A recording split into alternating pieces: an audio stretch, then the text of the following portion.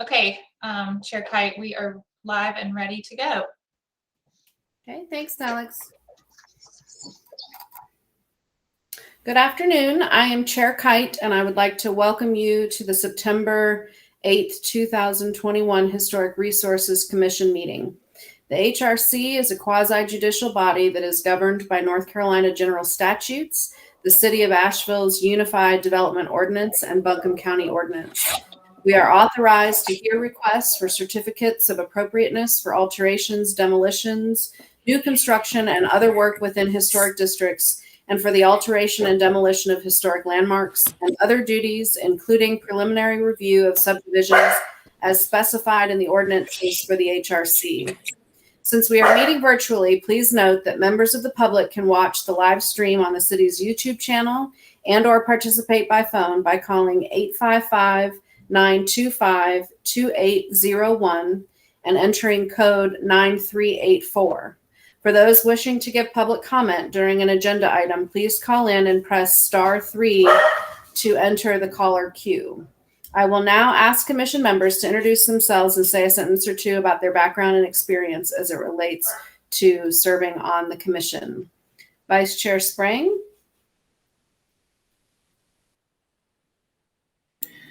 Hello. I am a local designer of residential buildings, and I received a master's degree in historic preservation, and I'm still currently working in the design field. Commissioner Lazaris. Hey, I'm Gail Lazaris, and I have a background in National Historic Preservation Act review and design review, and my background is in archaeology as well. Commissioner Hornaday.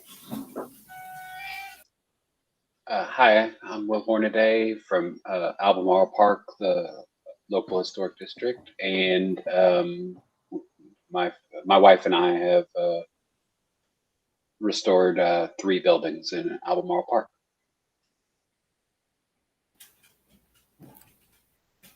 Commissioner Oliva.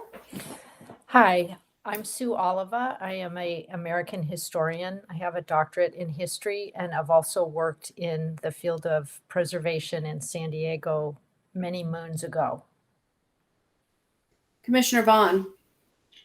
My name is James Vaughn. I have a master's in public administration. My home, which we restored, is on the National Register of Historic Places, and I'm also a board member for the South Asheville Cemetery Association.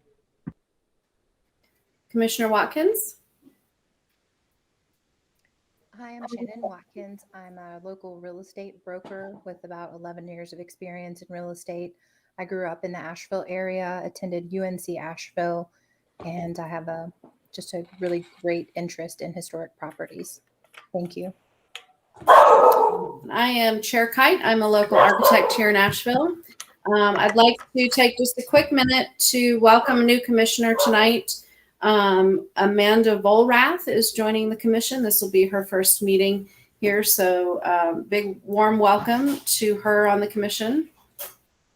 I don't think she's joined, so we might have to welcome her at a future meeting. We'll try again next month or later in the meeting if she's here. All right, we will now consider the minutes from the August meeting of the HRC. The minutes include findings of fact and conclusions of law.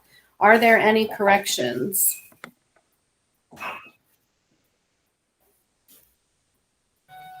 Okay, is there a motion? So moved. Vaughn. Second, Sprang. Okay, we will take our vote by roll call. Vice Chair Sprang. Aye. Commissioner Lazaris. Aye. Commissioner Hornaday. Aye. Commissioner Oliva. Aye. Commissioner Vaughn. Aye. Commissioner Watkins.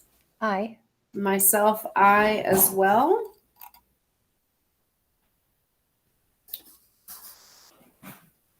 We're going to take just a quick minute to go through our list of attendees and get folks sworn in. We are going to be beginning the evidentiary hearings for the items listed on the agenda. As a quasi-judicial proceeding, the HRC is not setting policy, nor are we soliciting public opinion on the desirability of an application. The HRC hears and considers evidence presented and applies the standards set forth in the guidelines and the standards of the specific historic district for that application. The HRC must make its decision upon competent, material, and substantial evidence to determine the facts of the hearing. The HRC will use judgment and discretion to apply the standards contained in the relevant guidelines to the facts. The commissioners, in voting for an item, will not have a fixed opinion, not susceptible to change, will not have a conflict of interest, and will not have engaged in ex parte communication around the application. The rules for speaking. This meeting is open to the public, but participation is limited to interested parties who wish to provide comment or testimony regarding the proposal. If you will be speaking as a witness, please focus on the facts and how they relate to the relevant historic district standards and guidelines, not personal preference or opinion.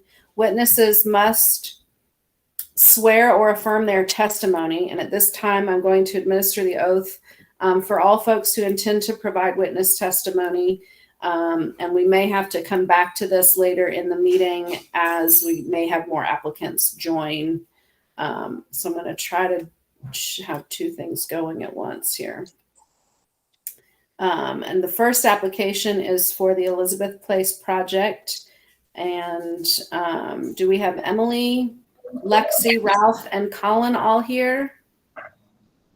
I have not seen Colin join, but you have Ralph, Emily, and Lexi. Okay. I see Colin. Oh, is he in? Yeah. I'm adding. And my camera has gone out. I do not know why. And it looks like Jared Wheatley's here for the next project. Ashley Young and David Shaw. Ashley Young's on. Okay. How about David? He may join a little bit later. I had mentioned we were a little further down on the agenda. Okay. That's fine. Rob and Katie Mays. This is Rob Mays. I'm here. Katie Mays has kids at their violin lessons. But Okay. How about John O'Neill, Stacy Dansky, and Michael McDonough? I think I saw Michael on here earlier. I'm here. Michael McDonough's here. All right. So I will read the oath, and then I'm going to ask each of you individually by name to affirm.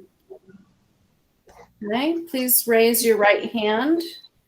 Do you solemnly swear or affirm that the information you present during the hearing for a certificate of appropriateness or preliminary subdivision approval before the Historic Resources Commission shall be the truth, the whole truth, and nothing but the truth?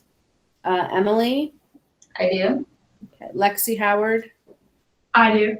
Ralph McDonald? I do. Colin? Helgeson. Yes, thank you. Jared Wheatley? I do.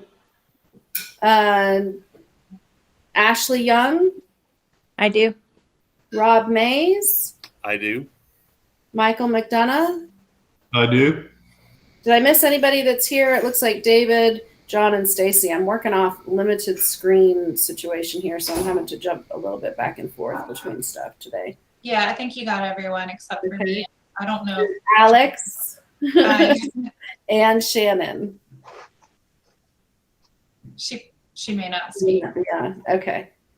All right, we will now move to our first public hearing item, and that is the new construction project on Elizabeth Place, which is old business from last month in Montford Historic District. Alex, I'm going to turn it to you for a staff report. Thank you, Chair Kite, and welcome members of the commission and applicants. So as most of you will recall, this is our second go around for this new construction project on Elizabeth Place. There have been some changes made to the design based on feedback from the last meeting. So just to orient everyone again, we're about kind of mid-block between Starnes and Elizabeth on Elizabeth Place. This is a 0.16 acre vacant lot.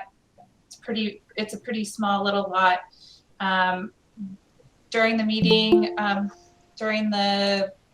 the last meeting, you all discussed some concerns regarding the shed dormers and the kind of mix of dormers that was going on that were overwhelming the building and also kind of were inconsistent with this craftsman style of house. So they made some revisions based on those comments, and I think that the design overall this time around is far more cohesive and fits within a clear architectural style versus kind of having this mix of different architectural features. So I've not noted any concerns in my report about the design of the house itself.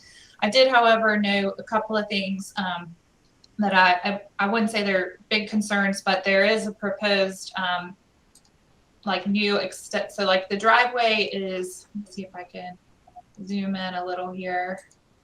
Oops. So on the right hand side, the left hand side is tree removal plan. On the right hand side is site plan proposed. And as you can see, there's an existing driveway to the north of the house at present. They want to connect that into a permeable paver parking area, which doesn't necessarily concern me too much to have a dedicated parking behind the house. But I do think that they should allow for some space to plant some shrubbery between the house and the paved area. I realize that they can't do that along the side where the driveway exists already because the lot is too narrow. But I think that having that paved area right up against the house is going to be kind of a big, will just be a big paved area that I think should be softened a little and should have more landscaping around it. They are also showing this mechanical unit over on the southeast corner of the house. I also think that they need to screen that in some way too. It's pretty tight there in terms of the lot line, but they can always use square painted lattice or some other like fencing material to screen it from view. And I think those were, I asked for some clarification on I also wanted to note that the parking area in the back is a Teco block paver, which that's kind of like you all can approve alternative materials to concrete, brick, gravel, or the listed materials in the design standards, but you should that's like on a case-by-case basis. So you all should take a look at the spec for the Teco block pavers, or I can pull it up if it's helpful.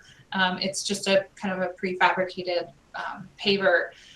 We've received minor work applications to do patios in that we've told folks that we would refer that to the commission because it's not a typical material found in the district. So I'll leave that on the table for you all to just kind of talk through. If you have any concerns or if you're fine with it, that's okay too. I did ask for, there's a discrepancy between the siding specifications on the construction worksheet versus what I was sent in the email as far as the materials goes. I just want to make sure that we've got the reveal of the siding listed correctly. I have it noted in the CA request as as a 6-inch reveal. So I just want to get the applicant to confirm that for the record, and then we just need the mechanical unit specifications, which obviously we can get down the road once they've gotten to that point and review at staff level. So those are all of my notes for you. But if you have questions, I'm happy to answer. I also included in my slide presentation just the color rendering, just as a point of reference. And just one note, why we chose that paver, one is because it's a permeable paver, so it's got good drainage, and two, because it looks like brick. So it's got that red brick look, but it's a little more durable than your standard brick. So that was why we selected it. So would it not be gray as in the image that you all sent? You're talking about a red paver? Oh, I didn't realize she used the gray color one, but they do have a red color. I was just gonna say, I think gray might make more sense in terms of being Okay. more consistent with what, because it's, even though brick is an allowed material for driveways, it's pretty rare that anyone has a brick driveway. So I guess in my opinion, gray would be the more appropriate, but I'll leave that to the commission to And talk. mainly we tried to do that one just because we were trying to match the color of the existing drive so that it kind of blended in a little better. Yeah, there is also, and it's noted on that plan, there's an existing concrete drive. So I'm assuming originally that driveway came down, there was a driveway there, and then it extended to a carriage house or a garage or something. But that kind of connector piece is all gone. So whenever this got demoed out, whatever was there, that you can see kind of the dashed line that goes towards the back of the property. There's concrete driveway there. So there used to be something back that way. I don't know. I don't have any record of what used to be there. I can pull up the Sanborn map while we're talking just to see if there was a structure back there. I mean, it's totally fine that, you know, that as far as like how you want to extend the driveway from my perspective, regardless of whether or not there was a structure back there, I just wanted to note to the commission that there's an alternative material being proposed that we don't see very often. We do see pavers every once in a while, just not super often. Alex, while you're looking at the Sanborn, would you also pull an image of those pavers up for us to take a look at? Yes, sure will. Commissioners, any other questions for Alex? I have a question about the roof, under the standards, on an open valley, I guess it says it needs to have flashing with copper. Is that, I haven't seen, is that shown in this, Alex, or is that something that is readily enforced, or do I have an older, how does that work? We typically get down in the weeds more on that for historic houses. Okay. But you know, it's important to reference that. I mean, I don't think it should be necessarily required for new construction. But if you all have an opinion on that, then I'm certainly obviously open to what you guys think. But we've never required that for new construction in my time here, at least. So it's a good question. Are there other questions for Alex?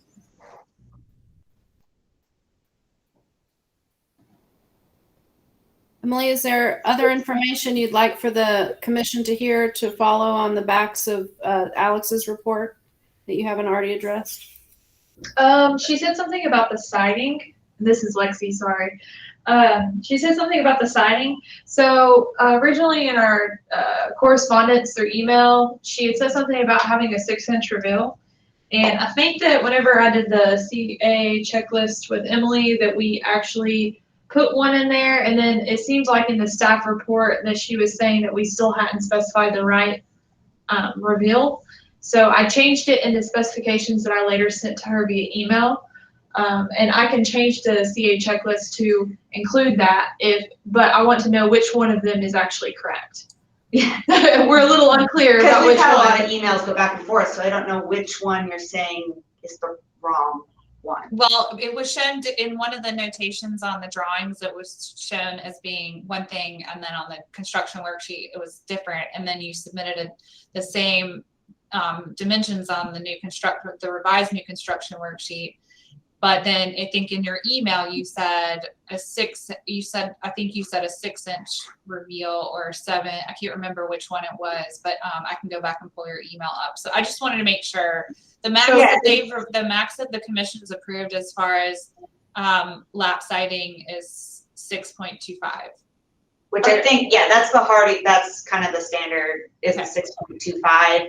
with the smooth, I think we had shown wood grain, we're fine with the smooth grain. That's, you know, those little things, doesn't bother us either way. And then the painted lattice around the HVAC, easy enough. We had planned on screening it. We didn't realize we needed to provide that. Of course, it seems we should provide information on everything. So we're learning with the HRC all the info that needs to be provided. And then, yeah, there's the paver. And again, in the backyard, some foundation planting between the driveway and the pavers would be easy enough. But we have no objection to that either.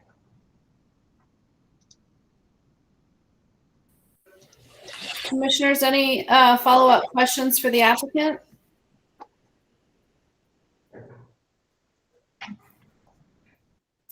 This is Commissioner Lazares. I have no follow-up questions. Okay. Take a quick pause and open the floor for public comment before getting back to our discussion. Chair Kite, there are currently 2 callers in the queue. I'm going to bring in the first caller now.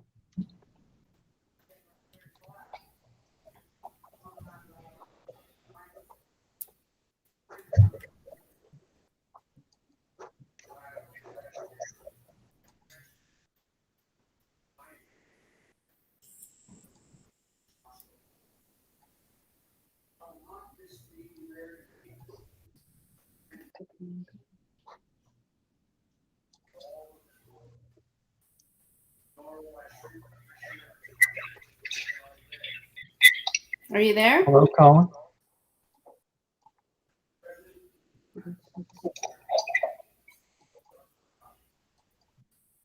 Caller, are you there?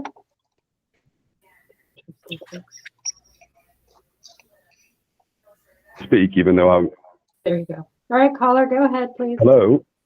Hi there. Hi. Can you hear me now? Yes. Can you state All your right. name? I am please? I am so sorry. My name's Doug Merles. I'm an owner at 64 Flint Street, and I was calling about 66 Flint Street, but it put me in the queue for Elizabeth Place. Okay. Caller, if you can just hang up and then call back in, and when And that then item it should be comes for up the on next agenda. one. All right. Yep. Yep. All right. I'm so sorry. All right. Thank you. All right. Bye. Okay, Madam Chair, we have one more caller, and we'll go ahead and bring them in. Okay.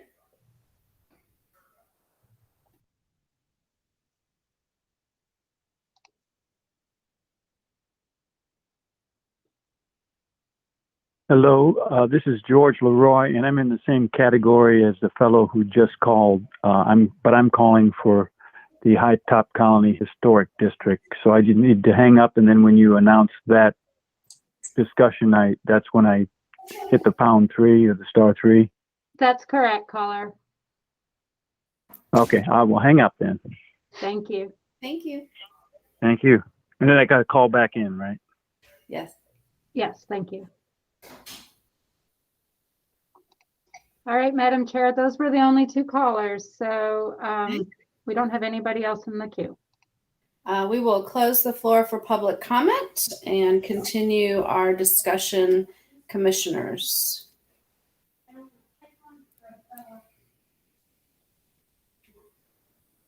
And I'm happy to start. I really appreciate the design response based on our feedback from last time. I think that the changes that y'all have made are really strong, and I think certainly it's moving the house in a really good direction. I appreciated the precedent photographs that you sent in your revised packet. I think there's some nice examples in there where some similar roof lines can be found in the district, and so I think that I think it's been pretty successful, the work that you've done in the last month.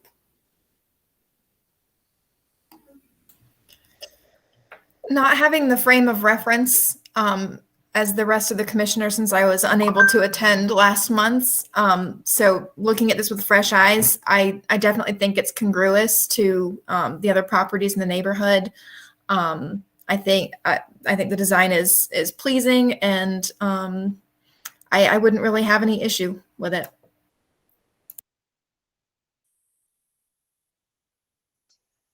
This is Will Hornaday. I agree. I think it's really looks great and follows the standards well.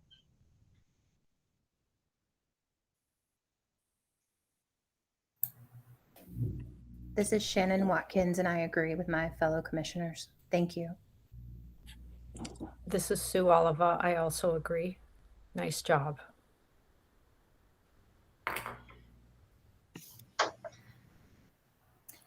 And Gail Azaris, also agree. No issues, no concerns. Alex, it sounds like the applicant spoke to some of the concerns that you mentioned in your staff report. Are those things that you're comfortable following up with as a condition to the CA to provide a revised landscaping plan, for example? Yes, absolutely. Okay. Commissioners, is there any feedback on the paver selection for the back part of the driveway? I agree that the gray would be more appropriate, like you stated earlier. I think aesthetically, they certainly feel a lot like brick. There's certainly plenty of paver options out there that would be a bigger departure than these from the recommended materials. I think I would have more concerns if it was at the front of the drive.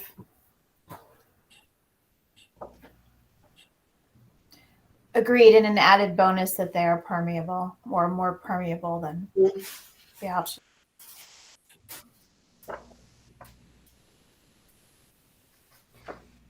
Any other concerns? I think if there are none, then I will make a motion. Okay.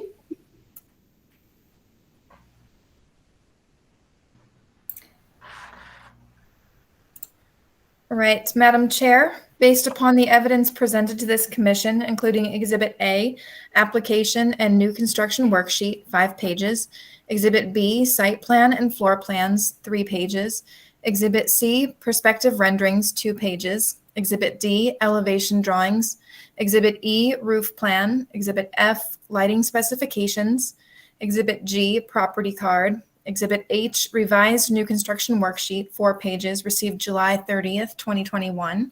Exhibit I, revised site plan, received July 30th, 2021. Exhibit J, revised elevation drawings, floor plans, and perspective renderings, 4 pages, received July 30th, 2021. Exhibit K, streetscape rendering, received July 30th, 2021. Exhibit L, window specifications, received July 30, 2021. Exhibit M, small dormer precedent photos, received July 30th, 2021. Exhibit N, GIS map. Exhibit O, Google Street View image of neighboring house. Exhibit P, 103 Pearson Drive elevation drawings, 2 pages. Exhibit Q, revised application, drawings and plans, 13 pages, received August 18th, 2021. Exhibit R, photos of subject property, 2 pages, received September 7th, 2021. Exhibit S, column detail, received September 7th, 2021. Exhibit T, paver specifications, also received September 7th, 2021. Exhibit U, window specifications. Exhibit V, door specifications, 2 pages, received September 7th, 2021. Exhibit W, roof shingle specifications, 2 pages, received September 2021. Exhibit X, outdoor light specifications, received September 7th, 2021. Exhibit Y, siding specifications, 11 pages, received September 7th, 2021. Exhibit Z, Techoblock images, and the Commission's actual inspection and review of subject property by all members except. I move that this Commission approve the certificate of appropriateness based on the following. 1, that the application is to construct a new 1.5-story, 3,568 square foot vernacular craftsman style primary structure. The structure will have a painted pebble dash foundation, smooth hardy cement siding with 6.25-inch reveal. Do we need to confirm that that is the reveal? Is that what I think that they said that was okay because that was standard. Okay. Cedar shake siding and Timberline HDZ asphalt shingle roof in charcoal color. Roof overhangs will have decorative wood brackets. Windows will be Windsor Pinnacle black aluminum clad, 3/1 and 1/1 double hung. 2 light casement and single light picture. Doors will be full light wood and single light over wood panel. Front entry will be set within a covered front porch with exposed ceiling and wood posts, and railings with 2-inch by 2-inch square pickets placed 4 inches on center, and wood deck board flooring and stairs. Rear elevation will have a 2-level porch with details and materials matching front porch. Remove 14 mature trees to accommodate construction. Existing concrete driveway will be utilized for parking and access to the rear yard. Construct 4-foot wide concrete walkway from sidewalk to front porch. Construct a approximately 32-foot by 12-foot gray Techo block pervious paver in rear yard. Mechanical unit will be installed adjacent to the southeast elevation and will be screened with, do we have a particular specification? With painted square lattice. With painted square lattice. Foundation plantings will be installed. Ground cover must be established within 15 days of completion of construction, and the remainder of the landscaping must be installed within 3 years. If archaeological resources are discovered during site work, work will cease until city staff have been notified and have inspected the site. All work will be in accordance with attached drawings and plans. All permits, variances, or approvals as required by law must be obtained before work may commence. 2, that the standards for new construction, primary structures found on pages 92 to 93, walkways, driveways, and off-street parking on pages 50 to 51, landscaping and trees on pages 40 to 41, fences and walls on pages 36 to 37, decks on pages 38 to 39, utilities and mechanical systems on pages 82 to 83, lighting on pages 42 to 43, and archaeology on pages 32 to 33, and the Montfort Historic District Design Review Standards, adopted on April 14th, 2010, and amended December 9th, 2019, were used to evaluate this request. 3, this application does meet the design standards for the following reasons. A, the new primary structure is sited so that it is similar to the historic pattern in terms of orientation, setback, retention of green space, and spacing between structures. B, new primary structure is designed so that the overall character of the adjacent streetscape and building site is maintained. C, new primary structure is compatible in height, roof form, scale, massing, footprint, material, detail, fenestration, and proportion with surrounding historic buildings and other historic buildings in the district. D, location and size of window and door openings are compatible in placement, orientation, spacing, proportion, size, and scale with surrounding historic buildings. E, materials and finishes are typical of those found in the district. F, new walkway and paved area will be compatible with the site and district in terms of dimension, configuration, materials, colors, and texture. G, mechanical unit will be located adjacent to the southeast corner of the structure and will be screened. 4, that the action and improvements proposed in the application before us for a certificate of appropriateness are congruous with the special historic character of the Montfort Historic District. Second, Lazaris. Okay, we will vote by roll call. Vice Chair Sprang. Aye. Commissioner Lazaris. Aye. Commissioner Hornaday. Aye. Commissioner Oliva. Aye. Commissioner Vaughn. Aye. Commissioner Watkins. Aye. Myself, aye as well. Based upon the foregoing findings and for the reasons set forth therein, I move that a certificate of appropriateness be issued. Are there any conditions? Revised landscape plan. As stated. Anything else, Alex? That's all I think we need is just the revised site plan. Okay. Second, Lazaris. We will vote by roll call. Vice Chair Sprang. Aye. Commissioner Lazaris. Aye. Commissioner Hornaday. Aye. Commissioner Oliva, Aye. Commissioner Vaughn, Aye. Commissioner Watkins, Aye. myself, aye as well.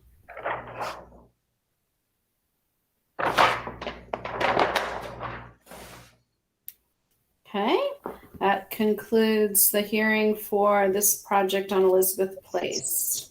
Thank you. Thank you. Thank you very much. Looking forward to being y'all's neighbors. I think Alex will follow up with you in the next couple of days. Sounds good. Moving to the next item on the agenda, this is new business, still in Montford Historic District, 66 Flint Street. And Alex, I'm going to let you start us off with a staff report. Alrighty, thank you, Chair Kite. Here is an image of the front elevation of this house just to provide some context. So this application is pretty straightforward, but it does involve a few different items. First, the house was covered in aluminum siding at some point, so they're planning to remove the non-original siding that's on there. A little unsure at this point what is underneath, but it's most likely lap siding, I would guess, but it could be a variation. It could be two different materials, but typically whenever people added faux siding like this or kind of more contemporary materials, they just added it on top of the original materials rather than going to the trouble of removing the original materials. So we are kind of speculating as to what's underneath at this point. So the CA is written to say that that the siding beneath will be restored. I did let the contractor know to contact staff if we discovered that that by some off chance there isn't siding underneath, then we'll have to figure that out at that point. But usually it would be. So so I'm comfortable as long as you are with just issuing the CA to say remove the siding and restore what's beneath, and then we'll once they start the work, we'll regroup if we need to on that. The main part of this application is they want to make some changes on the rear elevation. I've just included some photos of the rear elevation here for context. It is functioning now as multiple units, so the plan is to add a porch onto the rear elevation to accommodate some outdoor space for those units. So as you can see, they're planning to modify some of the door or window openings and convert them to French doors. And I did include, or I did get the side elevations from the applicant here in the last couple of days. Let me pull those up for you.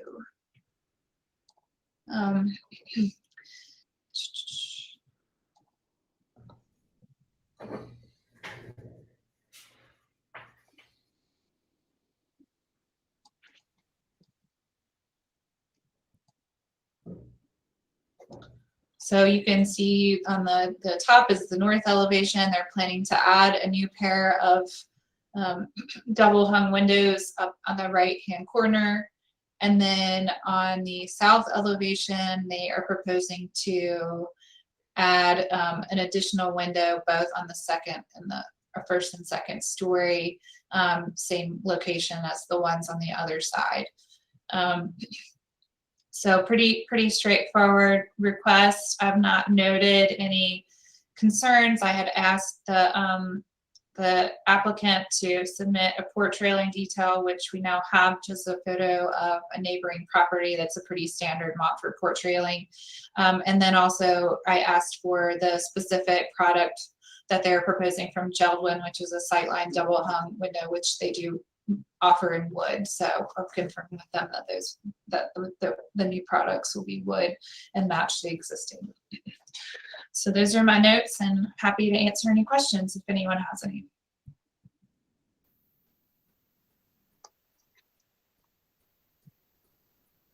Any questions, commissioners?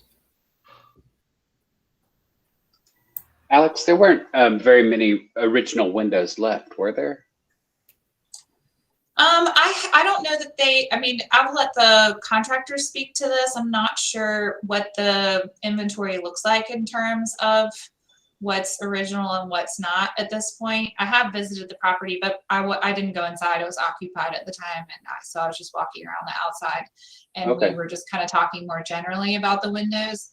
I believe there are some wood windows left, though. Okay. Maybe not many, but there are some, I believe. Commissioner Hornaday, if we actually interpret that almost all of the windows are original, with the exception of the rear elevation, where the decks are to be placed. At the location of the French doors, those windows have been replaced and are vinyl sliders. So kind of as this picture goes to your left or north directionally, those windows are not original, and then they're a little bit more difficult to see. Actually, in fact, almost certainly all the back windows are not original to the new construction, because that whole elevation is an addition that came sometime after the original home's construction. So none of those windows in the back would be original to the home.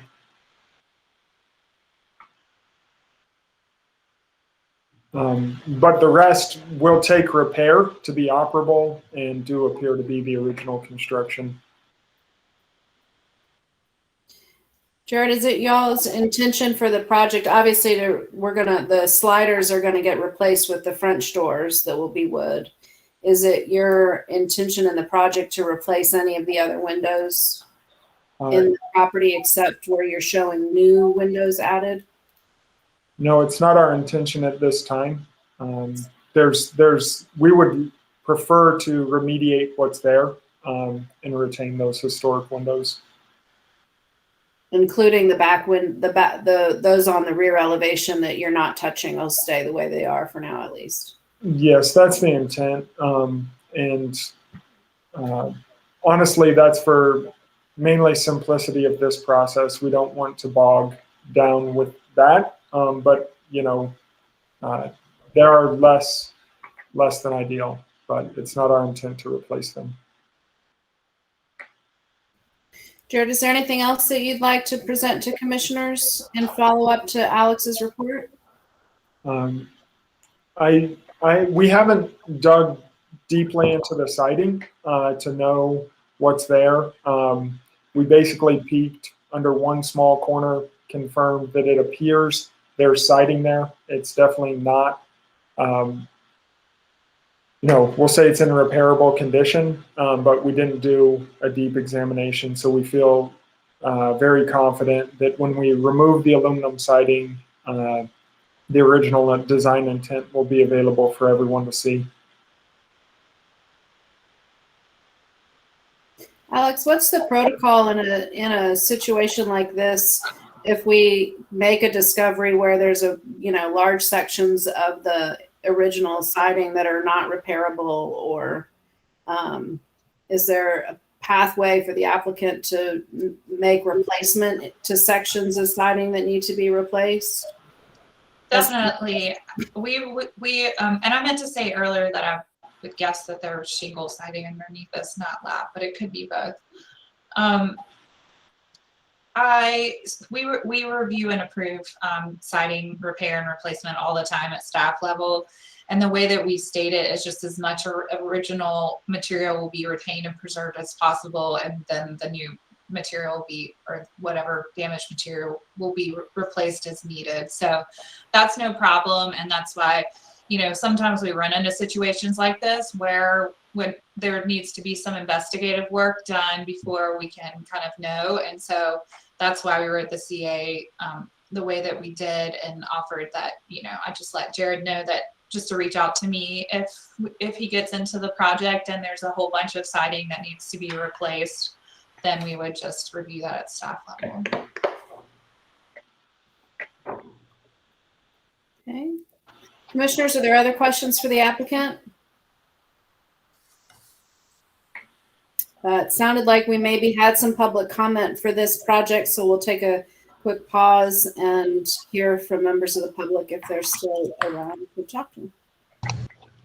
Chair Kite, there's one caller in the queue. It's the previous caller who called in about this project. I'm going to let him in now. Okay.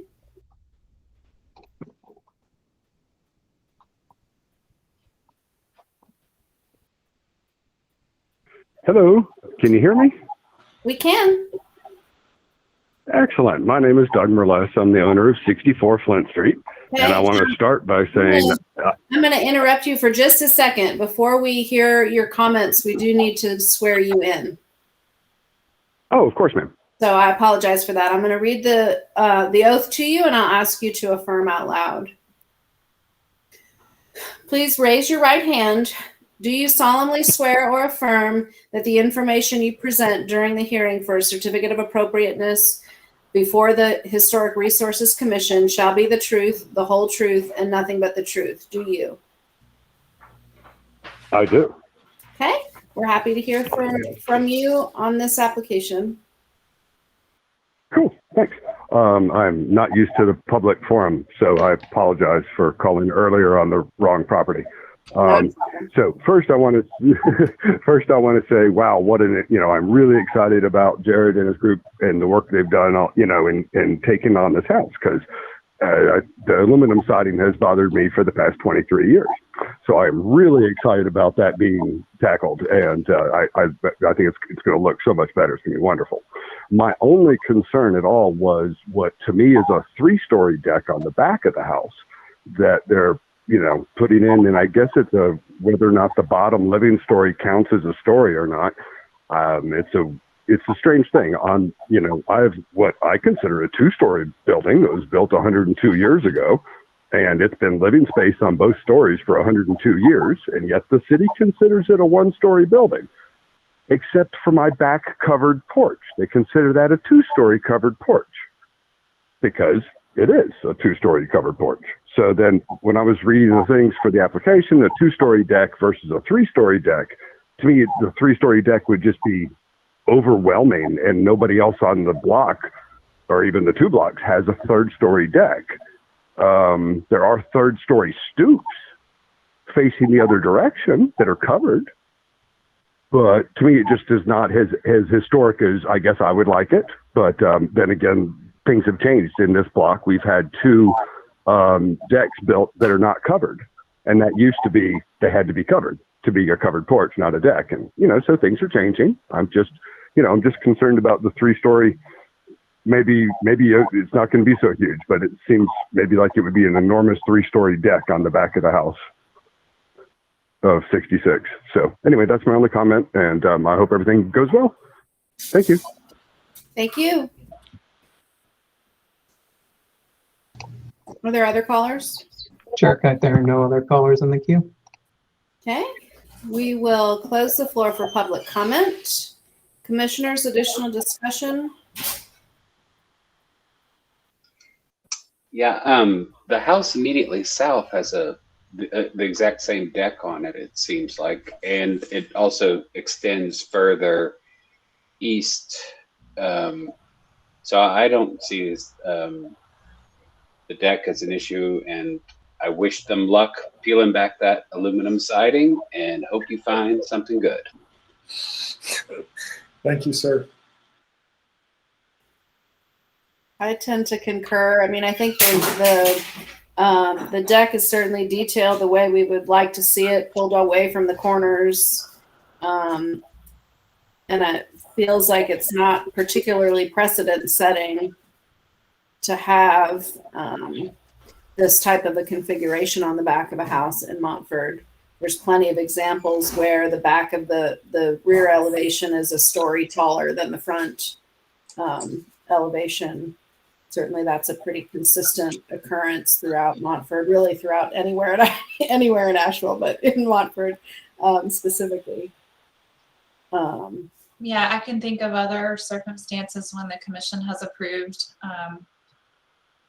a 2-story, because in my mind this is a 2-story deck. I wouldn't consider the bottom story to be a deck, and I also feel like this is a porch because it's covered. So there are separate design standards for decks and porches.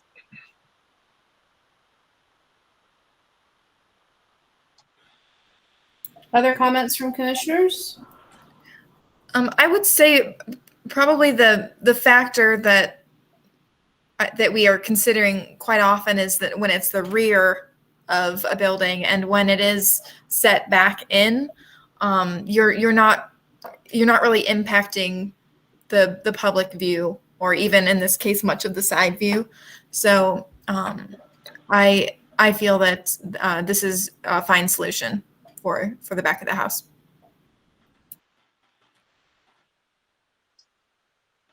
It was one thing that when you look at the pictures on Exhibit A, the windows don't exactly line up with this drawing. So I think there's going to be a little window movement on the basement level. That one window is right where your band board is, I think. It's the middle window touches it on the photograph. Oh, Alex, go up one picture, please. I don't think it doesn't matter to me, but if there might be another punch out in the wall or an adjustment. I don't know if Jared, does that matter? It might just be the drawing. Yeah. I think that's the case, right, Jared? Because Yes, absolutely. You are speaking with the gentleman who made the drawing, and I did the best I could. so that window isn't actually moving. You're talking about the little casement window that's down on the basement level. Commissioner Hornaday, is that what you're asking about? Yeah, is that moving, or is are you No. making? Okay, you're It's leaving just a everything where it product of the is, drawing. except Yeah. okay. So you're just adding the doors. Correct. You do bring up a fine constructability point that I'm probably going to have to face, almost certainly. So I appreciate that. I can start thinking about that presently. Don't lose any sleep. Are the existing sliders the same width as the proposed French doors, or do those openings get wider? The openings will increase in size. Believe presently they're 4.5 feet, and we have a 6-foot slider shown. And the head height of those windows, is that at the top of where the door will be, or that is going to grow up also? I believe it's actually at 6'8" presently. Okay, so it's going to stay the same more than likely. Okay. Commissioners, other questions or comments? I have no questions. No questions.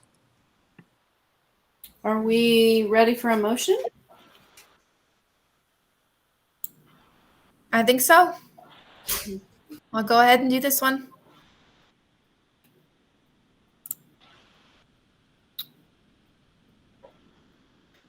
Madam Chair, based on the evidence presented to this commission, including Exhibit A, application, project description and photographs, 3 pages, Exhibit B, site plans, Exhibit C, west elevation drawings, Exhibit D, window and door specifications, 48 pages, Exhibit E, north and south elevation drawings, received September 7th, 2021, Exhibit F, railing photograph, received September 8th, 2021, Exhibit G, window and door product sheets, 6 pages, received September 8th, 2021. Exhibit H, is there an Exhibit H? No, we're good. And the commission's actual inspection and review of subject property by all members except. I move that this commission approve the certificate of appropriateness based on the following. 1, that the application is to remove aluminum siding and restore and replace as needed original siding. Construct a 12-foot, 8-inch by 6-foot, 2-story covered porch on rear elevation. Porch will have a shed roof with asphalt shingles matching existing. Convert 3 existing 2-light window openings on rear elevation to 3 pairs of JELD-WIN single-light wood French doors. Add 2 new JELD-WEN 1/1 wood double hung windows to north elevation and 2 new JELD-WEN 1/1 double hung wood windows to south elevation. All work will be in accordance with attached drawings and plans. All permits, variances, or approvals as required by law must be obtained before work may commence. 2, that the standards for materials, wood, found on pages 66 to 67, porches, entrances, and balconies on page 72 to 73, and windows and doors on pages 84 to 85 of the Montford Historic District Design Review Standards, adopted on April 14, 2010, and amended December 9, 2019, were used to evaluate this request. 3, this application does meet the design standards for the following reasons. A, historically inappropriate aluminum siding is being removed and original siding is being restored. B, new porch will be on the rear elevation and will be compatible with the existing structure in terms of roof form, scale, details, material, and color. C, new window and door openings will be non-character defining, and new window and door units will be wood and compatible with the overall design of the building. 4, that the action and improvements proposed in the application before us for a certificate of appropriateness are congruous with the special historic character of the Montford Historic District. Is there a second? Second, Lazaris. Okay. We will vote by roll call. Vice Chair Spring? Aye. Commissioner Lazaris? Aye. Commissioner Hornaday? Aye. Commissioner Oliva? Aye. Commissioner Vaughn? Aye. Commissioner Watkins? Aye. Myself, aye as well. Based on the foregoing findings and for the reasons set forth therein, I move that a certificate of appropriateness be issued. Second, Lazaris. Okay. Vote by roll call. Vice Chair Spring? Aye. Commissioner Lazaris? Aye. Commissioner Hornaday? Aye. Commissioner Oliva? Aye. Commissioner Vaughn? Aye. Commissioner Watkins? Aye. Myself, aye as well. And that motion also carries. And that concludes the hearing for 66 Flint Street. And we Thank will. you, Jared. I'll be in touch with you in the next few days or so. Thank you, everyone. The next application, also in Montford, under new business, is 27 Houston Street. And we'll start off with Alex's staff report.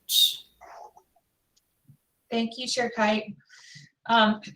This application was actually originally submitted to us as a minor work. However, given the kind of hot button nature of parking in front yards, staff was not comfortable approving it as a minor work. So we are presenting this to you today, and the proposal is for a 20-foot wide by 18-foot long concrete driveway / parking area in the front yard of this house. It's kind of our typical issue where we're looking at a narrow lot that is the grade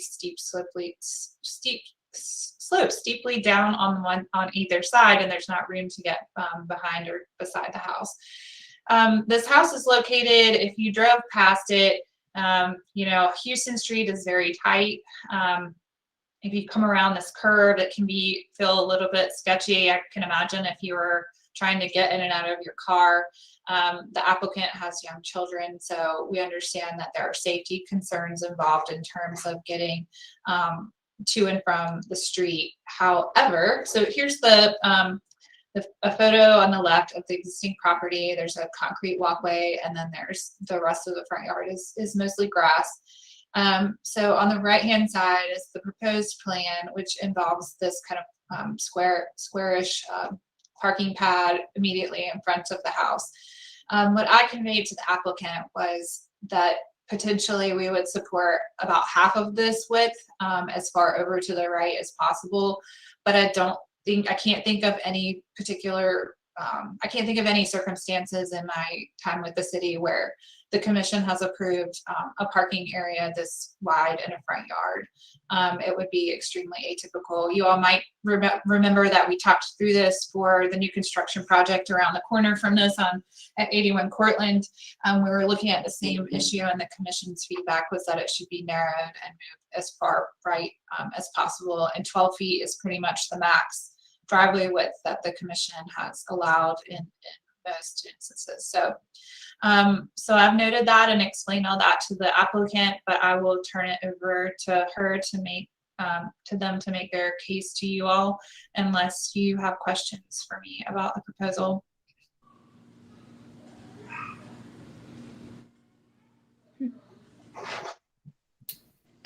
And I think, Ashley, has David joined us? I see, but I think we need to get him sworn in first. I believe he's on now. Yeah, I see his name. David, we're gonna, if you'd like to make comment regarding the application, I'm gonna ask that we get you sworn in before we start that. So I will read the oath and ask you to affirm when I'm finished, if that's okay. So please raise your right hand. Do you solemnly swear or affirm that the information you present during the hearing for a certificate of appropriateness for the Historic Resources Commission shall be the truth, the whole truth, and nothing but the truth? Do you?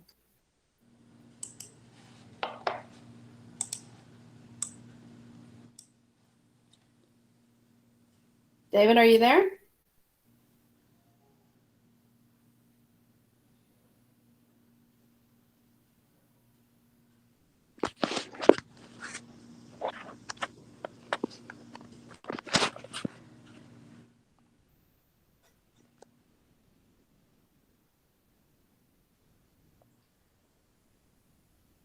David, if you're there, I think you're muted.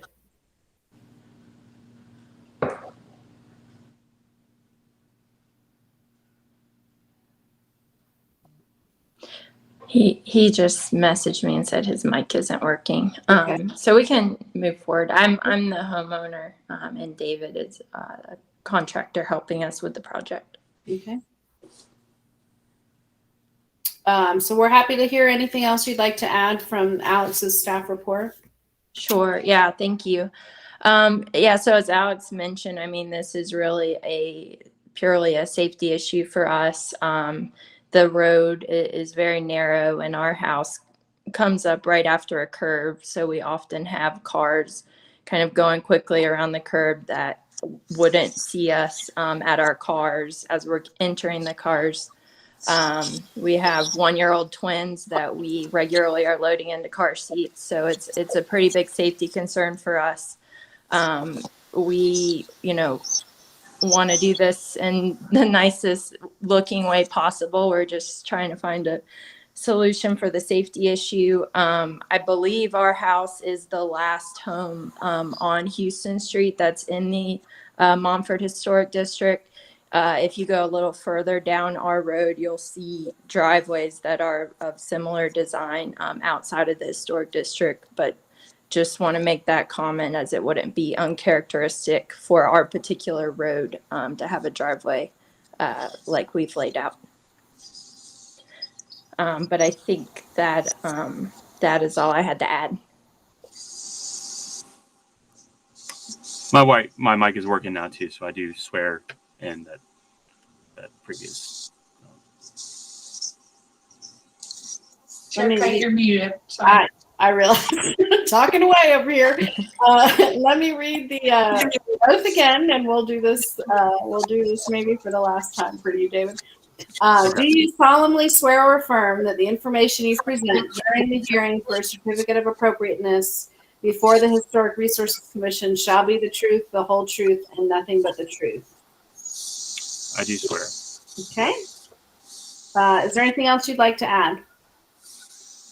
No, I've been working with this family. Kind of everything that she's mentioned covers it. Madewell Concrete, we only do residential flat work, so we exclusively do driveways, patios, and walkways. I think we're working with you and some other driveways in the Montford district as well.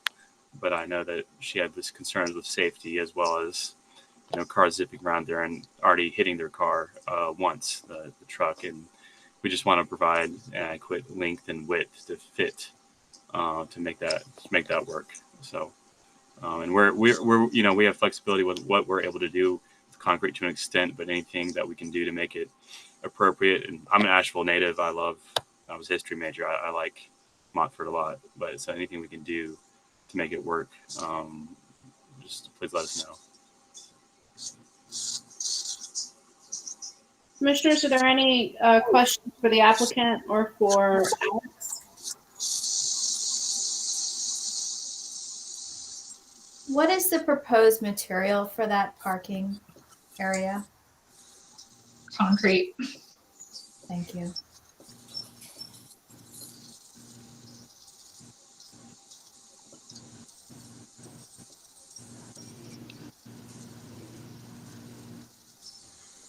Any other questions? Could it be a permeable material rather just a concrete slab?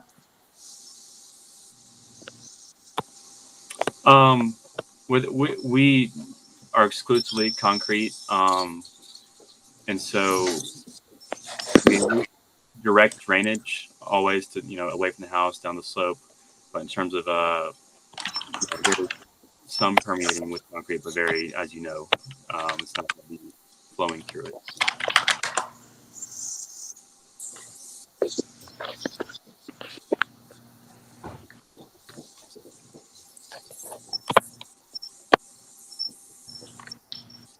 Let's take a quick pause and open the floor for public comment. Chair Kite, there are no callers in the queue. We will close the floor for public comment. Commissioners, additional discussion?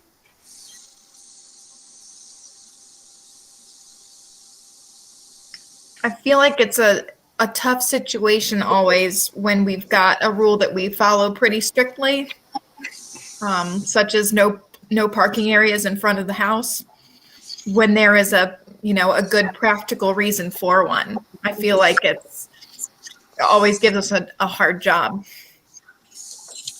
Well, I feel like the design standard gives the commission a mechanism for exception when the topography doesn't allow for, or the narrowness of the lot doesn't allow for accessing the rear yard.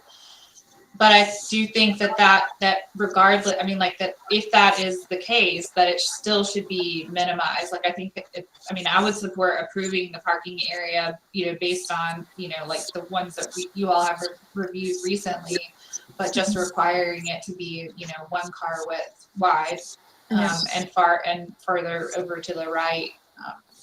So it's not directly in front of the house or taking up, that's obviously the other challenge with this lot is that the front yard is so small that if they do 20 feet wide of parking, it's gonna consume the entire front yard. And I'm not even sure, I haven't talked to our transportation staff, but I'm not sure that they would allow a modification for an apron that wide anyways for a house like this. So. Yeah, Alex, that's a good point about moving it over to the side more to make it appear more as if it's one of those small alleys, which you would see more regularly than an actual parking in front. Right, like if they just cut it in half where the like up down the vertical axis looks like on these arrows, if they just cut it in half and did the right hand side of it, I would support that. Based on the challenges that they have with this lot. But. Can the applicant weigh in on their reasons for asking for 2 parking spaces, as it were? Yeah, it's a matter of us having 2 vehicles and kind of alternating who has the kids at either point in the day. We also have a lot of multi-family places around us. So, we have houses here that are renting out the bottom portion of their house, the basement apartment, or using it for a short-term stay, or just multiple family living situations. that kind of even further complicates the parking issues on Houston Street in general. So it is sometimes very difficult just to find parking in general. I'm struggling a little bit because where I'm completely sympathetic to the plight of parents and all, it's a little tough for those of us who don't have children to say there should be an exception to the rules for one set of people because they have children, while others do not get those exceptions because they do not have children. And James, I would say there certainly aren't those types of exceptions in the Montford standards either, right? The exceptions are centered around, challenging topography and lot widths and stuff. And in this case, I think there certainly is a case to be made to make an exception for parking. I tend to agree that a narrower space would be more appropriate. I think that as we look at the rhythm of driveways throughout Montford, there's certainly going to be if any, 20 feet wide driveways. I think we would struggle to find one for sure. And so I think that I'm of the opinion that making an exception based on the lot configuration and the topography for putting a parking space in the front yard is appropriate. But I am concerned about the width, like some others have mentioned. Commissioner Oliva, you mentioned a sort of a pervious situation. And I think we've talked about this. Alex, you maybe can help us remember on some of the applications with a similar request for parking in the front. And I think it's a balance of the pervious pavers situations they're not in the guidelines for what materials we would use for driveways. So but would also maybe work to minimize the appearance of it altogether. And so I think there's a balance there, and I would be maybe more inclined to follow the material recommendations for what driveways should be made out of, rather than make another change to approve a pervious paver condition.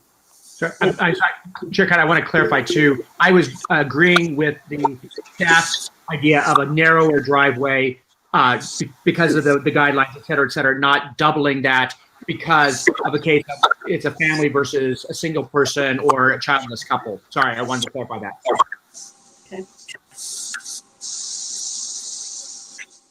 Yeah, I would just clarify that I think, obviously it's kind of like when an applicant has a challenge around the cost factors for a project. It's not indifferent from that, where, we're all human beings, so we can understand the challenges around, any set of circumstances. But I agree with Commissioner Vaughn that the commission really shouldn't consider, you have to base your decision on the design standards.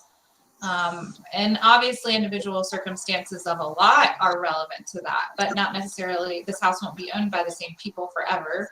And so I think, making an allowance for this one, to make it wider would set a precedent that I don't think that you all want to set. But my 2 cents. And as far as the pervious paver comment, Chair Kite, I might have misunderstood what you're saying. I mean, I think generally the commission has you all have the authority to approve alternative materials to what are the ones that are kind of the more traditional materials listed in the design standards. And pavers have certainly been allowed and oftentimes are in fact encouraged because they are more environmentally friendly than a pervious surface in some places. And this yard, obviously, the street goes down, the grade slopes away from this house. So it might help from that standpoint to have the driveway be pervious. As well, I understand that Mr. Shaw is in a difficult position as far as that goes because his company only does concrete and not pavers. So anyways, just my 2 cents. Can I ask a question of the homeowner? Yes. I'm curious if you guys rent out your basement apartment. It looks like when you guys bought the house, there was like a little apartment in the basement. No, we don't. We use it for personal visitors only. Thank you.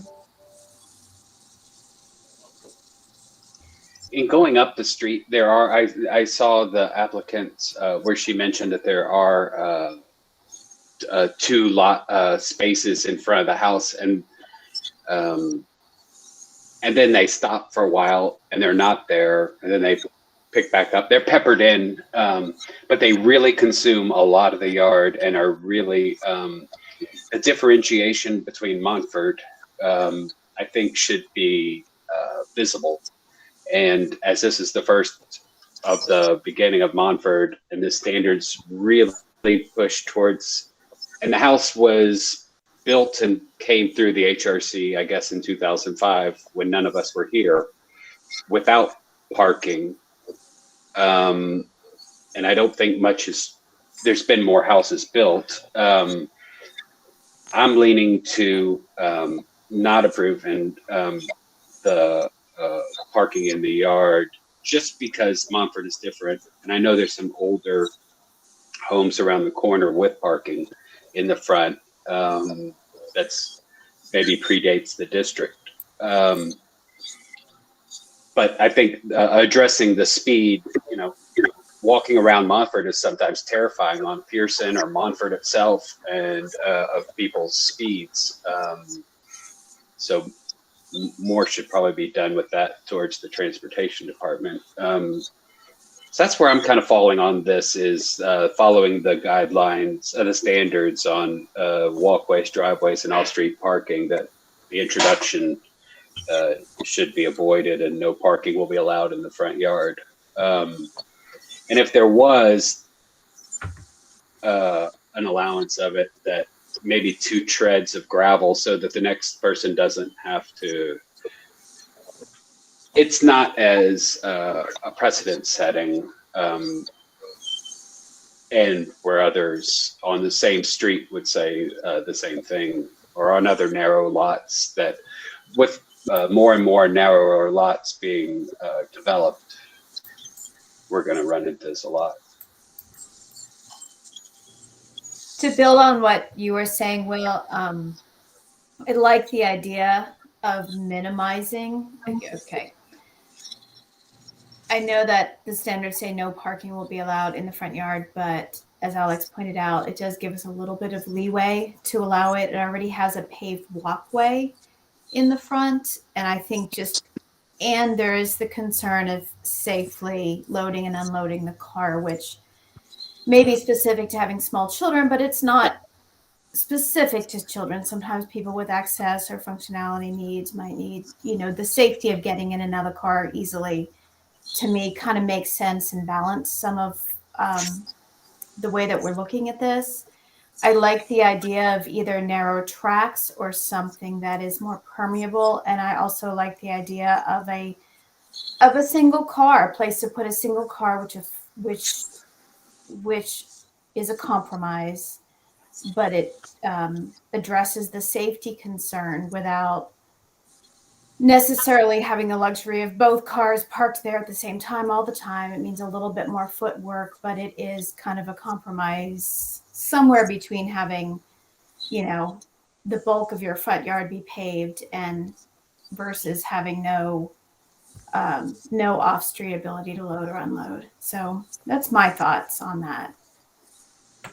I agree with Commissioner Lazarus.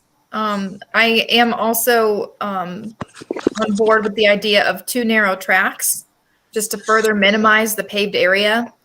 And I think if the application were to be amended to, a single spot that was offset from the house, more towards the side of the house, then I would definitely find that more approvable. Can I ask or just make one comment / ask a question? I think in our drawing, we're showing it at, my understanding is it's required to be 5 feet from our property line.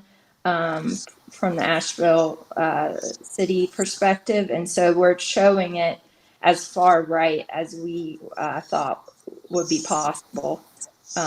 Now I might be incorrect on that, but just wanted to mention that.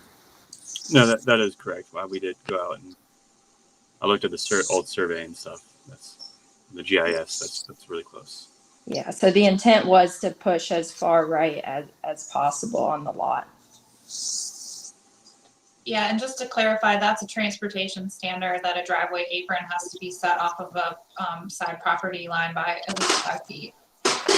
As you can imagine, like if you had them immediately adjacent to each other, you wouldn't have the kind of curved radius as you would in a typical apron. So that's not a design standard. It's a technical standard. From that Exhibit D line drawing, it looks like if that parking area were reduced in half, it could be pulled to the footprint of the existing walkway and then to the right, to be half the size. It's hard to tell exactly, or if there were narrow strips put in. I mean, I see that there's existing trees, and I don't know if they're accounted for in the. No, those are not. And you're right that that is the full width with that example you see, but we can definitely do it in half. And the plan was regardless to take out that sidewalk and do some concrete repair work regardless, a little bit on that sidewalk as we put the narrow or full, but it was looking like more narrow driveway on top of it. And that sidewalk width is about 4 feet for your reference. So it'd be about 2 more of those.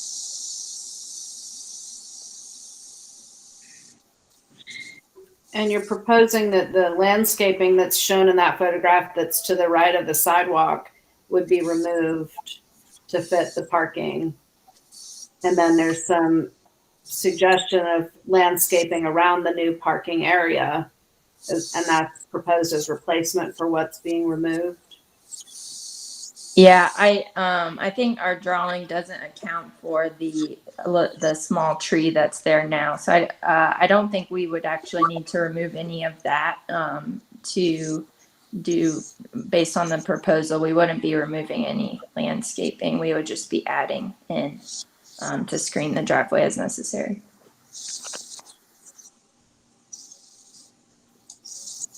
Maybe I missed something, but wouldn't you, if you wanted to make it as far right as possible to the house, you would have to remove that landscaping? I think is really close. I think the sidewalk is basically where the driveway would start, so that the edge of the sidewalk is 5 feet from the property line. So then you couldn't actually. Okay. So I think I understand now what you're saying.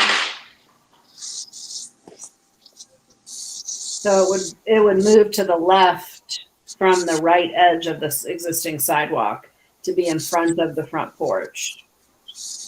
A little, yeah, about probably 8 feet, 6 to 8 feet. So above the word Exhibit D, that's 5 feet. That red line starts at 5 feet, the closest to us. That's right. Is that correct? Okay, so. Okay, I misunderstood the drawing then, so it would be entirely in front of the house. I think for me, that makes it even more compelling to make it as narrow as possible. Yeah. And to reduce it to 1 car width. I agree. I think If the speed of cars coming around the corner backing out isn't a concern, I seem think safer to. Go ahead. Well, I think Ashley was mentioned that, I've been working with her and her husband that, their car has been hit from cars coming around that curb, just because there's no line of sight to see what's there. And it is I'm sure you guys have all been on that turn, I'm sure, but it's, you have to be careful because you can't see, and it is kind of a narrow road. Is that, Alex, the curbing, is that concrete? I don't look at that today. I think there was both granite curving and concrete curving there.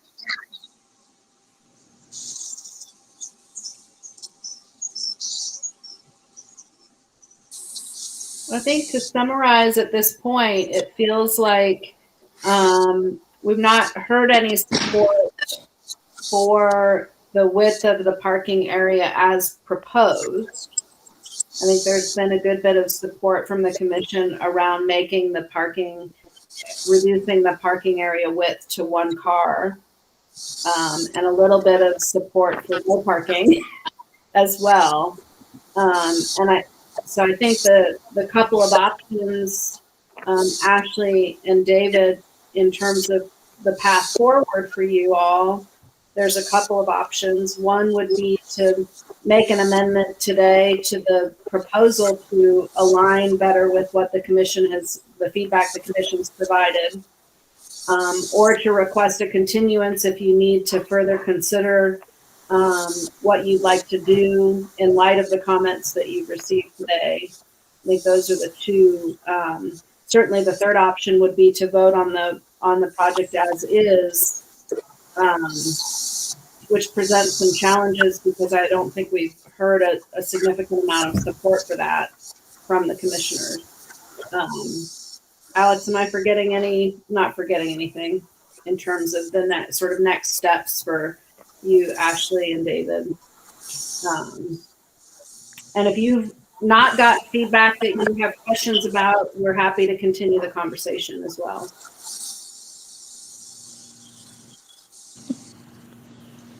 I think from staff's perspective, you covered everything, Chair Kite.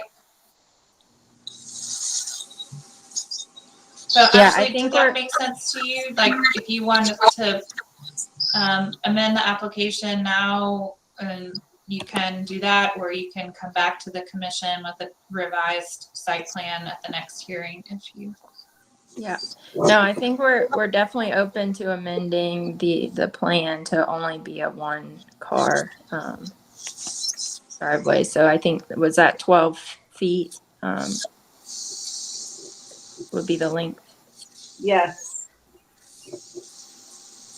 I think that would be the maximum driveway width, right, Alex? Correct.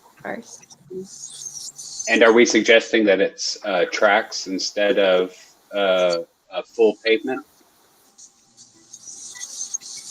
They still could do, David, just so you realize this, you could still do concrete tracks rather than.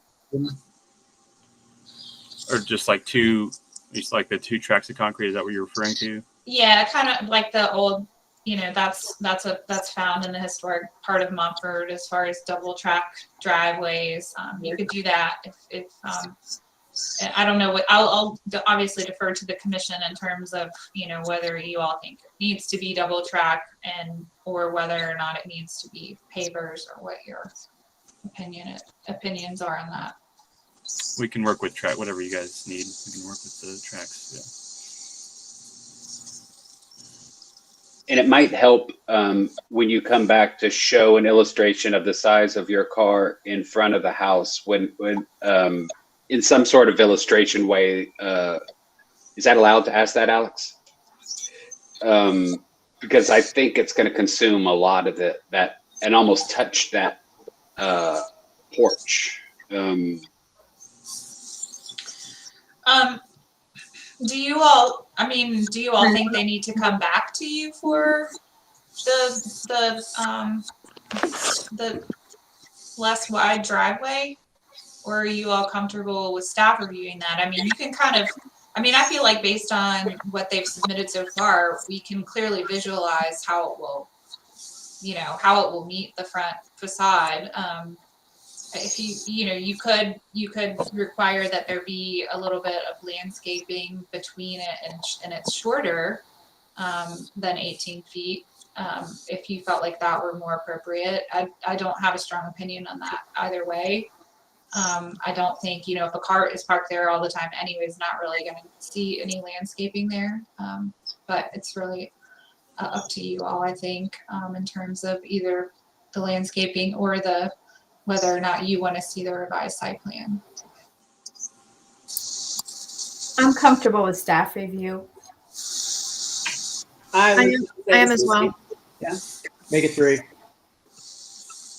And then I guess really the last question for commissioners maybe to provide some feedback on is whether we have a strong consensus around whether it is a dual track driveway or a fully paved driveway or pavers or any other kind of material.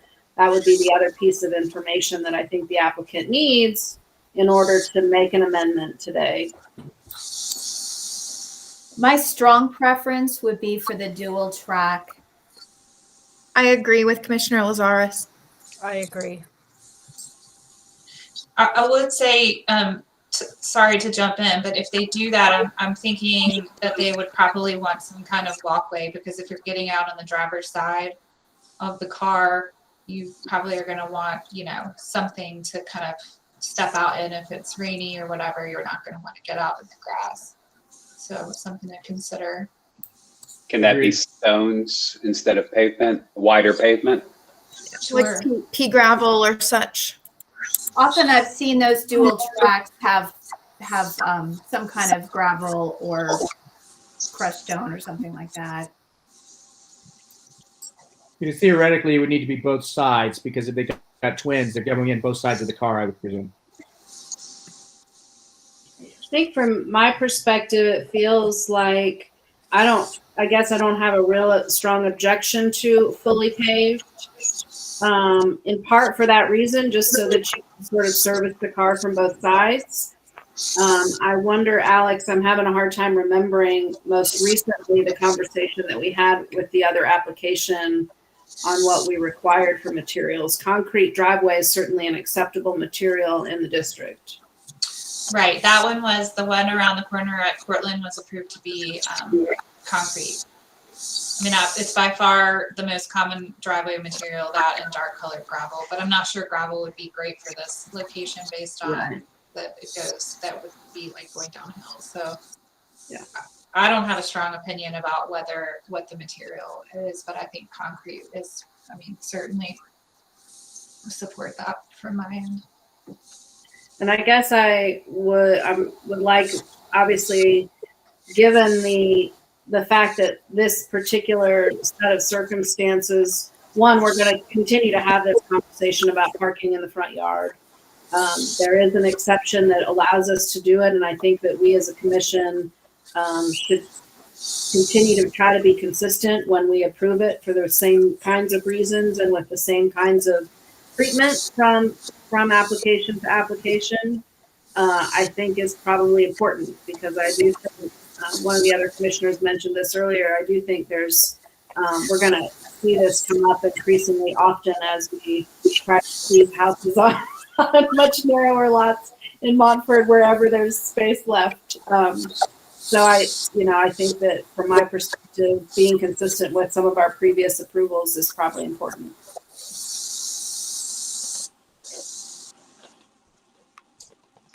I think that's a good point. While I certainly support double track driveways, generally speaking, I can't think of when the commission has required that over just plain full concrete. So,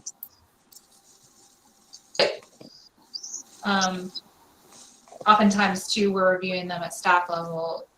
Driveways aren't typically required to have major work review. It's just that this one was. Staff wasn't comfortable approving it since it was so wide. I think going down to one driveway was compromise enough that I would support a fully paved driveway in light of their particular situation. I'm not entirely anti-child.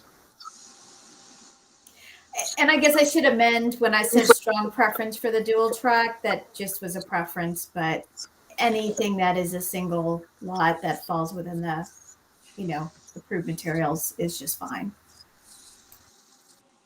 I think for the size of the lot, I think the dual track is a good solution for this. Is consuming a lot of the front yard. It's going to be pretty visual, so I'm still leaning towards the dual track.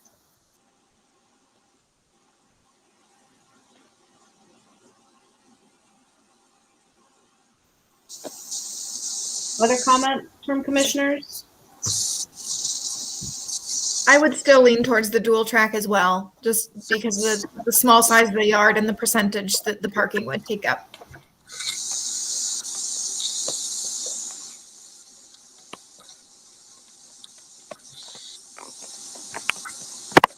Ashley and David, does this give you enough feedback to be able to make an amendment in the direction that you'd like?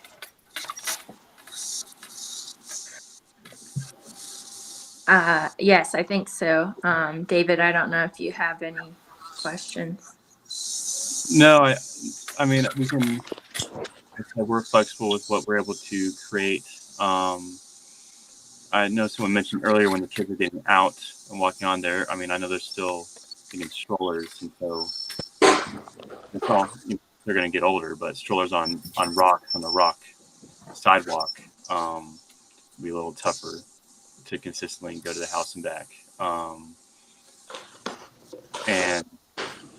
But yeah, we can do whatever is needed, like I said.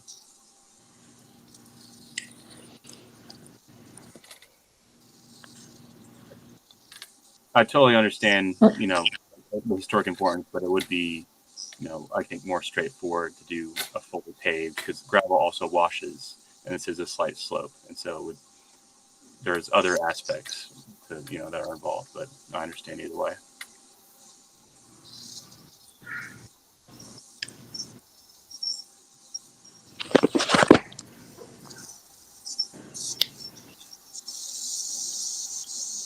Actually, if there's a specific direction you'd like to go, we'll just have you describe for us the change that you'd like to propose that would include addressing the width and the materials for the driveway, and then we can proceed accordingly.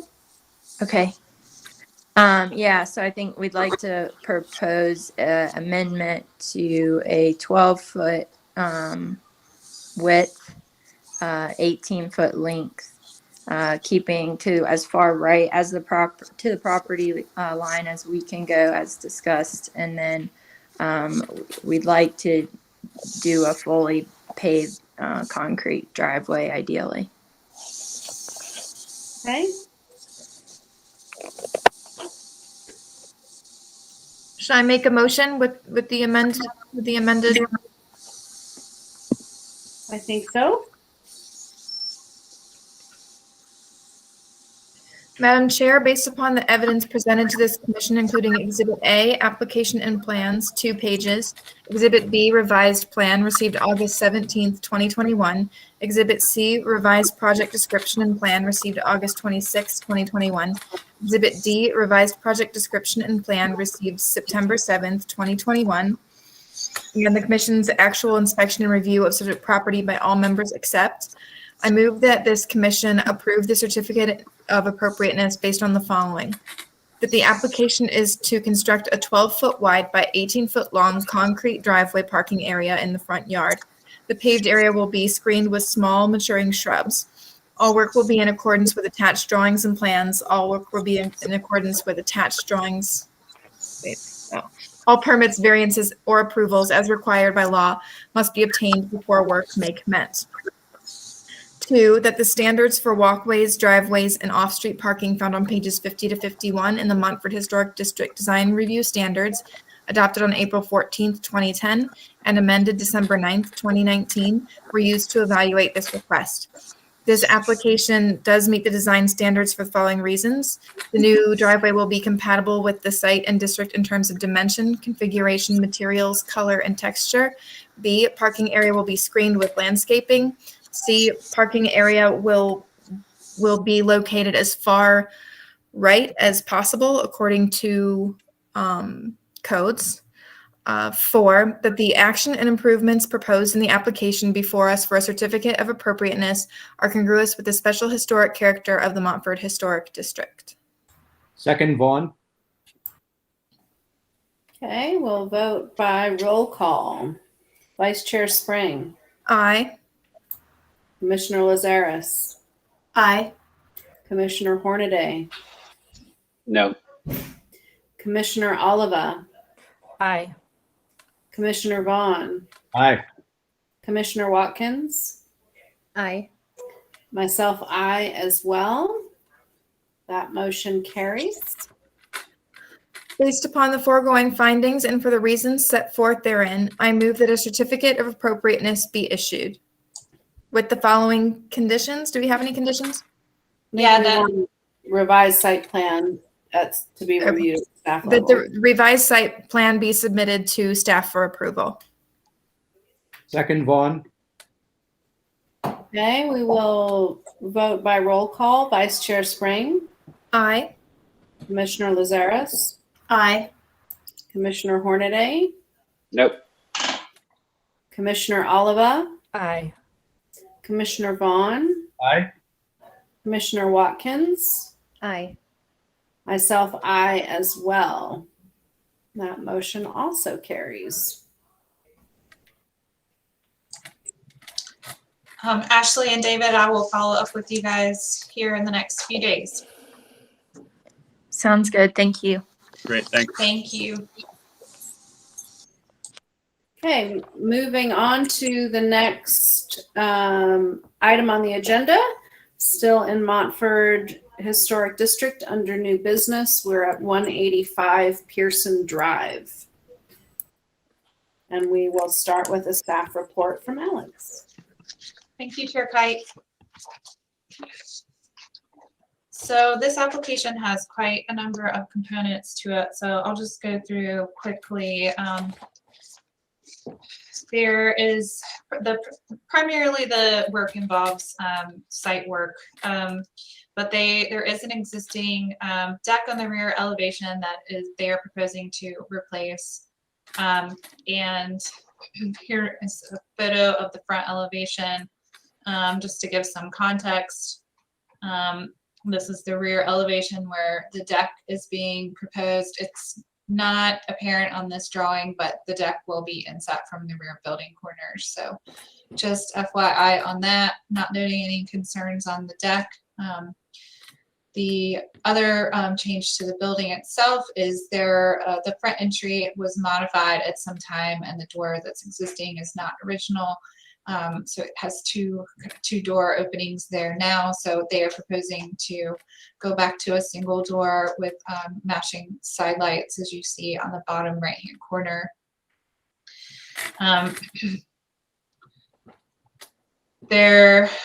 As far as the site work goes, I've just included a couple of images, and I have some other ones that that Mr. Mays sent me earlier today that I'll pull up while we're talking, of the front yard.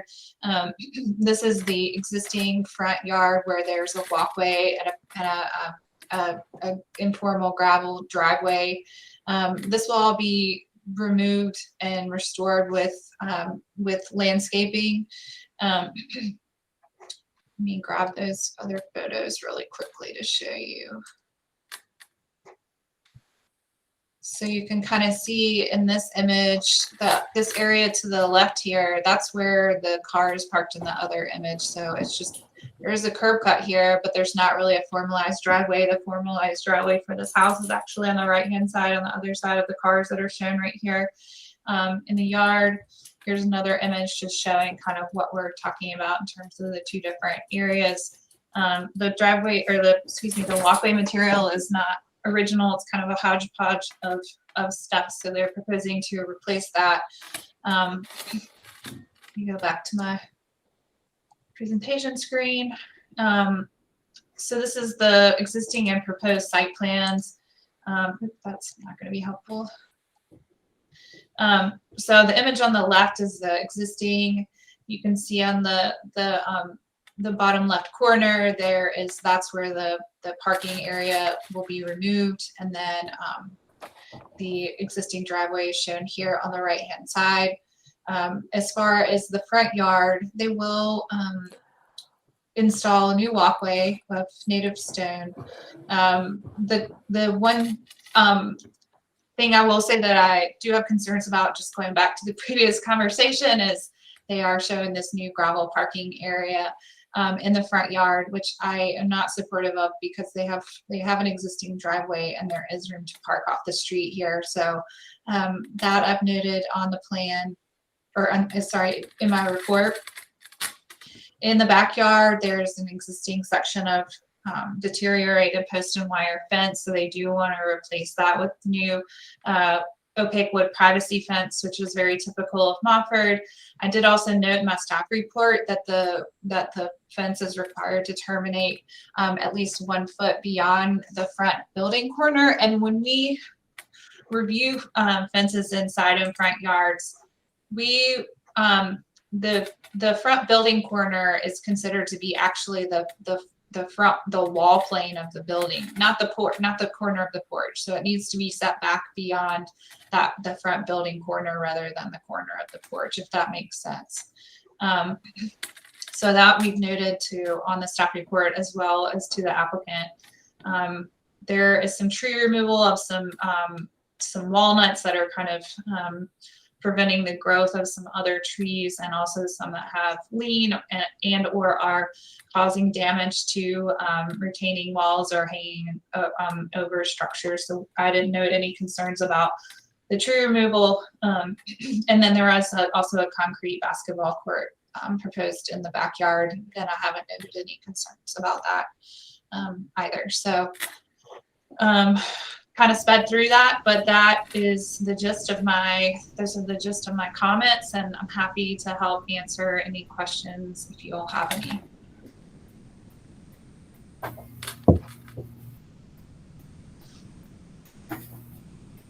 Any questions for Alex?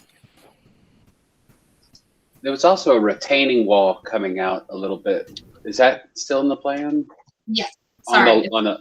It's it's a dilapidated kind of crummy block wall that's kind of fallen apart that they're going to take out too. And is there one on the property line too that's getting replaced? It's here on the left-hand side. Okay, I couldn't tell from the picture. Okay, and yeah, I did. And There's a lot of pictures in there, so sorry. I was trying to keep it concise helpful with my presentation, so I can certainly pull up the folder of pictures and go through as needed.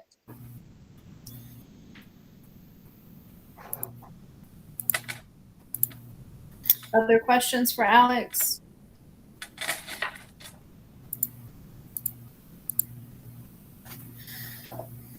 Rob, did we get you sworn in? Yes, I was in the initial group. Okay. Happy to be sworn again, but no, I think we're good with just once. But if you've got additional comments that you'd like for the commission to consider, or any follow-up from Alex's report. sure. Just a couple things. Alex has been very helpful. This is a big project for us. We've been in the neighborhood for a long time, but it's a new house for us, and it's a triplex. When we moved to the neighborhood, it was still used as a triplex, and there was sort of a collection of cars always parked all over that yard.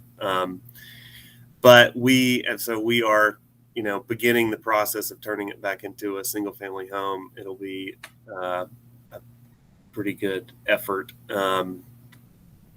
But this is the sort of the outside and main entryway part of it. I think the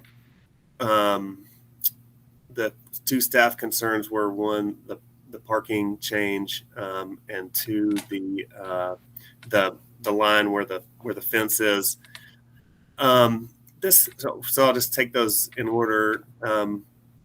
So the wall that's coming down is on the west property line. It's a retaining wall for the first, say, 20 feet, and then it emerges and stays level. And so it's not necessary as a retaining wall. There were portions of the wall that turned and came back toward the house, and then turned again and came back towards the street. And we took those out under a minor work application right after we moved in because they were so unsightly. It's like it was intended as maybe the foundation for a building. And we would like to take that wall out. It's concrete block and non-contributing. And the idea was to replace that on the boundary line with a fence. It's not a huge issue for us, but it is a Dutch colonial, so it sort of has the same proportions as the bulldog's face, that it's sort of snub nosed, the house is, and the bedrooms are above. The main bedroom is above the front porch. So I think, reasonable minds could disagree about what is the facade of the house. Is it the plane that the second level bedrooms are on, or is it the plane that the front door is on? Again, it's not a huge issue, but where that wall is coming out, we had intended to replace that to put a fence there. But if we need to back it up behind the front door so that the wall comes down, but the fence doesn't start until, after where the wall is, it's not a huge issue. There will just be this part of the property line that's not really defined. And, but so that's that issue. And then the parking. So there actually is, as I mentioned, when we moved to the neighborhood, the sort of the front yard was all parking, informally. And there is an existing driveway on the eastern property line. So you can get a car off the street, but you can't get a normal car off the street. And the reason for that is that the driveway pitches steeply down and has retaining walls on both sides. And a normal, the average car, including my wife's minivan, you couldn't park there and open the doors of the car. The driveway, historic driveway, is only, it's only about 9 feet in several places.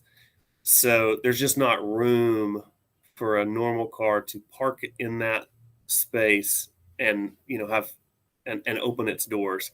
Mine is parked there in this picture because it's an elevated SUV and I can get above that. I can get above that wall. So the front parking, if we eliminated the front parking where you see the van altogether and didn't replace it, there would not be a place that she could park.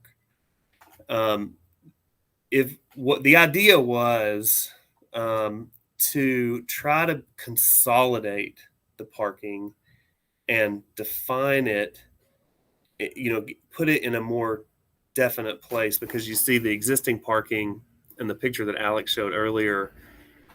It's sort of undefined. It's just a bunch of gravel, like white crushed stone that's been dumped there over the years.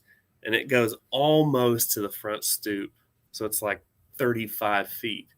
And there actually is the remnants of an apron there. I think you can't see it in this picture, but that was a formal parking spot at some point. And the apron, which is concrete, has deteriorated and broken and just been grown up. But so there's an existing parking spot there.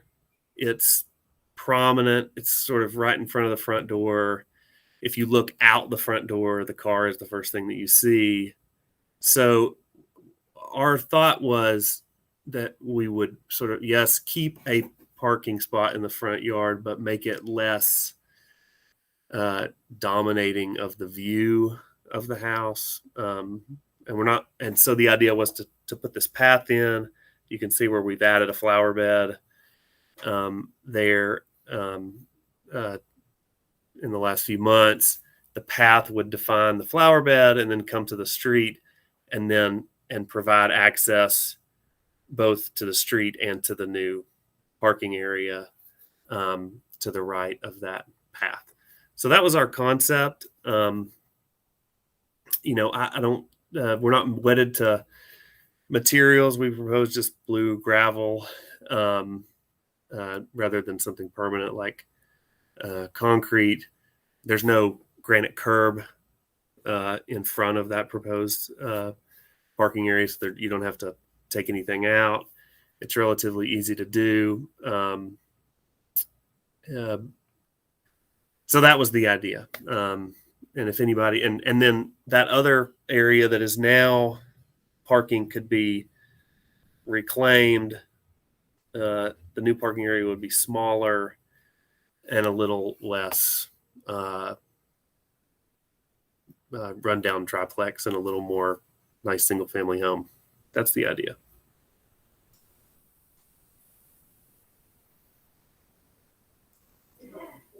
Commissioners, any questions for the applicant?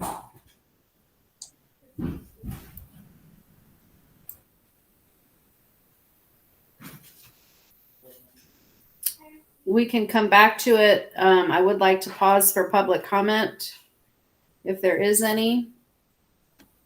Chair Kite, there are no callers in the queue. Okay, we will close the floor for public comment. Commissioners, questions or comments?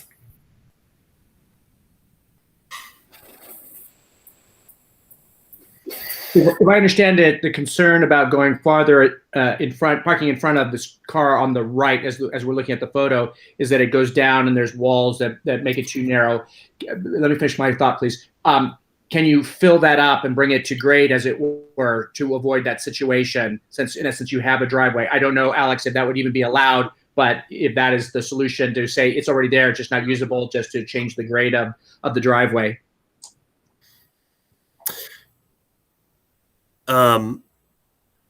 Alex, did you want to? I don't want to jump in front of you, but No, it's okay. I was just going to ask you how tall the walls are. so by the time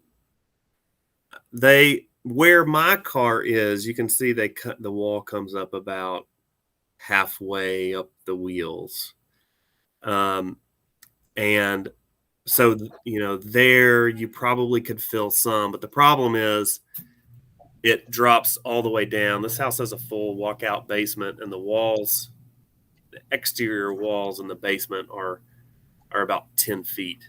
So there's that much drop going back. By the time you get parallel with the house, the wall is well over 6 feet tall on the left. So you couldn't, I mean, some engineer might figure out a way to do it, but you couldn't just, for example, by adding gravel, bring that parking spot up enough to use it. And, I guess this, kind of piggyback on the, I think that states it. Ultimately, when at some other, phase of this project, we would like to try to figure out a way to get cars all the way to the back of the house. Unfortunately, that driveway, which has so much existing hardscaping in it as it is, these big tall walls, and it leads down past a historic what you might have been called a garage at one time with a sliding door. It just wasn't made for modern vehicles, so you can drive all the way to the backyard, but it's a precision driving effort. You couldn't do it every day without some major changes. So again, there's already parking in the front yard. There's already this existing parking spot, and to us, it's just a matter of, well, how can you kind of minimize it visually? And this is, what we came up with. If the proposal weren't, and we're not wedded to particular materials, but if the whole idea of moving the parking spot were not approved, then we would probably go back to the drawing board on the path. I mean, frankly, what would happen in practice is we would keep using the parking spot that's on the left, and would change the path to make it come straight out from the house, and the more like the current path is, and just try to improve the materials that are in there. So I just want to note so there is a provision in the standards for curb cuts or driveways respecting the kind of rhythm, the historic pattern of curb cuts in the district. And while it's not ideal that it is parking kind of in the front-ish, I don't think that the parking on the left side is, to me, that's more appropriate than widening the front, like the side of the driveway. I don't think that's appropriate. And in fact, now that we're like kind of getting in the weeds on all the parking questions, I'm not sure our transportation department would even let you do that. Well, now there is no curb where. Right, but they would still consider it to be like a driveway, basically. So they're probably going to make you do an apron of some kind. So I'm not even sure that would. I'm not sure that they would. It's kind of complicated. I don't want to speak for them because I don't work in that department, and so my knowledge of what they do and don't do and do not allow is pretty limited. But in my opinion, I think that like keeping the parking to the left actually is more appropriate. And just to clarify on the fencing for everyone. So like if a fence extends beyond the front like wall plane of a house, it then becomes a front yard fence. So it can't be opaque and it can't be taller than 4 feet.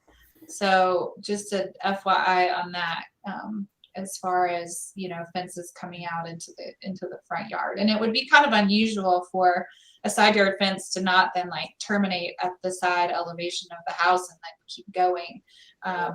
You would typically see that if it were like a true front yard fence, where you're kind of going around the you know, property boundary in the front, where you see the 4 foot tall fencing. So just to clarify on that. And it looks like Shannon's going to chime in on the transportation piece, maybe. Thanks, Alex. Madam Chair, I apologize. I missed the swearing in earlier. Okay, I will do that right now. Please raise your right hand.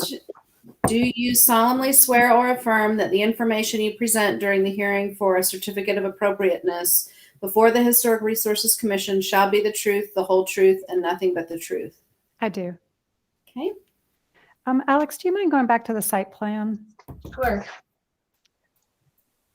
So as I listen to this discussion, and it's a little hard for me to tell exactly the intent from the proposed site plan, but there is a difficulty that we have in that the city does not normally allow parking areas in a front setback.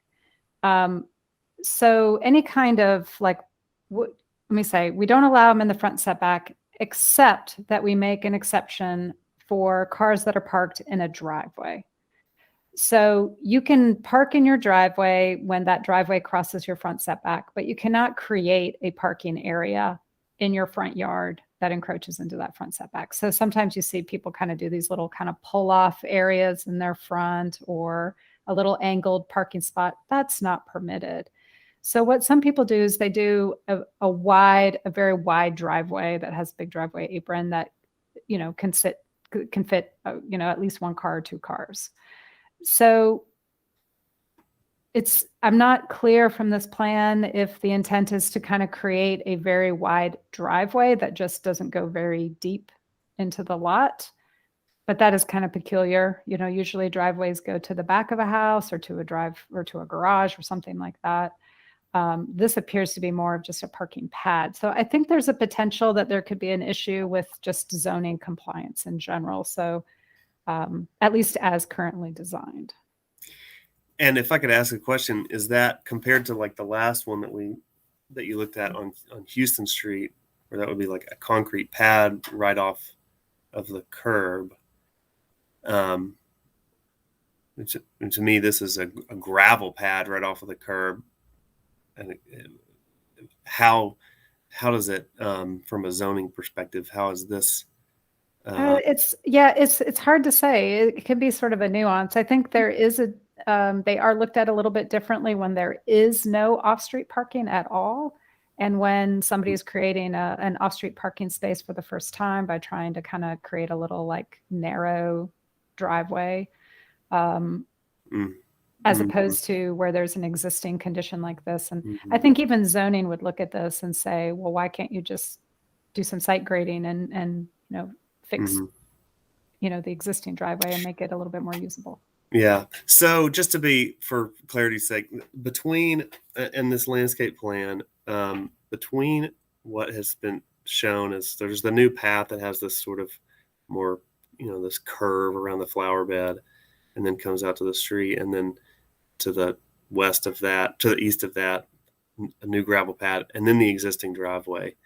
There's a wall there between the two. So it wouldn't be like widening the existing driveway. They would still be discrete because of this retaining wall. Right. Which is why I think the zoning department will say, well, that's not parking in a driveway. That doesn't fall under the exception. This is creating an off-street parking space in a front setback. In a front, yeah, maybe that's the setback that I don't, again, just comparing it to the last proposal, how it would be distinguished.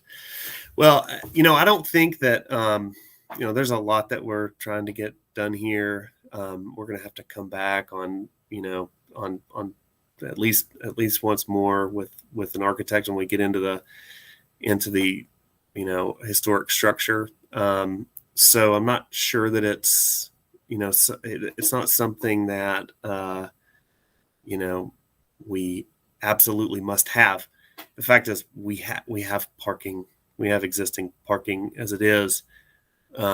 We thought this was a visual improvement over what we have, and so that's why we were proposing it. But we're not in the situation that the last applicant was in, where they can't safely get their kids out of the car, or themselves in and out of the car. We can stay as we are. If the consensus or majority consensus is that the existing parking on the left is preferable to what we're proposing, then we would amend, I guess, the application just to straighten that path out, because if the parking isn't on the right, there's no purpose for bending that path the way that it is. And we would just take it directly from the front stoop to Pearson. There's no sidewalk there, just to the street. And just, from a practical perspective, there's still going to be a car there, using the existing apron and parking spot.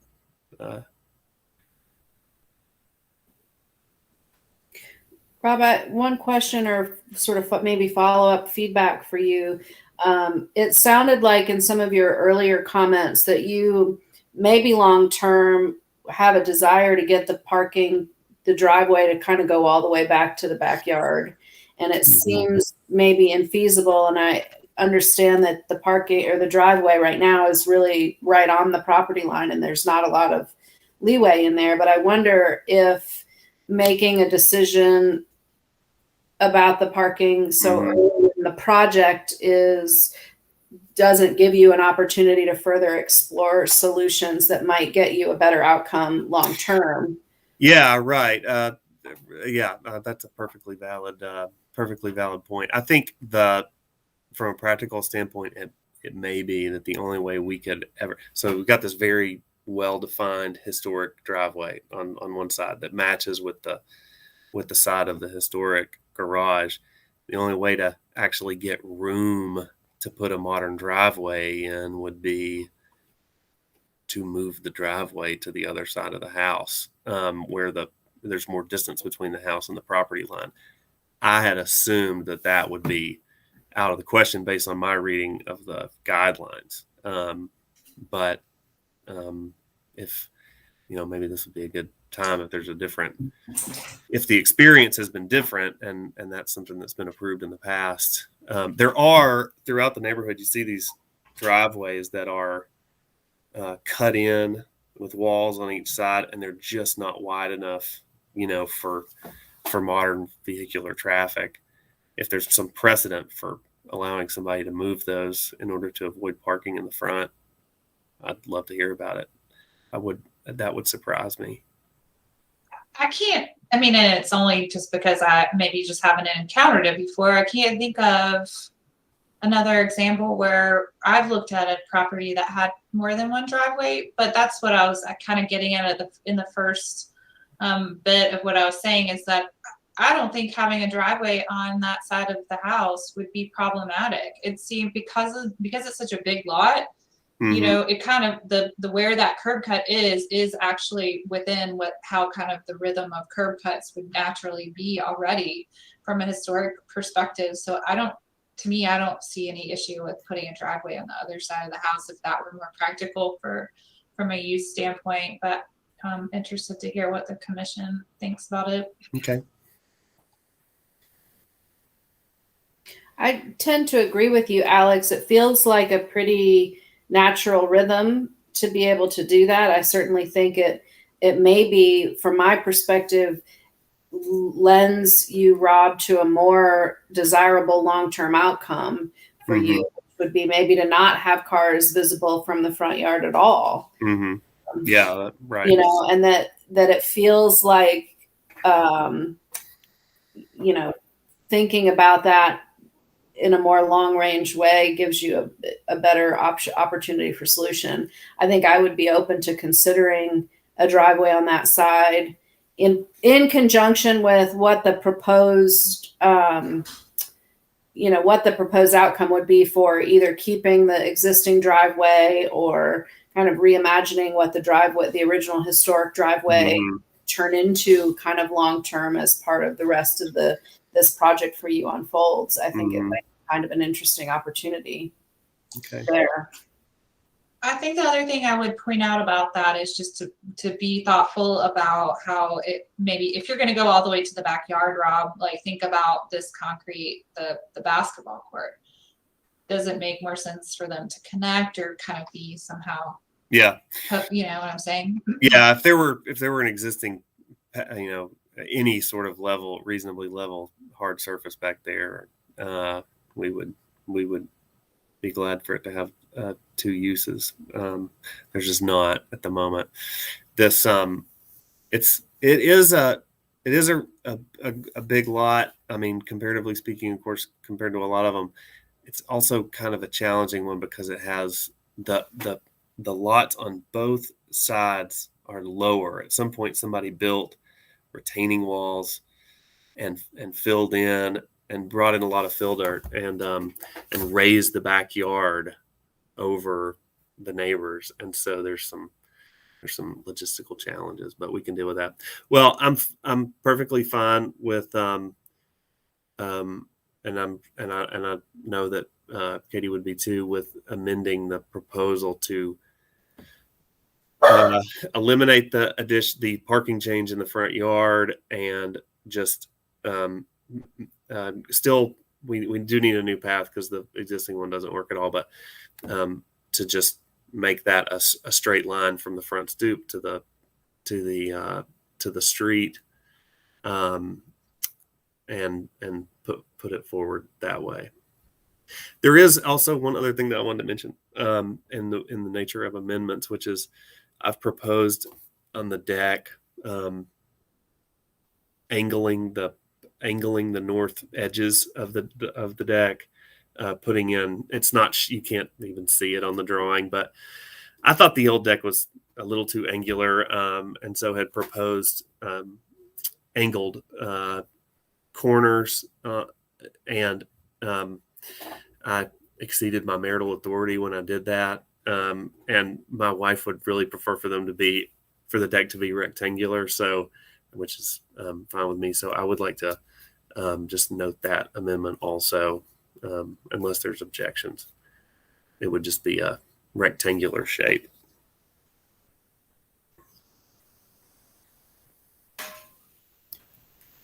And I think maybe we need a little bit of conversation or clarification around the side fence. And Alex, I'd be interested to hear from you regarding the sort of comments you made earlier about the front plane of the house. There's a little bit of, I think, question for me. The front door is set back. There's the porch, but off to the right-hand side of the front is really a room that has wall that's more in line with the front plane of the porch.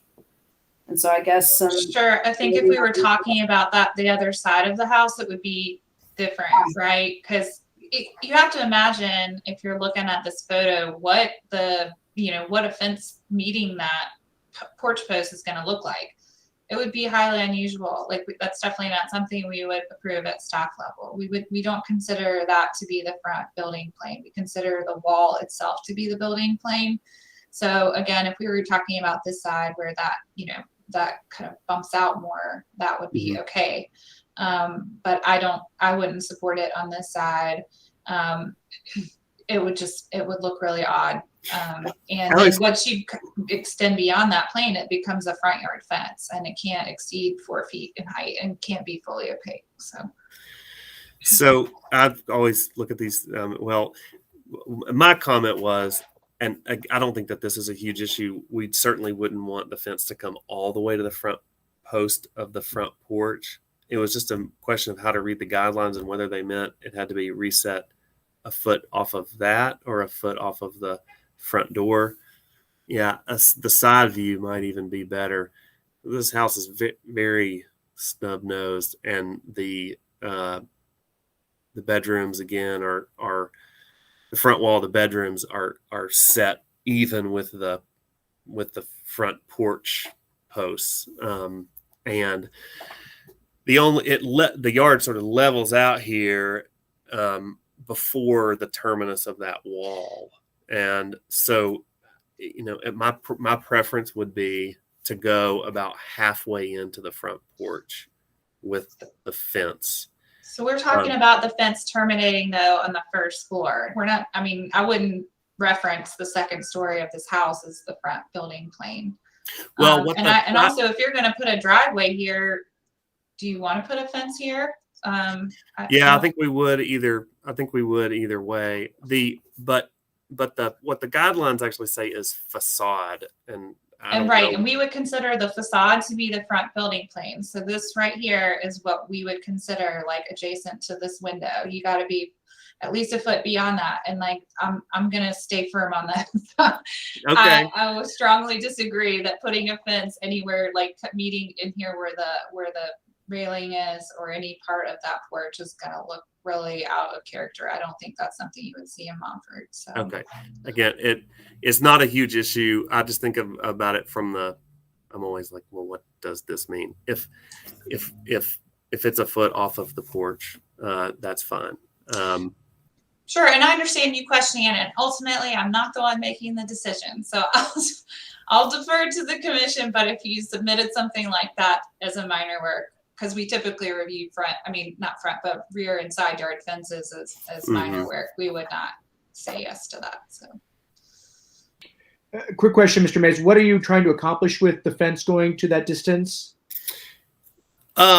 Just that, so the yard levels out there. You can see that there's a pretty steep slope there right next to the porch, but as you come towards the other house, it drops down and levels out where those trees are coming up.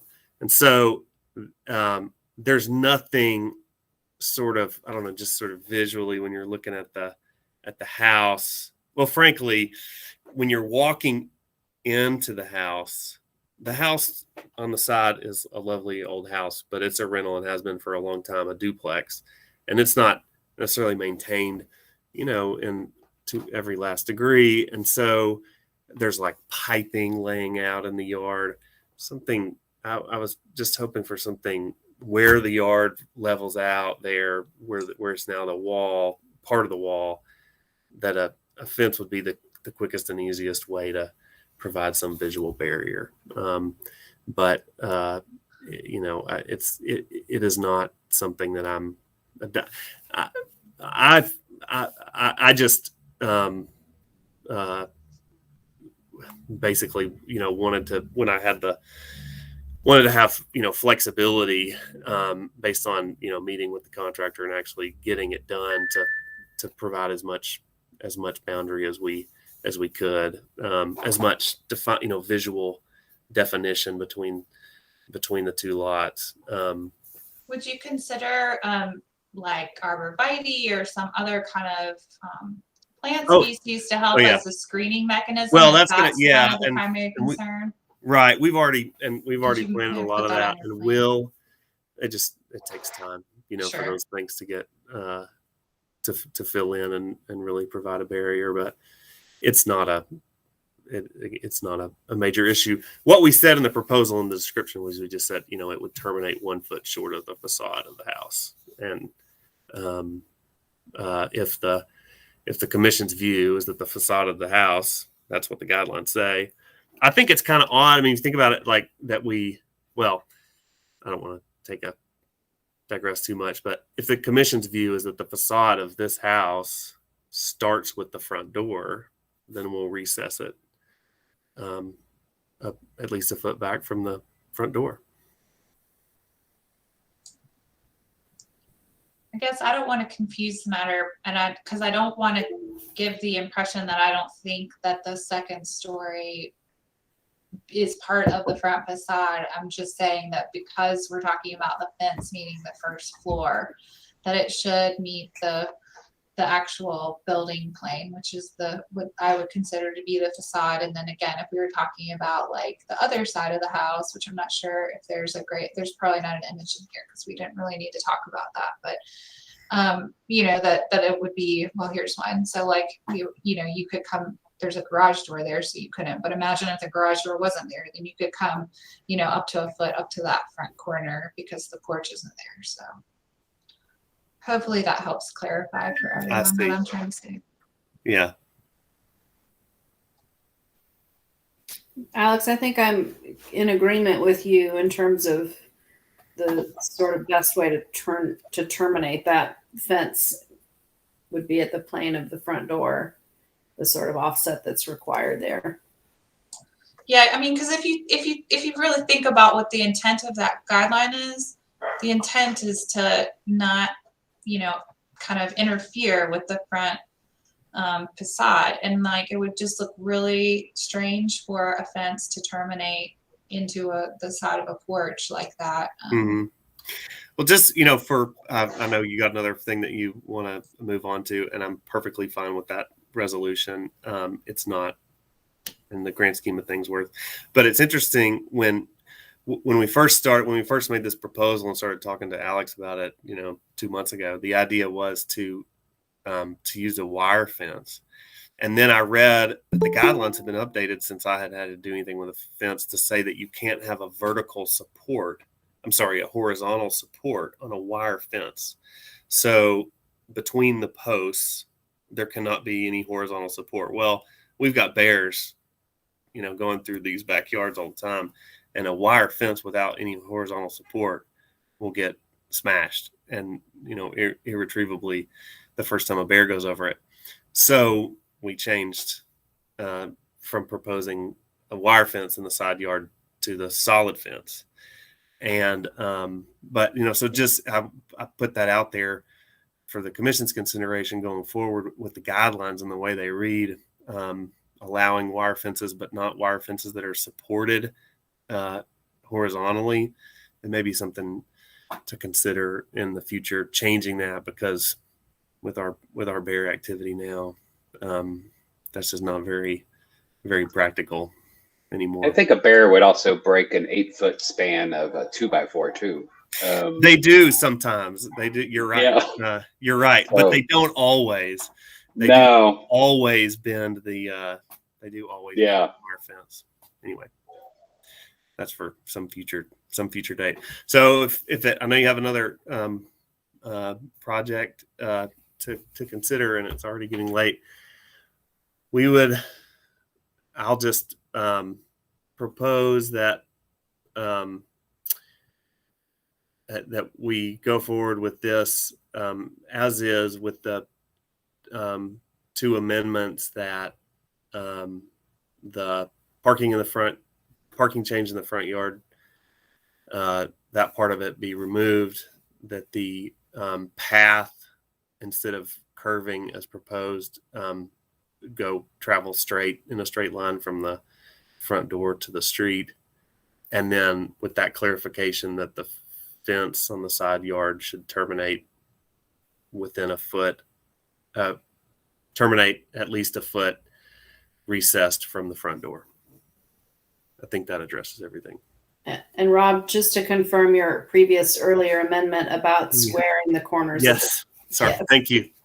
Thank you. I would have been in trouble for leaving that. Commissioners, any other feedback or discussion or concerns before we entertain a motion?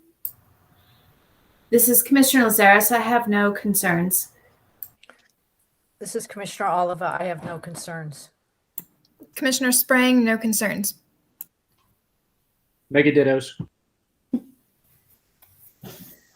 Same here. Sounds like we were ready for a motion.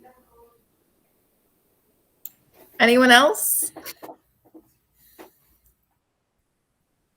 Okay. All right.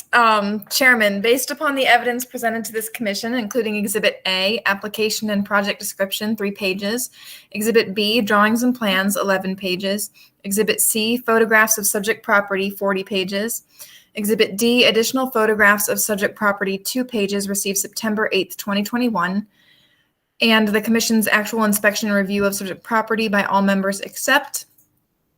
I move that this commission approve the certificate of appropriateness based on the following. 1, that the application is to replace 2 heavily damaged non-original doors on front elevation with new Simpson 42-inch wide single light wood door with 24-inch wood side lights on either side. Repair and replace as needed tongue and groove flooring, joists, and railings on front porch. Remove existing deck, aluminum covering and asphalt shed on rear elevation.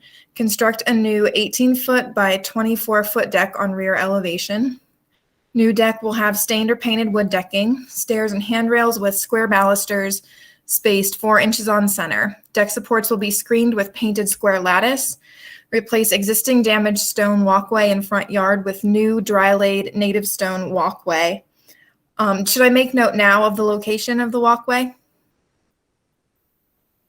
I think it's okay to leave it as is, and then I added in the conditions that a revised site plan will be required. Okay.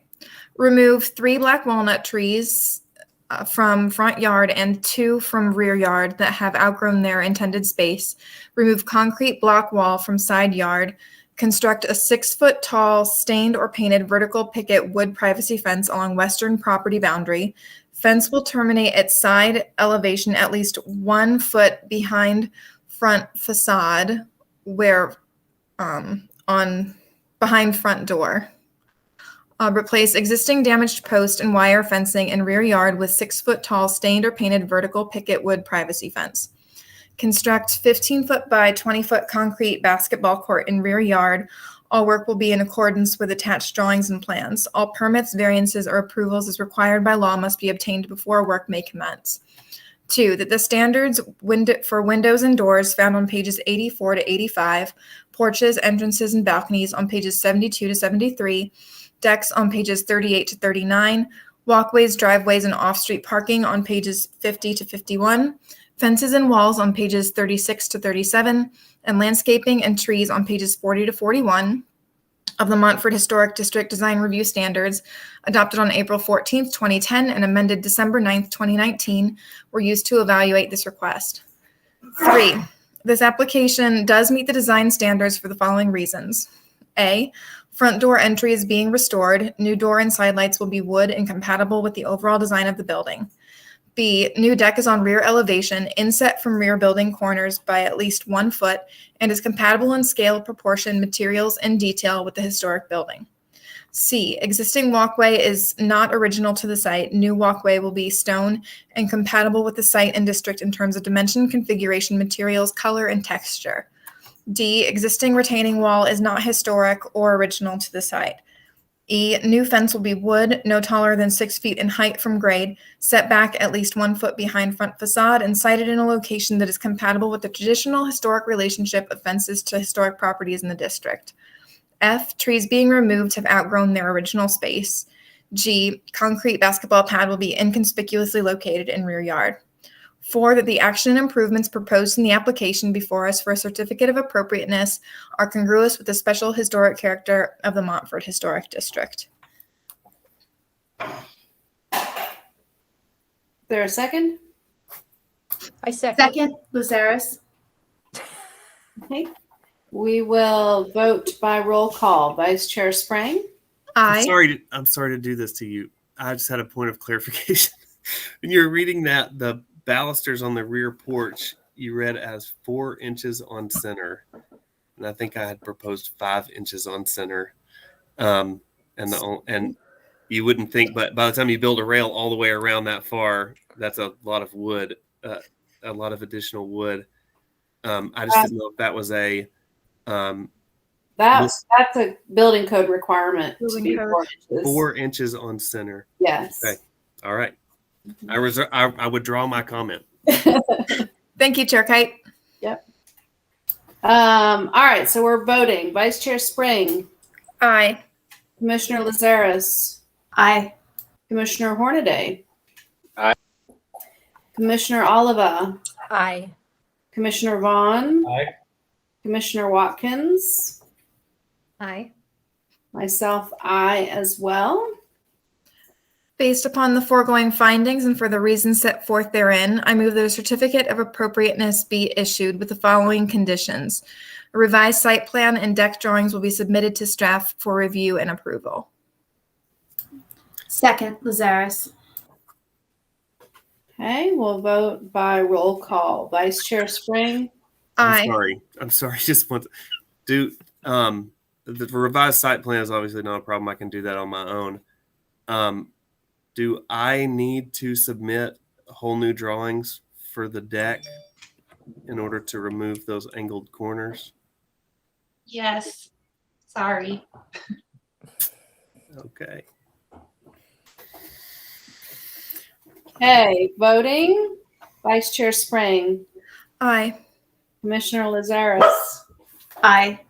Commissioner Hornaday. Aye. Commissioner Oliva. Aye. Commissioner Vaughn. Aye. Commissioner Watkins. Aye. Myself as well, aye. And those motions both carry.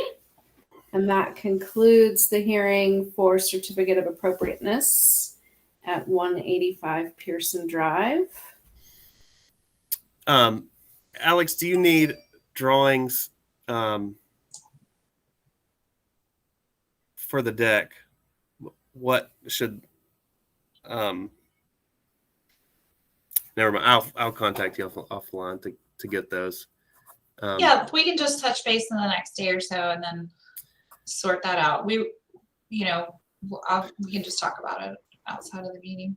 Okay. Sorry to take up your time. Thank you very No much. worries. Okay, folks, we've got one more application and a few other agenda items. We've been going strong for about 2.5 hours, and it seems like an appropriate time for a short break. For folks, is 5 minutes enough time, or do we need a little bit more, Alex? I mean, I think 5 is plenty unless the commissioners think that they need more time. 7. 7 minutes? All right. So I second 7. We're back at 6:40. That was a good number. Well, it gives us a round number start time of 6:40. Okay, we'll see you in a few.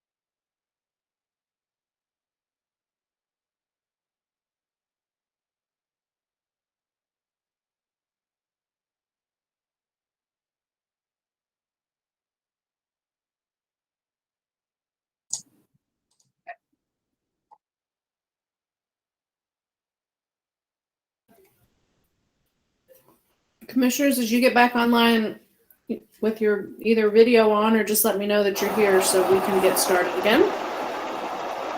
I'm here. Liz Harris is here.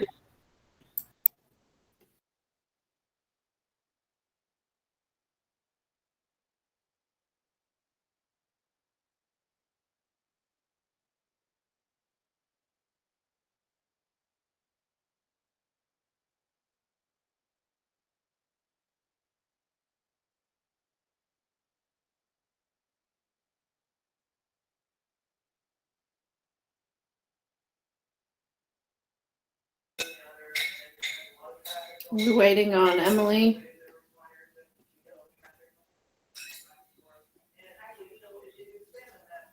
For the long timers, how do you handle these working over dinner breaks when you can't do it from home? Sometimes we would get snacks. If we knew there was a particularly long agenda, Alex would help us get snacks. Ah. We've also, we did sandwiches one time even because it was so long.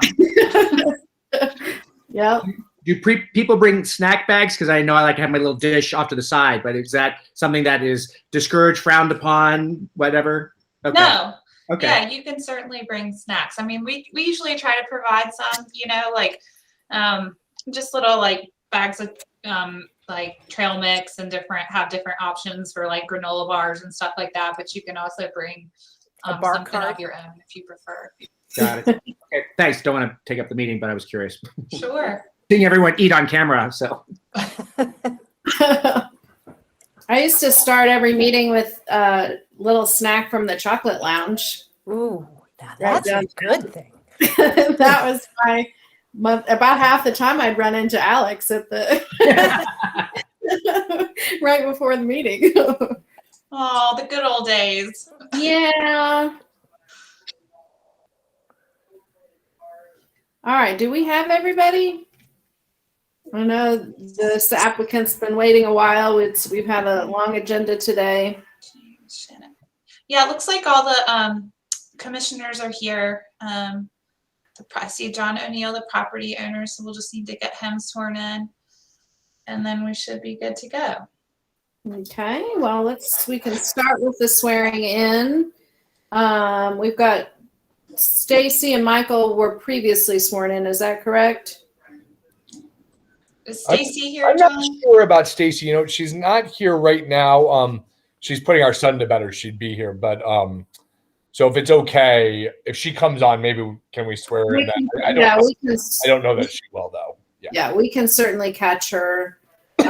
She comes in. So, Michael, I guess we caught you in the first pass on swearing in. So, John, I think have we gotten you already too? No, I don't think so. So I'm happy to do it. Yeah. All right. I'll have you raise your right hand, and then I'll have you affirm when I'm done reading the oath. Do you solemnly swear or affirm that the information you present during the hearing for a certificate of appropriateness before the Historic Resources Commission shall be the truth, the whole truth, and nothing but the truth? I do. Okay. Then we will start this item on the agenda, which is 37 Watauga Street, also in Montford Historic District, and I will turn it to Alex for staff report. Thank you, Chair Kite. So just as a point of reference, this is the A.S. Barnard Dr. Eugene Byron Glenn House on Watauga Street. This is definitely one of my favorite houses in Montford. So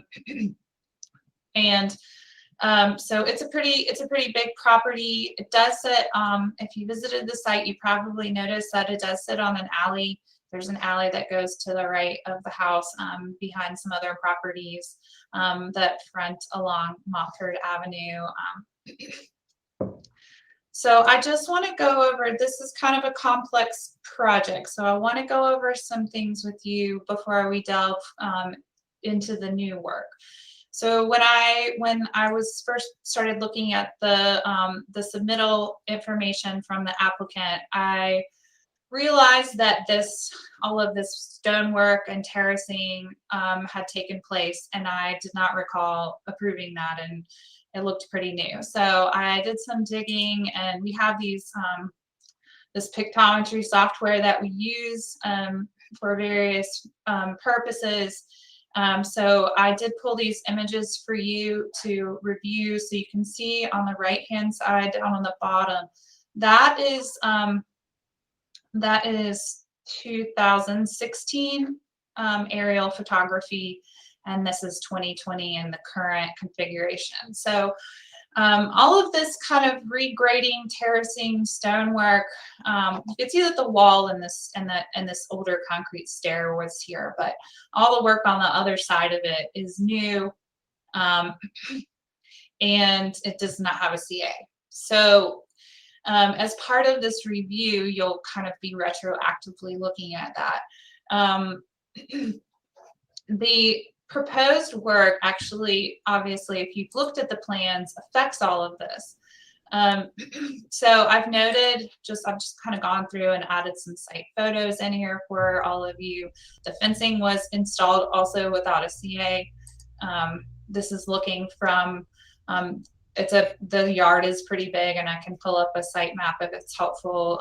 I do have the site plan in my presentation, but I can also pull up a parcel map if it's helpful to see the entire lot kind of in a aerial context. But this is looking from the rear yard, kind of at the adjacent house has an accessory structure that's right against the lot line.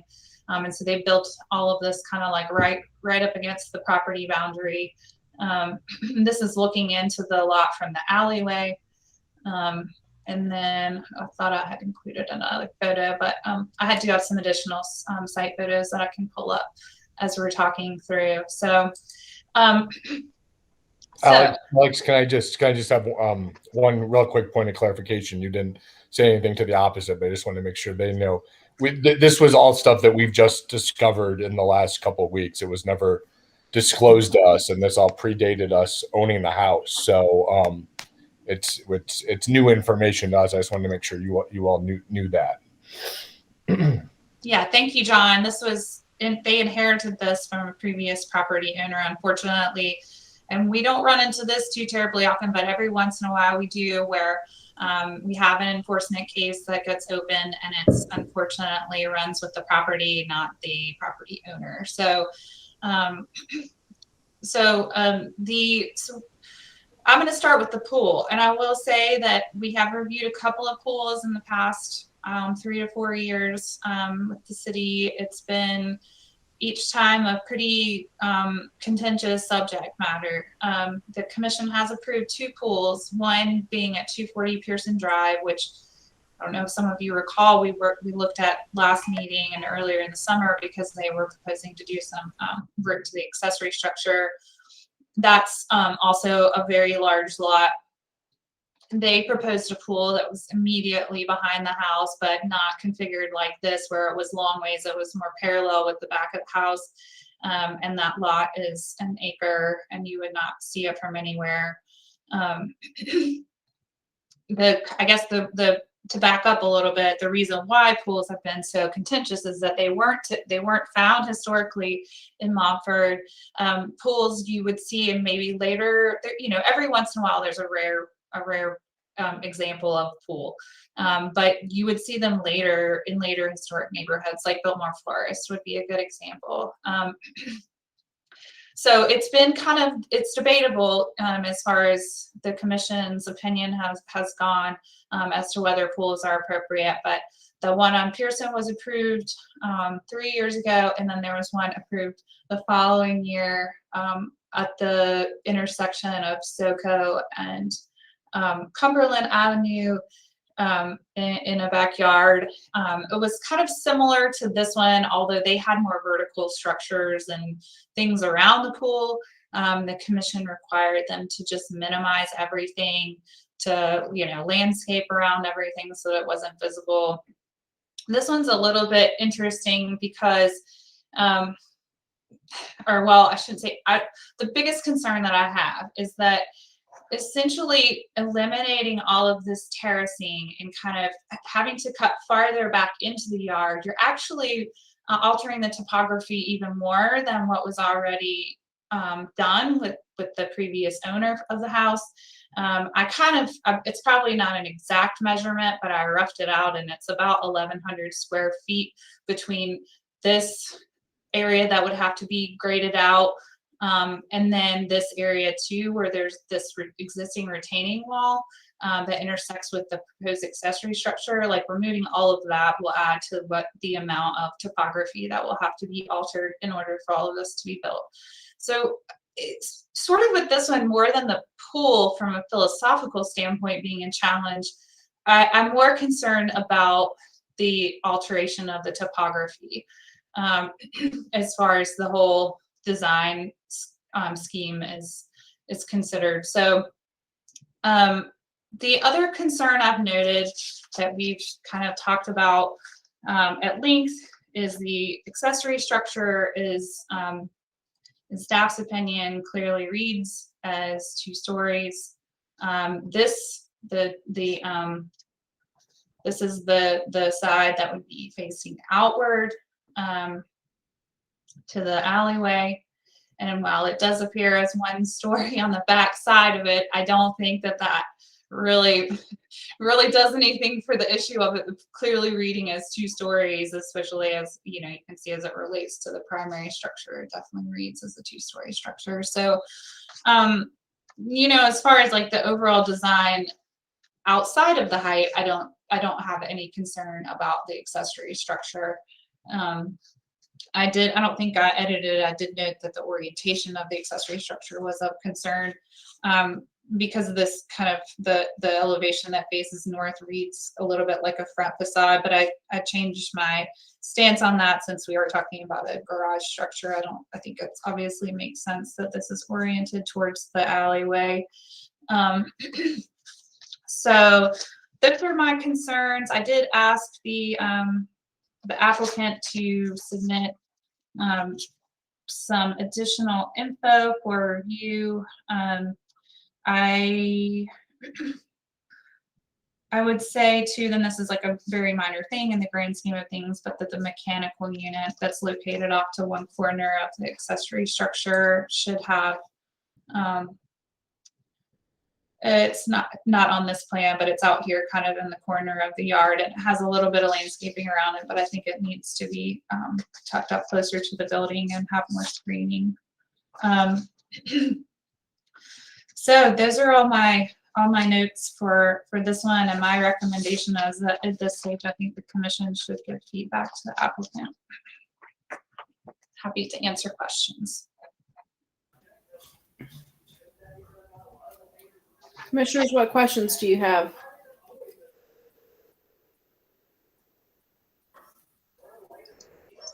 Alex, were you concerned with the placement of the accessory, the garage moving from the site where in the back of the yard where it was on an older Sanborn?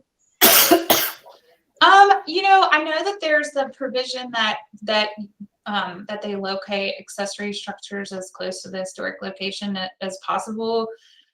And that's come up recently, but in my time with the commission, that hasn't been, the commission hasn't been super picky about that. I mean, but again, it's up to you all to interpret that.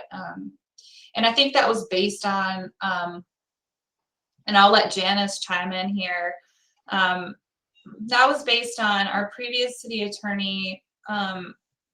She had expressed concern over that standard about whether or not we could actually require that or not. And so we kind of just, didn't really, we took that as advice from her that wasn't necessarily something that we had to require. But Janice, I feel like in a more recent meeting seemed to say otherwise. I don't know whether she actually came back on. She might not be back on the meeting. So we can get her to chime in on that whenever she reappears. And that size looked like it was 1 story, the previous garage. Let me pull up I'll let you guys talk or ask more questions, and I'll pull up the Sanborn map so that everyone can look at it.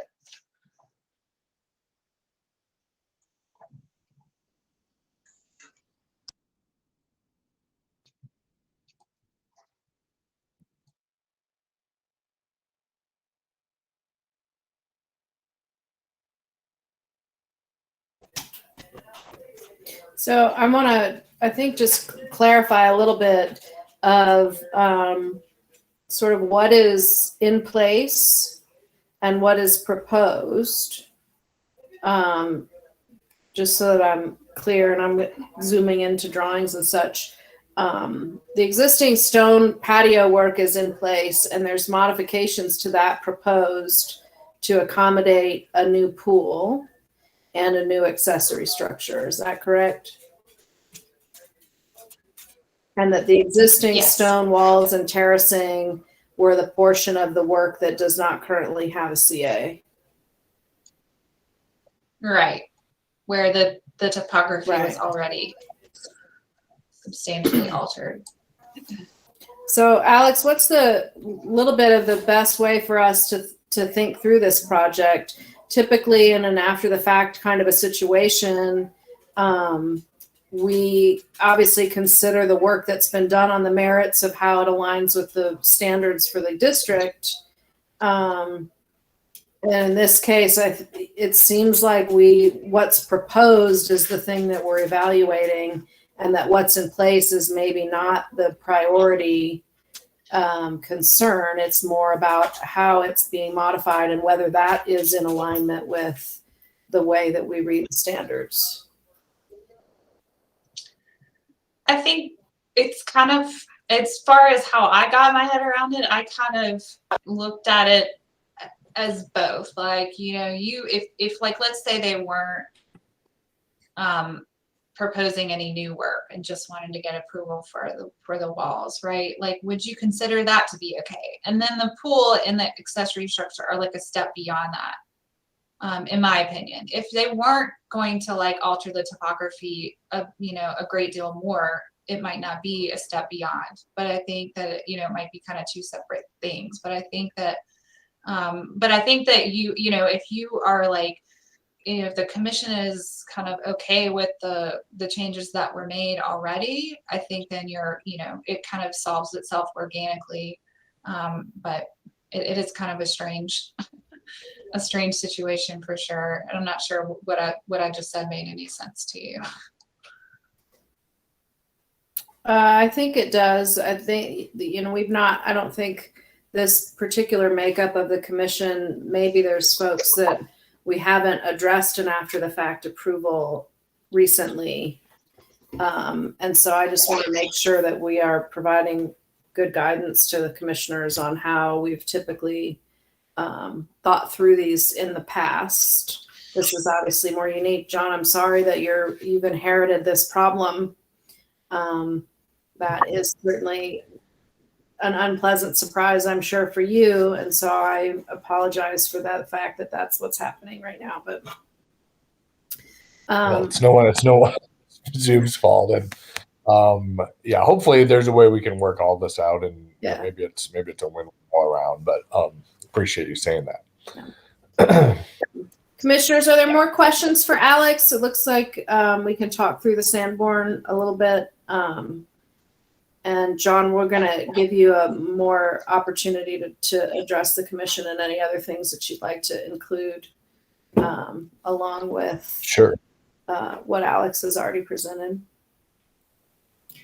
Alex, I do have a question, just to clarify materials that are shown on that the terrace sort of floor plan.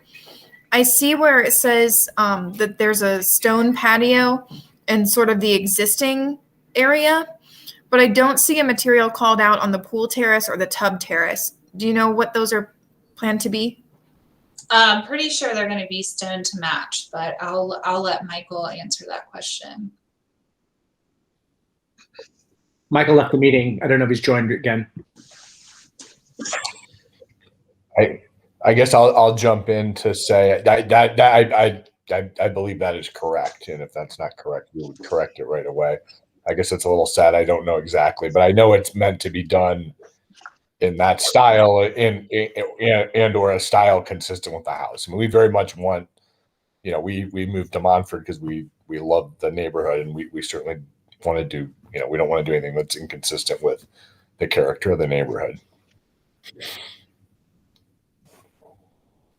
Here, it looks like Michael's back.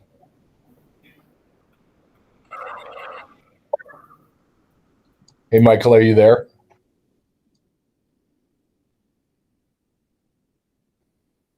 Well, anyway, I'm confident what I said is correct. So you think most likely the new added portions would be the same type of stone patio as the existing? I think that's correct. Sorry, I rebooted. My sound went really bad. Can y'all hear me clearly now? Yes. Yeah, Michael, I'd like to just make sure maybe you were in agreement. They were asking about the stonework around the pool in that area and whether it would be consistent with what is there. And I said I was pretty confident it was. For the under your feet or against the retaining walls?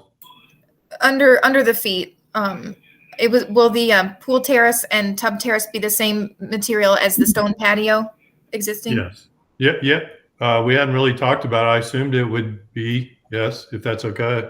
Okay. And then it looks like just regular concrete slab then on the lower part by the accessory structure. Between the house and the accessory structure would be what is a repair, what's there now, which is just unimproved concrete slab. Okay. Thank you.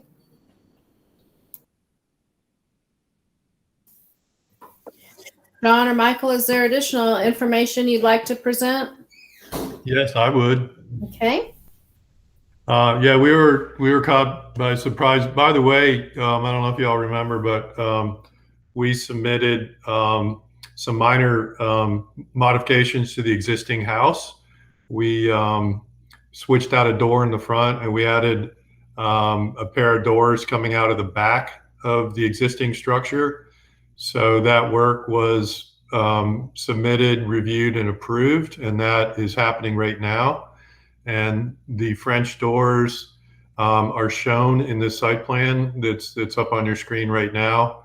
And that would be the connection from the house out to the backyard. The upper lawn, by the way, this is a really big piece of property. And I don't know if you want to go back, but the property hooks around behind the neighbor. So this house is trying to kind of connect to the backyard. In my forensics, looking at the Sanborn map, it looks like at some point this property absorbed a parcel behind the neighbor towards the top of your screen. So this parcel became an L shape instead of just a rectangular shape. So as far as I know, John and Stacy have no plans to do anything else other than enjoy their huge backyard and try to make it feel like it's part of their house. So in some of these retaining walls are right up against the property line, or pretty close to the property line. And so I don't think there's much we can do about it. There is an accessory structure, shows up in the pictures, and it shows up in this drawing at the very top middle of the drawing. You can see the outline of the footprint of the ADU of the neighbor, which sits pretty much on the property line. So there are some retaining walls on this property, on our property, that come pretty close to that property line, come pretty close to that structure. And I think one of the reasons, I don't know if we want to go too deep into this, but in some of the earlier pictures, you saw that the retaining walls were kind of terraced, and that was probably to stay away from digging too close to the side property line. Yeah, so that lower stone wall, I'm sure, was to allow the upper stone wall to not dig so deep. So our plan is trying not to mess with those retaining walls up against that side property line. And you can see that retaining wall closest to the fence there steps up about 20 inches, about the middle of that red roof accessory structure next door. So there are essentially three retaining wall heights in the backyard. There's the low one, which is about 3 foot above the existing terrace, and one taller than that, and then one taller than that. And to the right, behind that little, what may be a boxwood hedge there and a fence, there is a little terrace up there that's gravel that is about 20 inches below the lawn. So the upper lawn is about even with the second story of the house. So part of our design, in addition to putting in a pool and a garage, was trying to somehow connect the house to that lawn. And so we proposed a series of terraces, including setting the pool up, not at the existing terrace, but halfway up that lower wall, or more than halfway up that lower wall. So the pool terrace is proposed to be up higher than the existing larger terrace that's there now. And then we're proposing to step up to another terrace as we go towards the backyard for the hot tub. And then you reach, another set of steps would reach you up to the upper lawn.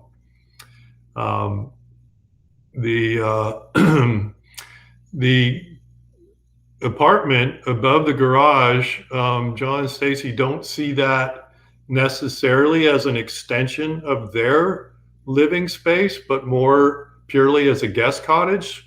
So it was purposely disconnected from the house and oriented facing the lawn, so that whatever happens in that cottage can have its own privacy. So from the upper lawn, it appears as a one-story cottage sitting on a garage. The real value of that is that Stacy won't divorce me when my parents come and try to stay in the main house with us. So that's why we need separation. I hadn't heard that. So the area, that's a joke. I don't mean to create any false impression. The area between the proposed accessory building and the house is it's sloped in all kinds of different directions. So we're proposing to top it with a new concrete slab that will handle drainage. It'll level it out. And John and Stacy see that area as like a basketball court, and they have a small, have a young child, place for him to play, ride his bike or whatever. So we are kind of reacting to those retaining walls that were there. So we plan to finish them the same way with stone and pebble dash, put a stone cap on it like to match the existing ones. And again, at the top of that drawing, we're trying to just work with those retaining walls that are there now. Let's see. And there is an existing retaining wall that Alex mentioned that is running from the bottom of the sheet up towards the pool. So we are carving into the rear lawn by about 12 feet with the footprint of the new accessory building, and connecting that to the alleyway. And the alleyway, by the way, slopes upward as it passes the house. So that accessory building with the garage on the lower level would, the slab of the garage would be even.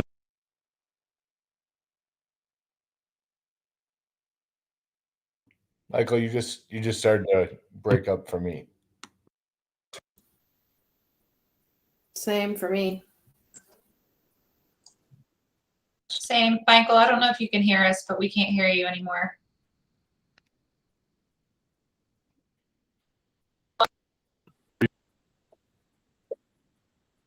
Yeah, still can't hear.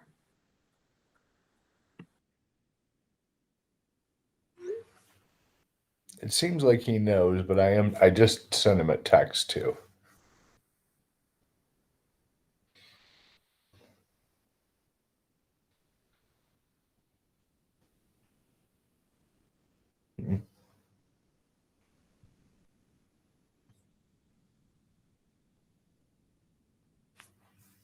Sorry about this.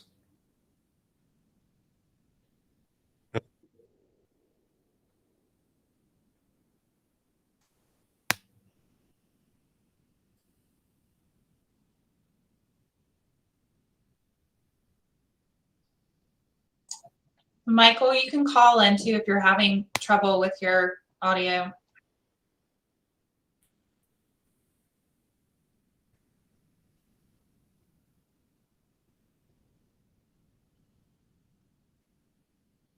I'm gonna text him that too. I think it seemed like he heard you, but just in case he didn't.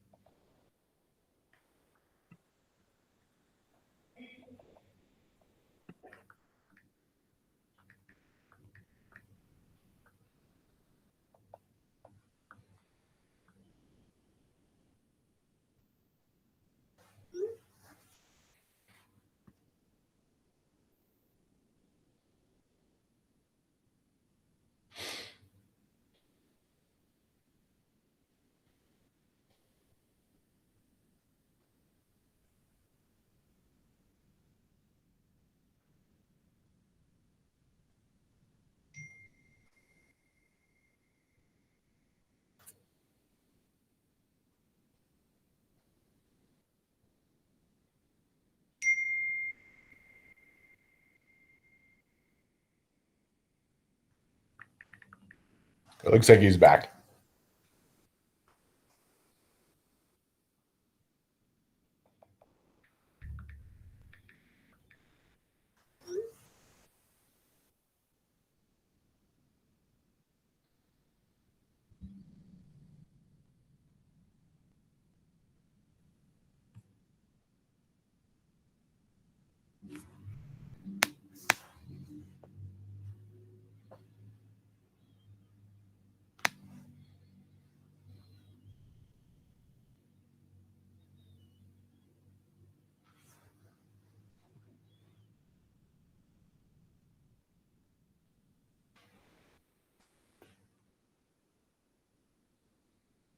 Sorry about this, guys. Hopefully he's dialing in. I did text him that he could dial in.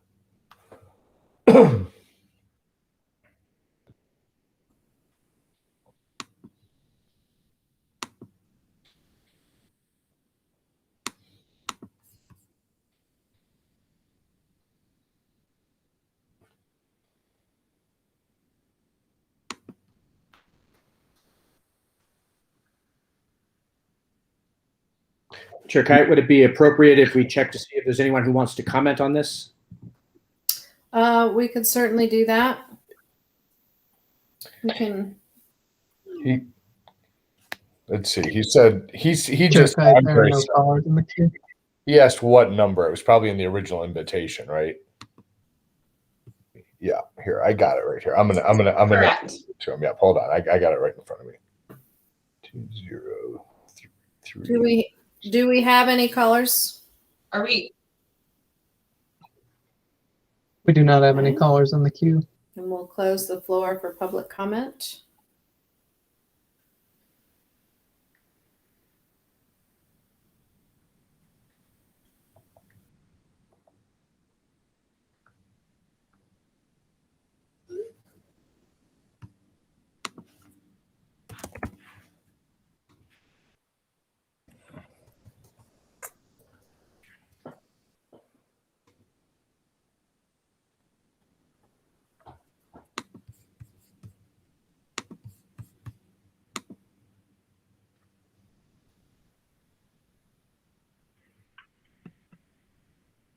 Can you hear me now?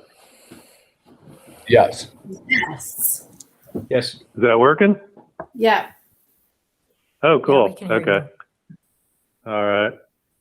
Sorry about that. I'm wireless, and I guess my connection isn't good. I was actually kind of done presenting. So, any questions? Well, to be clear, the last we heard was you were talking about the slope of the alley and how the pad of the garage was flat, and then you cut out at that point. So if there was something more than that, we didn't get it. Michael, you're on mute now.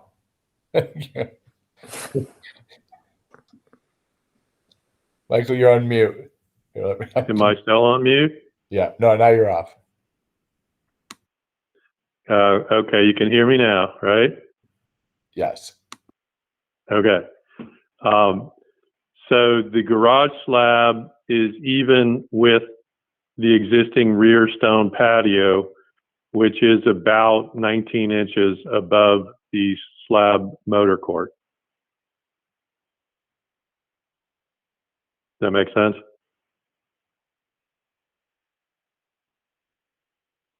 Can you guys hear me? Say that again. You lost me with motor court. Yeah, so we're calling the area between the accessory building and the house the motor court. So that area is down. There's a terrace behind the house that's pretty much even with the main level of the house.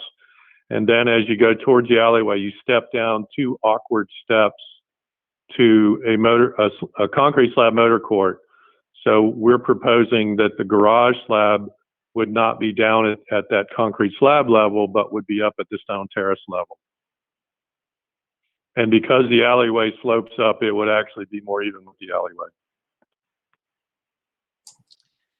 It's actually easier if the commissioners are looking at the plans in their folder. If you're looking at, I clipped this from the drawing, so I don't have the sheet number, but it's this sheet that's got the section drawings, or there's a section drawing on it where the elevation drawings are that may be helpful from as far as understanding what Michael's describing.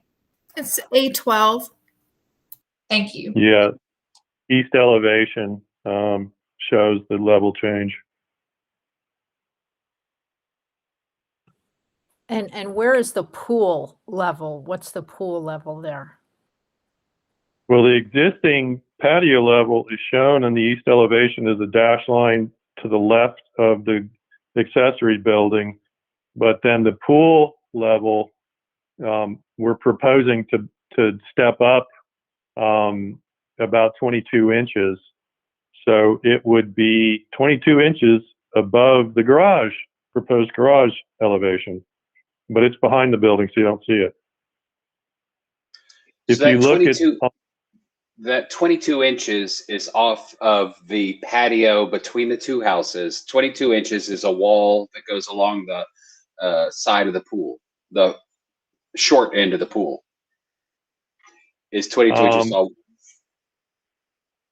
Actually, if you go to the top of that sheet, top of A12, top right, it says west elevation and section through courtyard. It kind of shows everything there. To the right, it shows motor court beyond as a dash line. And then the heavier line, where it says slope patio to drain, that's the existing stone patio. And then as you go to the left of the drawing, it says you step up 3 risers to a flagstone pool terrace. So that's the elevated pool terrace. I know there's a lot going on. There's a lot of walls going on there, and it's kind of hard to draw it on in one drawing. I think it's actually calming it down back there by having one surface, and then, I don't know, 10 steps up, and then that's the hot tub level. 3 steps down, and you're at house level. Yeah, there's a series of 3 steps. You come out of the house. If you go towards the alleyway, you step down 2 steps into the motor court. As you go to the backyard, you step up 3 steps to the pool terrace. If you keep going, you step up another 3 steps to the hot tub terrace. And then if you keep going, you step up about 8 steps to the rear yard.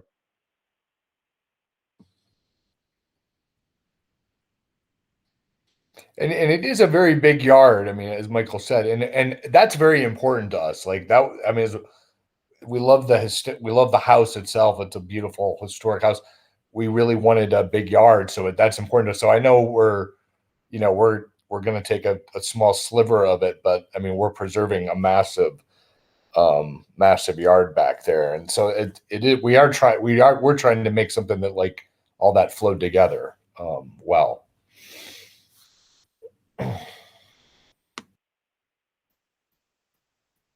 I guess I'm struggling with a couple of things. If I just consider the current condition of the terracing and the stone patio work and the walls, it is a struggle for me to imagine the commission approving that work. And I would be interested to hear how other commissioners feel about that, because of the pretty substantial change that it reflected from the original topography. And now that it's in, I have a hard time figuring out if, now I have concerns, Michael. I think that was important for you to point out, the sort of the retaining walls along the property line and their proximity to the neighbor's accessory structure. I think that's a little bit of a quagmire now. I don't know in what sequence those things happened. Presumably the accessory structure was in place before this 2016 era or whatever year it was work originally happened.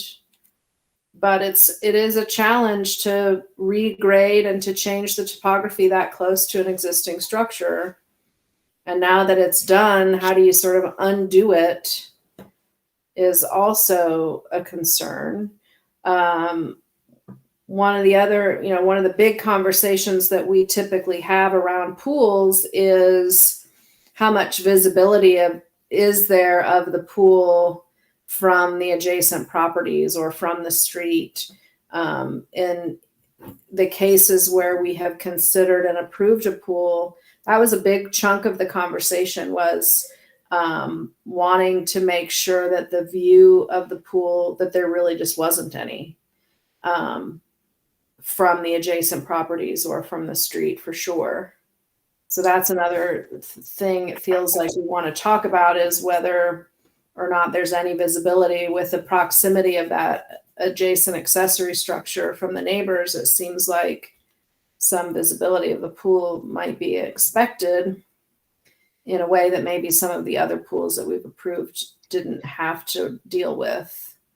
And then I think lastly, I have a hard time reading the accessory structure as anything but 2 stories. And I think it's a challenge, given the way that it fits into the topography, for it to be anything different than what it is, which doesn't feel super aligned with the guidelines or standards for accessory structures being 1.5 stories.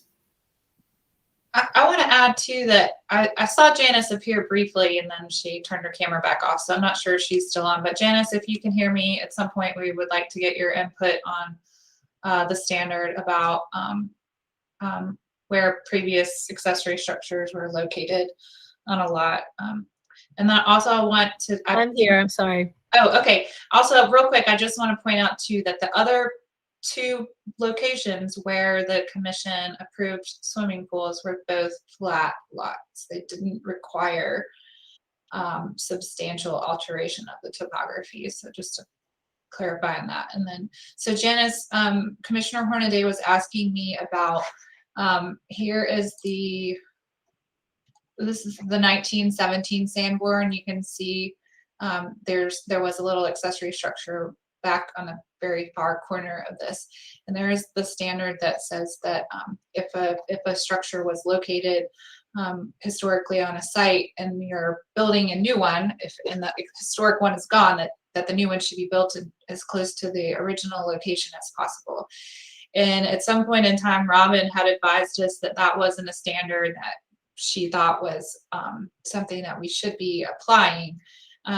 But I thought I heard you make a differing comment at another meeting. We were talking about the same issue. Do you have any thoughts on whether or not that's something that we can actually apply from a legal perspective? Can you think of any reasons why we shouldn't? I can't think of any reasons why it shouldn't at least be a factor.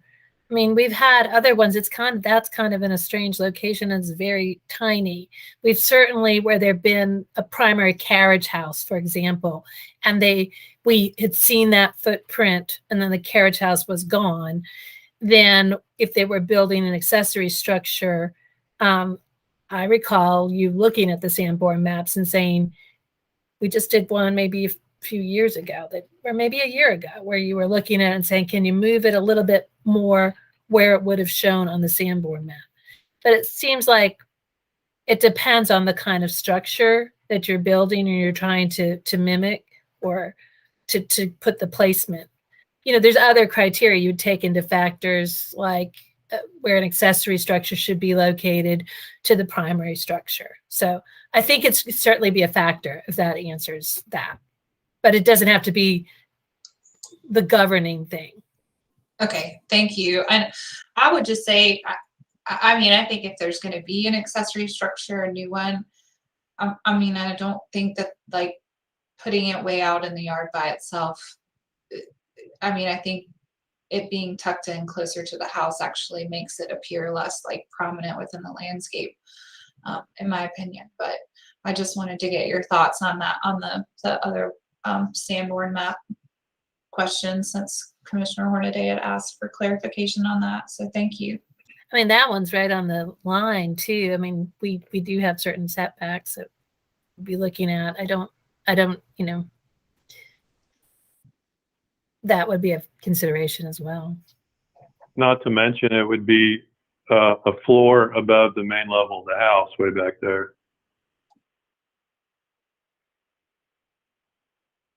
Yeah, I'm just struggling because it's 3 times in the standards, number 1, 5, and 7, all talk about putting it in the back of the yard, the rear of the yard, putting it where it was, and or original location, or repeating something in the place.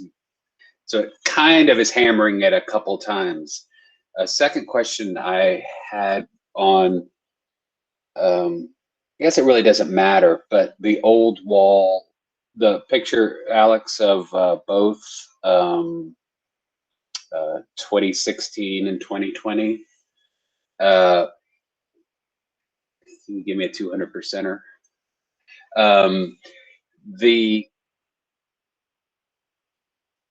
That older photo, the retaining wall, did the retaining wall on the right, did that raise, or is that the same height as it is now? Was that sloped, or is it the yard sloped, or is now it's flat? Did they fill? Is it higher and then a flat yard, or is that do you have an opinion on that, Alex? It's actually hard to tell, but I mean, I kind of think it's just a product of the landscaping that's in the older picture being gone, that it looks maybe like it's higher in the new one, but I don't think it is, because it had to meet that other corner. So, where you can see here where the stair comes up. Yeah. For what it's worth, that wall that wraps around the car is treated differently. It's pebble dash versus all the other finish on the new work is stone, and it's not sitting square. If you look at the site plan, it's kind of cattywampus a little bit to the house. So my guess is it's been there for a while.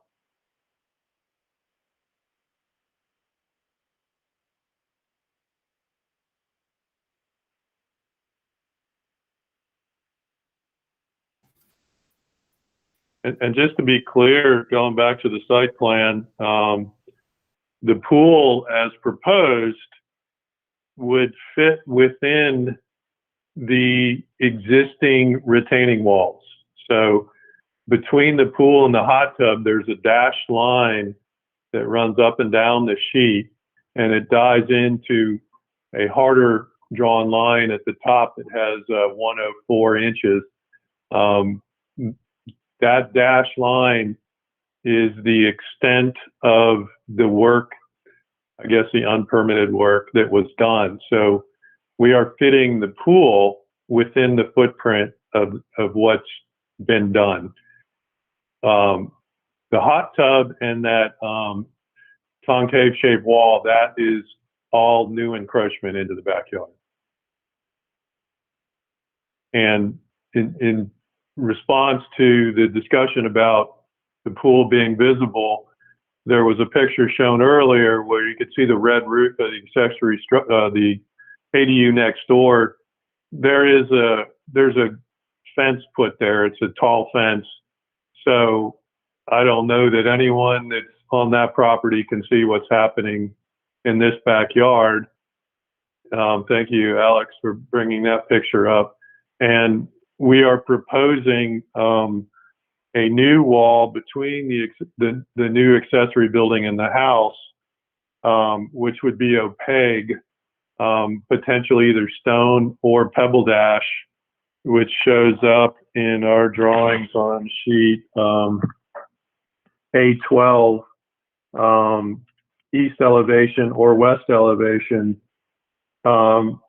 We are proposing a wall that would hide this backyard pool from the alleyway as well. And we don't show a gate there. It says reuse existing gate. And so we are looking for feedback. Do you want an opaque gate, like a wood solid gate that obscures view, or something lighter? And does that wall want to be taller? So we're gonna need to enclose the pool with a fence, and so we're proposing a solid wall. We're calling out 3'5", but it could be taller if the goal is to hide the pool. So I believe the pool is hidden from the neighbors. By the way, that green wooden fence wraps around the entire backyard. So nobody can see into the backyard unless you're standing on top of your car in the second story of a adjacent house.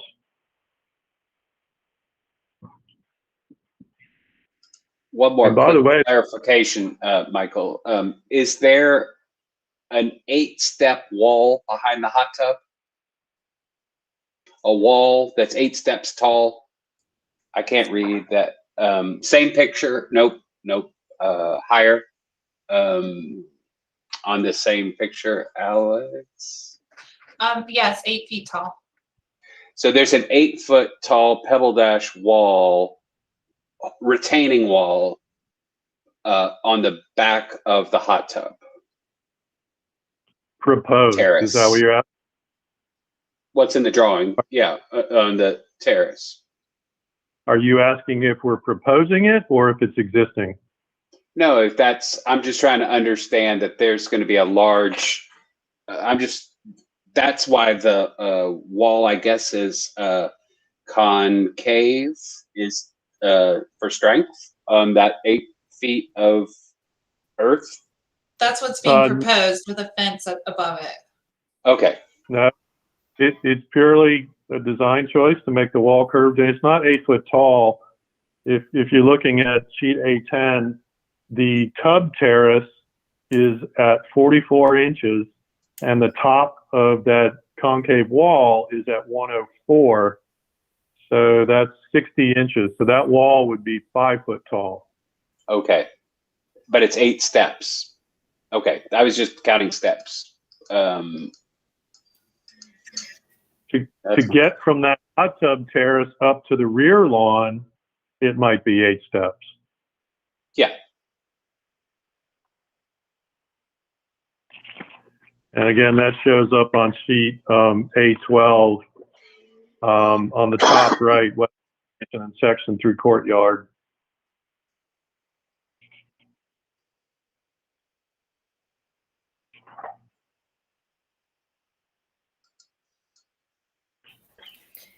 Oh, I know it's a lot around. Alex, just to clarify, what is the standard against swimming pools, or is it just historic use? There were pools in the historic district. Okay. So it's basically a modern feature. So in the past, when we talked about it, it was, there were some commissioners that felt really strongly that pools should not be allowed at all in Montford. And there were some commissioners that felt like, well, if it's treated a specific way, if it's very inconspicuously located, it doesn't call a lot of attention to itself, it doesn't present as this big kind of elaborate entertainment complex, because we definitely saw one of those that had it also had a hot tub and a fire pit and all this stuff going on. That's just not typical of what's found in Montford. And I understand, that it won't be visible, in part because they want to put a new structure in front of it. But my biggest problem with this one, again, is going back to the standards for landscaping and trees that say it's not appropriate to substantially alter the topography of a site. We've had applications come before the commission in the past where they wanted to like terrace a small part of their yard, and the commission said maybe 4 feet. Like that's it. Like I'm talking about like a very small area. And mostly it's where the commission is looking at correcting drainage issues. And there could have been drainage issues for this house based on the way that the grading sloped down before. But there are other ways to fix that. You could do French drain or whatever. We're kind of down the road from that. So if I had seen the application come in without any of this and just for the previous work, I would have been alarmed and I would have kicked that to the commission as a major work, because I don't think that altering the topography like that I don't think that's what the guidelines allow for. And you all may interpret it differently. So this is actually taking it a step further, is what I was trying to explain before, is that this is altering the topography even more. Because they're going to have to excavate farther out from the house to build these features. And I don't feel like that is in the spirit of the guidelines at all. I think it's actually making this more kind of elaborate complex too, that wasn't really like typical of Montford. And I understand that the pool won't be visible, and I get that. So I don't really have a concern, and I haven't had a philosophical issue with the pools generally speaking. You know, trust me, I wrestled with this a lot for the previous two. It was a little bit hard for me to figure out where I landed, but ultimately I landed kind of with the majority of the commissioners in that if it's sited in a place where it's not highly visible and it doesn't call a lot of attention to itself, and it kind of just fits within the natural landscape, that's one thing. And again, the two previous ones were proposed on completely flat sites, you know, where it was there was not a substantial grade change, and it didn't require substantially altering the topography, except for obviously digging the hole to build the pool. But so I just have a real issue with that. So that's where my concern is coming from, not so much from should pools be allowed at all, period, because I think we've already crossed that bridge. I think, you know, the commission has already set, there's already been a precedent set. However, I will say that in both of those cases, the commission was very cautious to give very specific reasons as to why the pools were appropriate to those particular sites. So I think that's important to continue doing with these types of applications. And I will say too, as far as hot tubs go, we don't have, like, the staff doesn't, we typically require those to be screened in some way. And this one might be, if it's might be helpful to add some more landscaping if you guys allow this along like kind of the top part of the terrace, so that that's, you know, completely screened from the alleyway. And I get that there's a fence there, but the fence may not be there forever. I think that's another struggle with this one too, is that if they have a pool, then they got to add more fencing that we didn't approve in the first place, which, you know, has to go on top of the retaining wall. So that it just kind of is this big complex kind of set of features in the backyard. So Alex, Alex, I'm sorry, I've got a quick question because this is going to affect sequencing of our discussion. You made the point that if the new accessory structure wasn't there, you would definitely see the pool. So does it seem like we should discuss the accessory building first? Because if we say no to the accessory building, then the pool almost becomes moot, right? I mean, I think so, because we're talking about a property that's on an alleyway, right? Like it's got a corner, it's, you know, technically has, you know, you can see it from the alley. I think that's, you know, that's why my recommendation was for you all to give feedback kind of on both pieces, but knowing that they go together. You know, and if you're saying that the accessory structure, either you have an issue with this location or that it's, you know, it's not meeting the 1.5 height limit requirement, that, you know, it may change the overall design. And I think they go together, you know, but I'm not sure it is kind of odd because it's like where you would be justifying the pool not being visible by approving a new structure next to it. But I think if it were the pool by itself, then it probably wouldn't fly because it would be visible. I'm not sure I really answered your question. No, you did. Thank you. I just want to make the point that the word pool never shows up in the guidelines. So there is the guidelines have no opinion about pools. And it didn't anticipate swimming pools, I guess. Exactly. So we're left to interpret. And the beginning of this meeting was that we're to interpret the guidelines. So that's what we're left with. If the guidelines don't offer an opinion about pools, then we're left to people's opinions. And the only thing that Alex could point me to as we tried to work within the guidelines was on page 41, items number 8 and 9. It is not appropriate to alter the topography of the site substantially. And the next one is new landscape structures should be compatible. Obviously, retaining walls are a big part of Montford.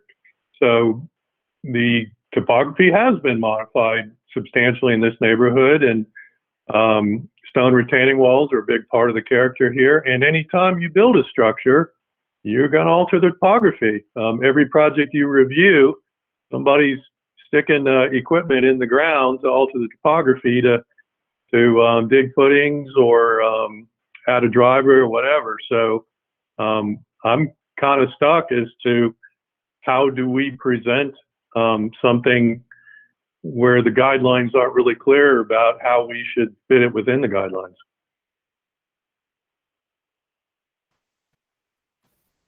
Michael, I just wanted to speak to that because we've always defined, and this is what you do in planning when you don't have an exact, say you have a planning use that wasn't completely anticipated. We're supposed to interpret as closely as we can. So we've always interpreted pools as a landscape feature. And that's why Alex has taking you to the landscape guidelines. So if this is a pool is a landscape feature, then if adding that feature, you want to minimize the changes to alterations to the topography because of that landscape feature. So you might be saying, well, you need to build the retaining walls for some other reason. I think I'm hearing Alex saying that one of the reasons you're building the retaining walls is to support the landscape feature of a pool. I could have gotten that wrong, but that's where we try to use the guidelines for a pool. It falls under landscape feature. Well, just to be clear, we're only proposing to build one new retaining wall. We're just fitting everything else within the existing retaining walls, or moving, like the drawing that's up now, the east elevation. It shows the existing retaining wall dashed in the middle of the carriage door. We're just moving it over to make room for a second bay in the garage. So in that case, we're not adding a retaining wall. We're just, I guess, cutting deeper into the backyard. Right, and that's where I'm going back to number 8. It's not appropriate to alter the topography of a site substantially through grading, filling, or excavating. And I understand what Janice is saying, that there are times when retaining walls are needed for retention of earth, but if it's hard because you're basically asking for retroactive approval for these retaining walls and the work that's already occurred. And so what I'm saying is that you're not only asking for that, you're taking it a step further where the topography has already been substantially altered to create these landscape features. And I understand what you're saying. There are walls down all over the district. However, the commission may not have approved these walls just to be there because of alteration of the topography in the first place. But now you're asking to take it a step beyond to alter the topography even more and to create a new retaining wall. So it's both of those things together that are problematic. Yeah, I understand. And by the way, we're not asking for approval what's already there. We didn't know we had to ask for approval what was already there. It was only pointed out to us in the course of this application. So Sure, but you have to get approval for that in conjunction with this. Like, otherwise, the property is in violation in perpetuity, and that you don't want, obviously. So. right, yeah, I'm just saying that we didn't know we were asking. What I was mentioning about retaining walls, I have one in front of my house, right on Montfort Avenue. If you walk all the way from my house to downtown, there is a retaining wall along the sidewalk for almost all of it. So I don't think it was necessary, but it's a nice feature. So just on a philosophical level, sometimes stone retaining walls are a nice feature that actually do alter the topography in a good way. So this is Commissioner Lazares. I just want to throw what might be kind of an odd idea out here. What's done is done, but is there any possibility of this proposed future work to undo some of that topography alterations to make it less substantial? You can't make it go back. I mean, you could, but it doesn't make sense. I'm not saying undo everything, make it look like it was, but is there any way to kind of mitigate or minimize what was done with this future work? It's just an idea, but throwing it out there.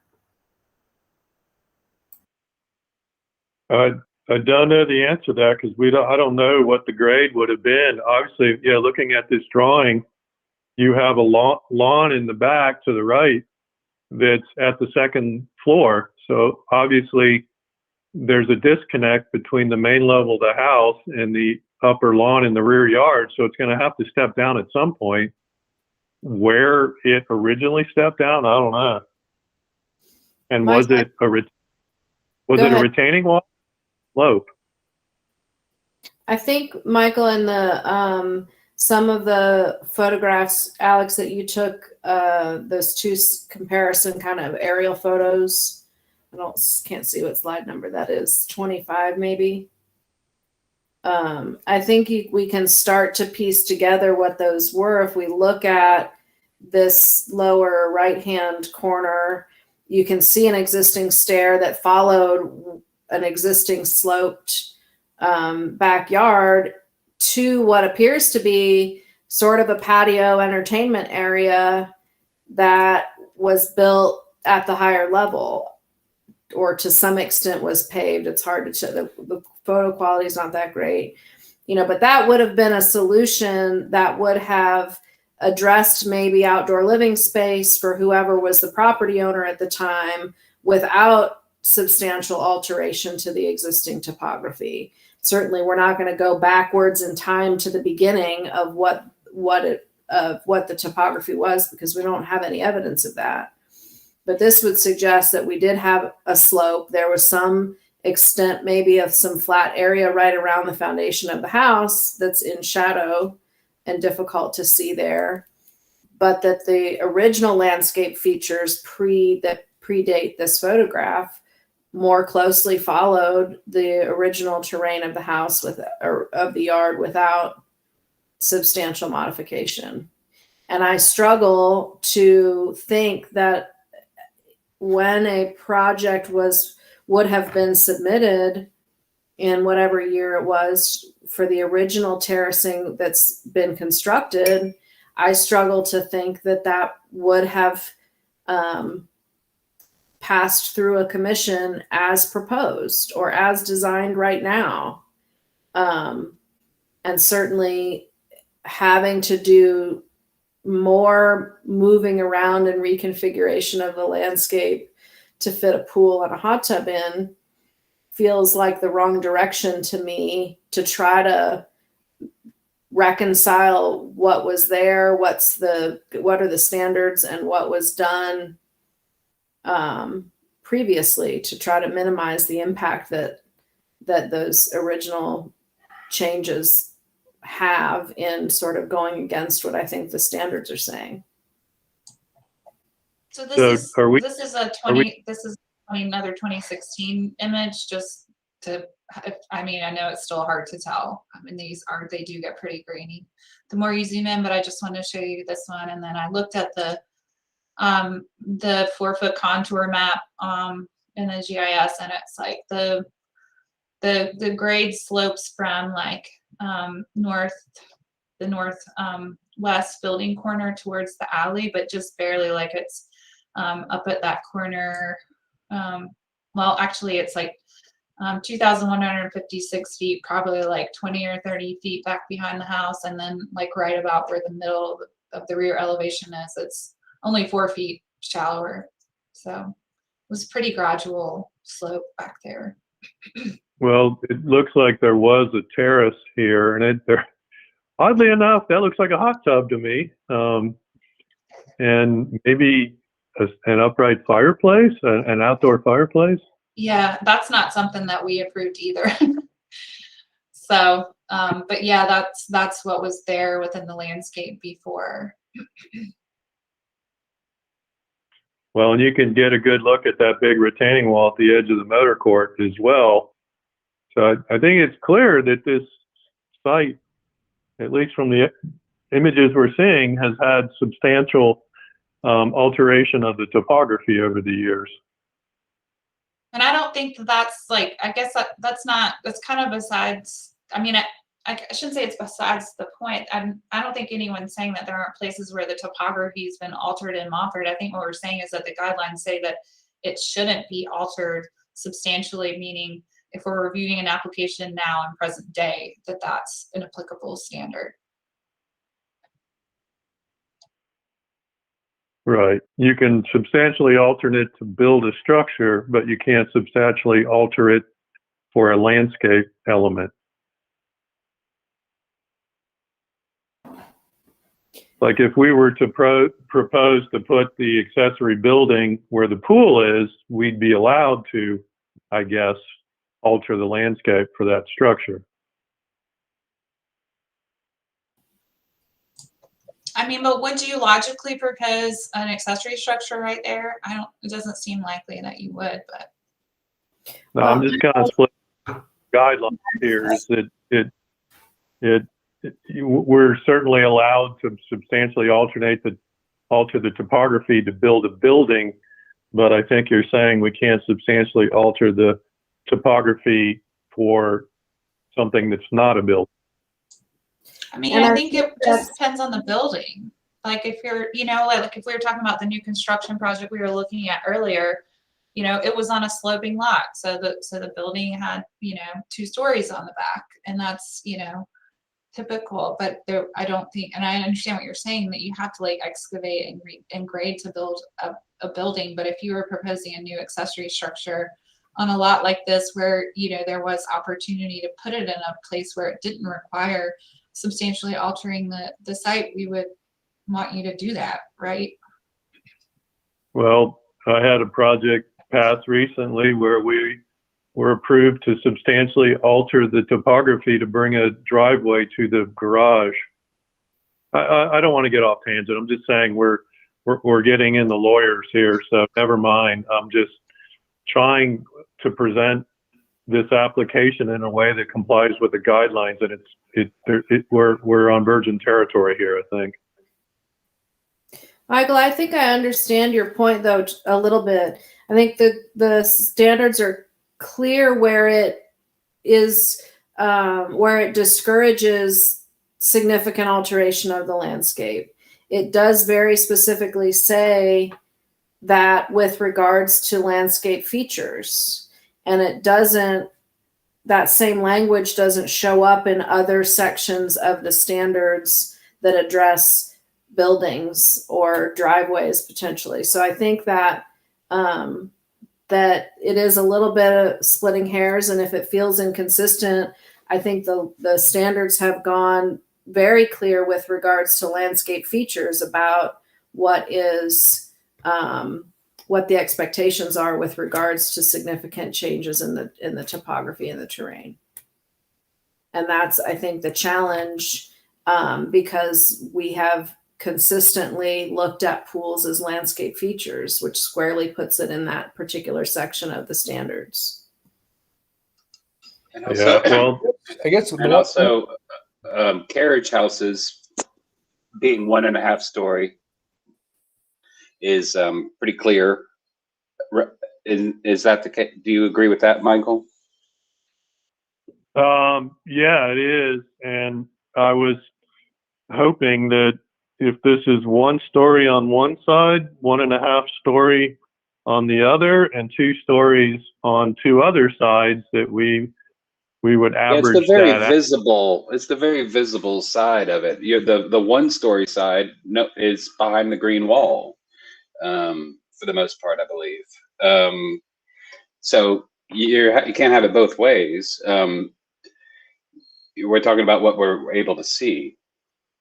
Yeah, I understand this was going to be an issue. I was just saying that if we were to average all 4 sides, like the back, one of the projects you looked at earlier, the back of the house was super tall. If that was facing the front of the front street, you wouldn't allow it, but it was on the back, so you didn't really count it as a 3-story building. You counted it as a 2-story building. So yeah, I know this is going to be an issue. So why don't we go there? Why don't we move? Somebody made the point that maybe we talk about the accessory building instead.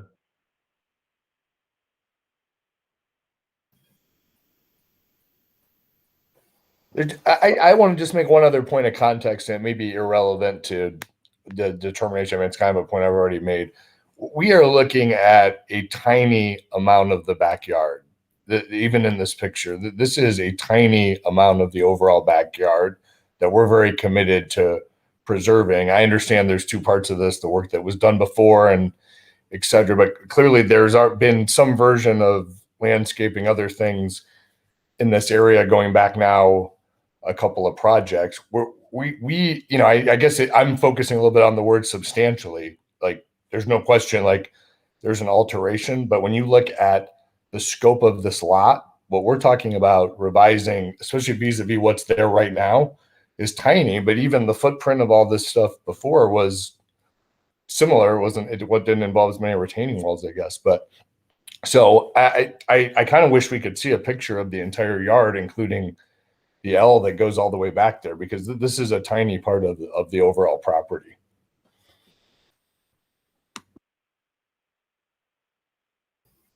Yeah, the A10 has the whole site plan on it. well, my sheet A10 shows the entire site. Yeah.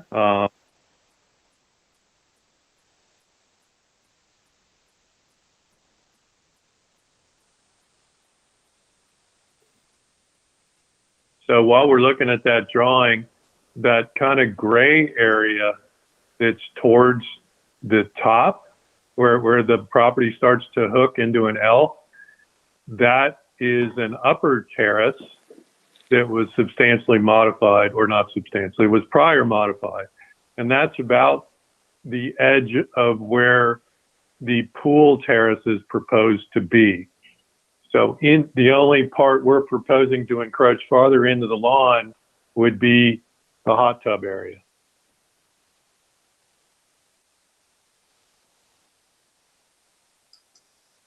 But that'll be 5 feet lower, that gray area, than it is probably in this photo.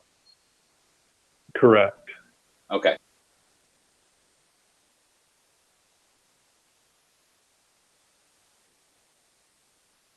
So Is the proposed new accessory structure, will that fall within that currently the currently paved area, or behind it?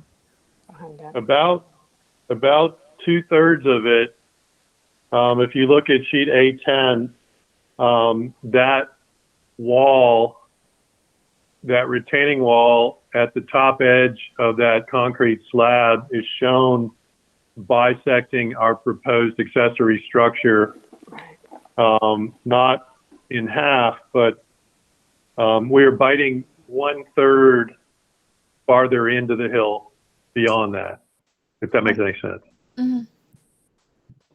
Right, and that's what I was saying, like when I gave my report at the beginning, like when I was doing the math on the area that would need to be excavated out to build all of this, the new features, that was that I calculated that part too. So the proposed north edge towards the top of your screen, the proposed edge of our footprint would be just short of that upper gravel terrace that's clearly shown in that image. And then the porch off that upper story cottage would encroach into the lawn beyond that. And by the way, I just sent Alex an email because we anticipated, hey, good job, Alex, you already dug that up. As an alternative for the building height issue, Alex, if you don't mind pulling that, hey, Alex, can you pull up that email that image that you just pulled up real quickly? I drew up an alternative footprint to this accessory building and just sent it to Alex. And she just posted it really quickly and then took it down. You still there, Alex? Yeah, Ash, just give me a second. Okay. So there we go. So what's showing here is rotating the garage doors away from the alley and having the garage doors face the house. And Alex, if you can scan that drawing a little bit to allow the bottom to show up more below the bottom of the sheet. We're not seeing the alleyway, but this idea would allow us to, there we go. So that dashed line right going through the word main level plan, that's the existing retaining wall, which was a modification to the existing topography at some point. So with this option, we'd remove that retaining wall, repair the grade higher along the alleyway, between the alleyway and this proposed building and the motor court, which would then allow this accessory structure to read as 1 story with a basement garage, or at most a 1.5 story, with the addition of a retaining wall right along the corner of the building. So we'd shrink the amount of driveway coming into the property. We'd add a lot of grade between the motor court and the alleyway, which effectively shortens the appearance of the building. That make sense? So if it was an elevation, it's 1.5 stories then, or it's 2? Well, it'd be from the alleyway. So if you don't mind, if you have your documents, if you can go to sheet 812.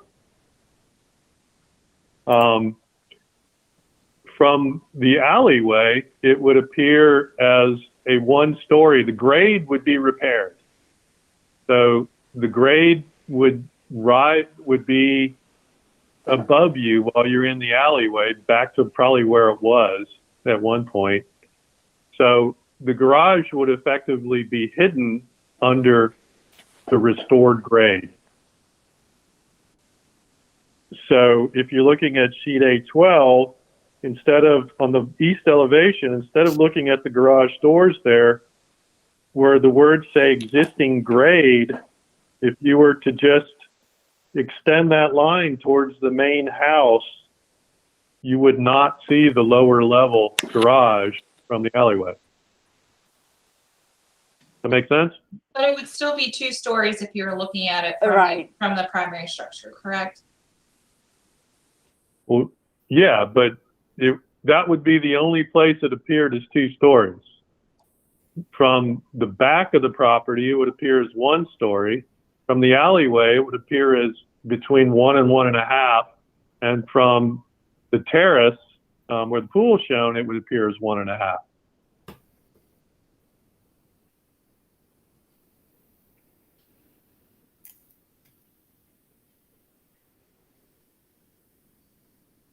mean, at first glance, it feels in better alignment to me with the requirements for accessory structure. I agree. Well, I think it does several good things. One, it pinches the driveway connection to the alleyway. Instead of the existing motor court connecting to the alley and then a new driveway or slightly wider driveway feeding to garage doors, it pinches that down and allows us to extend that upper lawn closer to the house and kind of wrap the court. Then how are you proposing that the pool be less visible? Are you saying that it will just use that existing wall that's there, or are you proposing to make the wall taller? What, it looks like a new wall entirely because you're showing that as a dash line. What's going on with that, and how will the pool not be visible? This drawing was purely to address the building height issue. So this drawing was shifting the accessory building to allow, shifting the garage doors to allow the grade to wrap around it on the alley side. And I didn't really propose any other modifications to the pool part of the project. So there's work to be done, but if we're back to the issue of how tall can this accessory building be, we have two options. We can go back to the original proposal, and if it's not acceptable, we can just knock the knees out on the upper floor and drop the roof down. Instead of it being an 8-foot ceiling, it would be a 4.5-foot ceiling. And because it's a hip, if you do that with a gable roof, you end up, with some tall gable ends. But with a hip roof, you end up with low walls on all four sides. So we have two strategies to deal with the 1.5 story, and that is to drop the roof down and then have windows carved out as dormers, which are maybe a full story, or we try to bury the building a little bit. And this is the option where we bury it a little bit so it appears as a 1-story building that kind of sets on that upper lawn. Well, it seems like you could do dormers that easily would be consistent with the character of the primary structure, and that's how most of the accessory structures that have been considered 1.5 stories that the commission has approved in the last however long have accomplished that kind of living space in the second floor is by doing dormers.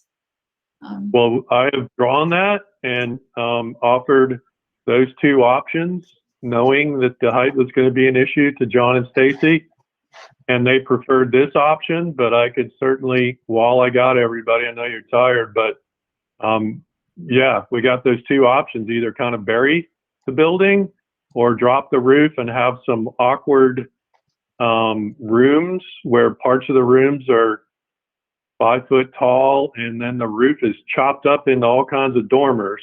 And I felt like this was the better option. If you want, I can forward the other option.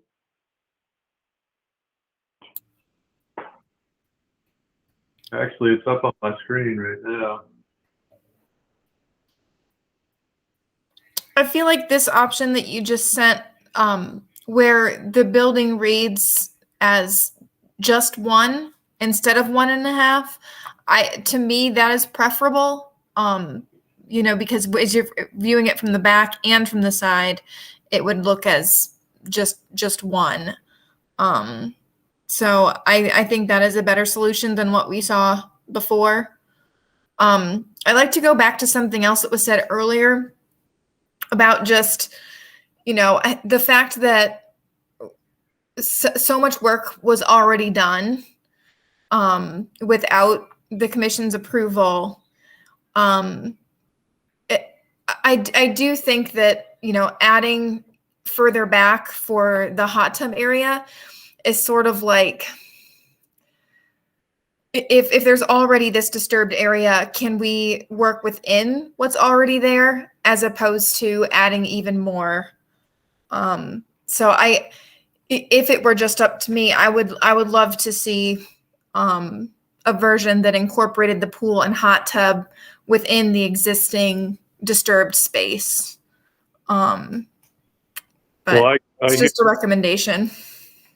Yeah, and one option is to, if we're going back to the existing proposal, between the hot tub and the pool is a dashed line, which indicates the existing retaining wall. What we could do is just set the hot tub up on the lawn, just not carve it into the ground.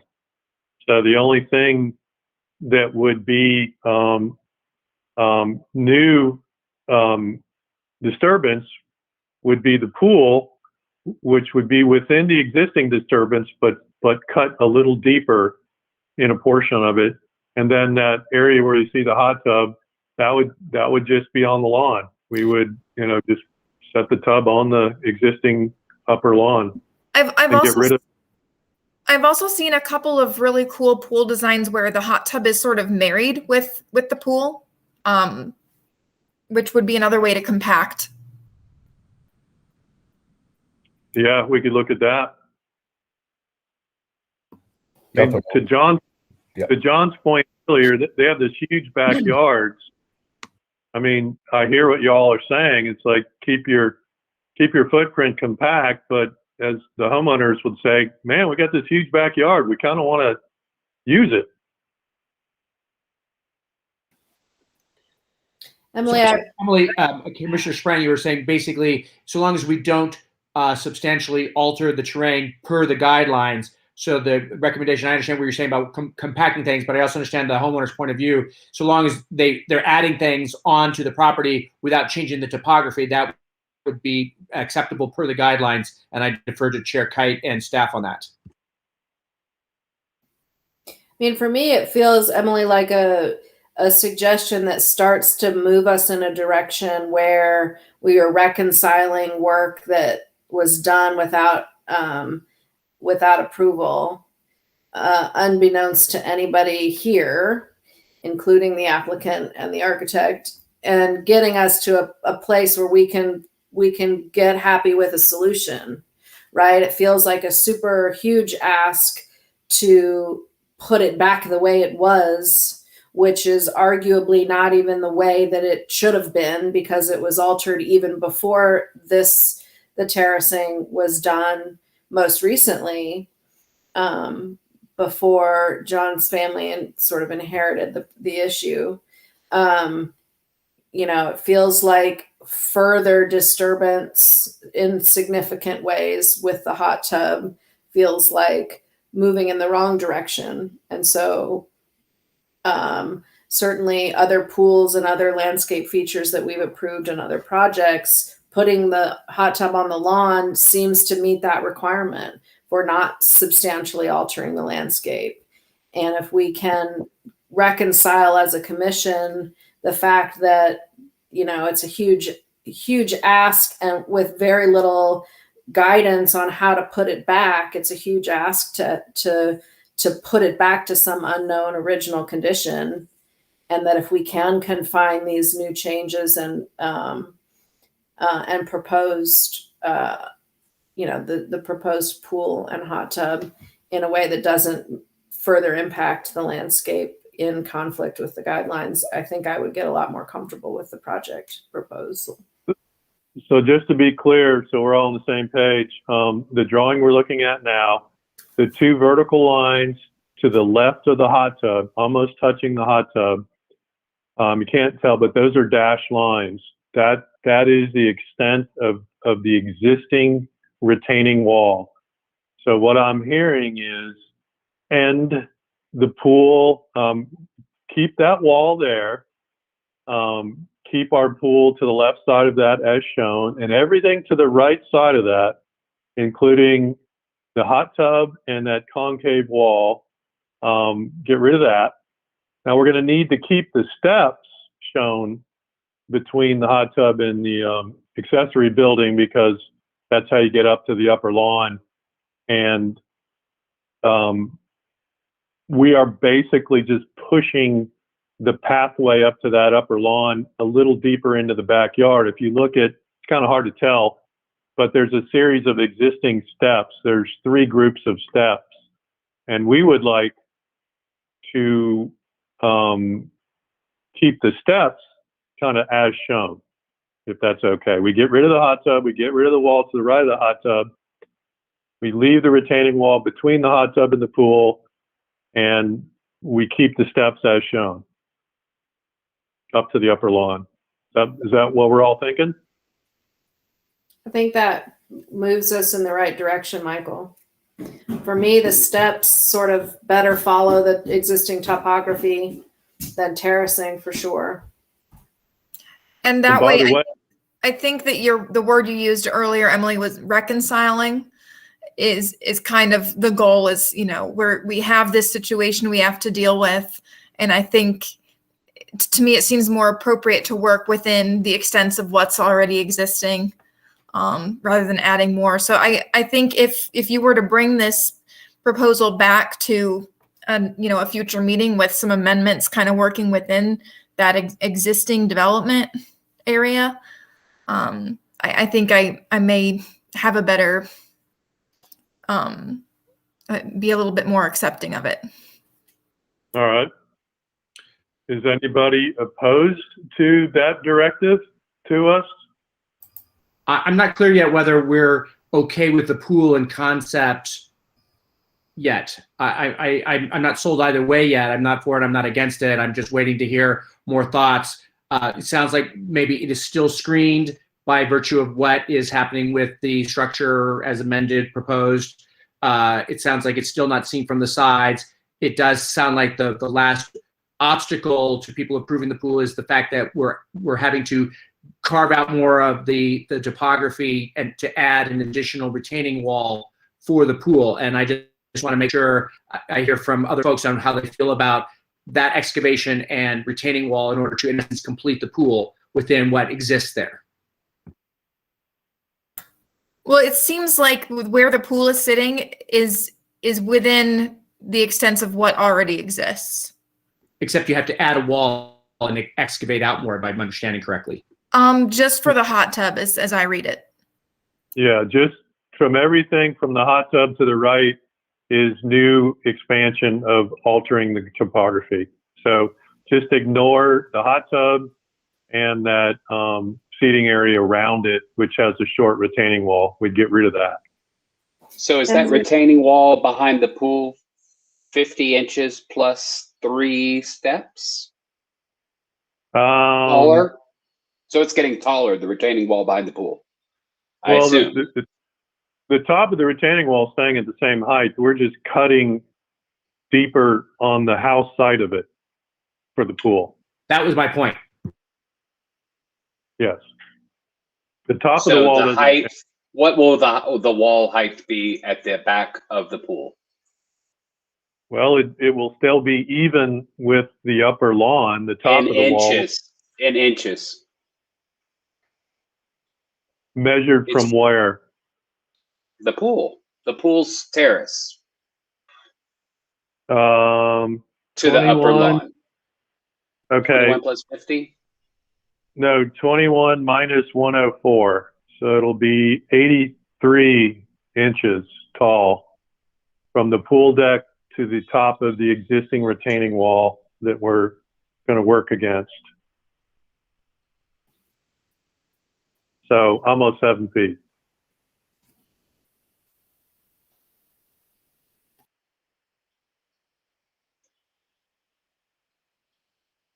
But again, the top of the wall is already there. Right. But We're sticking not within the guidelines, the excavation required closer to the house for the pool, and what I gathered was a retaining wall in order to square off the pool, or is that no longer in the picture at all? I thought you still had to build a retaining wall to complete the pool in some way. We're just showing that the pool, there's some vertical lines. If we're looking at the same drawing, cutting vertically through the pool footprint are some existing retaining walls. So rather than the pool stepping up those retaining walls, we are proposing that we expand the lower a lower terrace level all the way back to the farthest existing retaining wall, digging deeper on the house side of it, but not making the wall taller. We're just digging. There's another wall not shown in that picture. Okay, so to the both right. of these walls would go, and you're talking about going even farther back. Yeah, both of the walls to the right, but the walls on the back, yeah, so those two, yeah, so that far right wall, that short retaining wall, that is where we're proposing to end our pool terrace and basically carve out another 3.5 feet, drop that gravel area about 3 to 4 feet for the pool. How deep is your pool? I don't know. Haven't gone that far. I still think this just gets back to substantially altering the topography and staff's opinion, but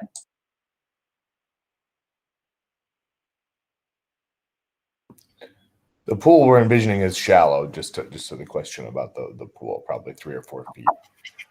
That helps because I'm looking at you drop 3 to 4 feet. I'm like, that's not a very deep pool. So I was just trying to get a sense of what you mean by pool. Yeah.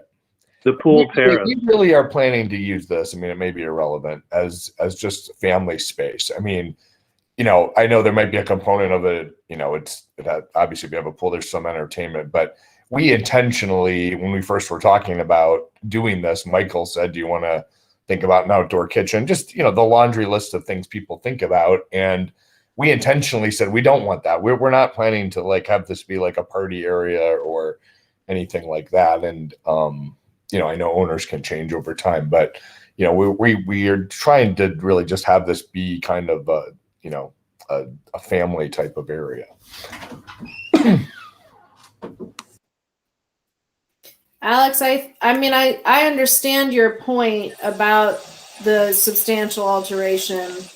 I think for me, where I'm landing with it is that it's within an area of the property that's already been substantially altered.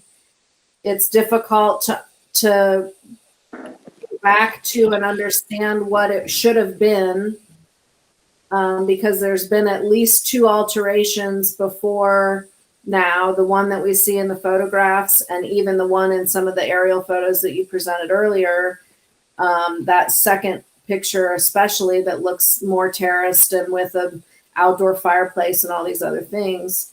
And that if this is a way to allow this homeowner to move beyond this issue in a way that does include some compromise and allows us to protect what's left of the property in a way that is in keeping with the standards, then I'm inclined to consider it and to look at the proposed changes based on this conversation in a future meeting. I mean, I could probably get my head around like allowing them to use this space where they've already substantially altered the topography, but I don't think this top part, digging all that out is going to be, that's going in the wrong direction from what you all were saying as far as reconciliation, because this is you know, almost level with the top part of the yard, whereas this drops off, you know, pretty substantially down. I don't know how many feet that is, but so I just have a really hard time with that. I don't think that it's appropriate, but that's just my opinion. And I also just wanted to remind everyone that this has almost been 2 hours, and I know this is a tricky one to get through, but we still have another item to get through as well. So just a reminder. Well, Mike, does this give you some framework to continue to develop the ideas that you have? It does. Can we circle back to where the commission feels in terms of the footprint of the accessory building?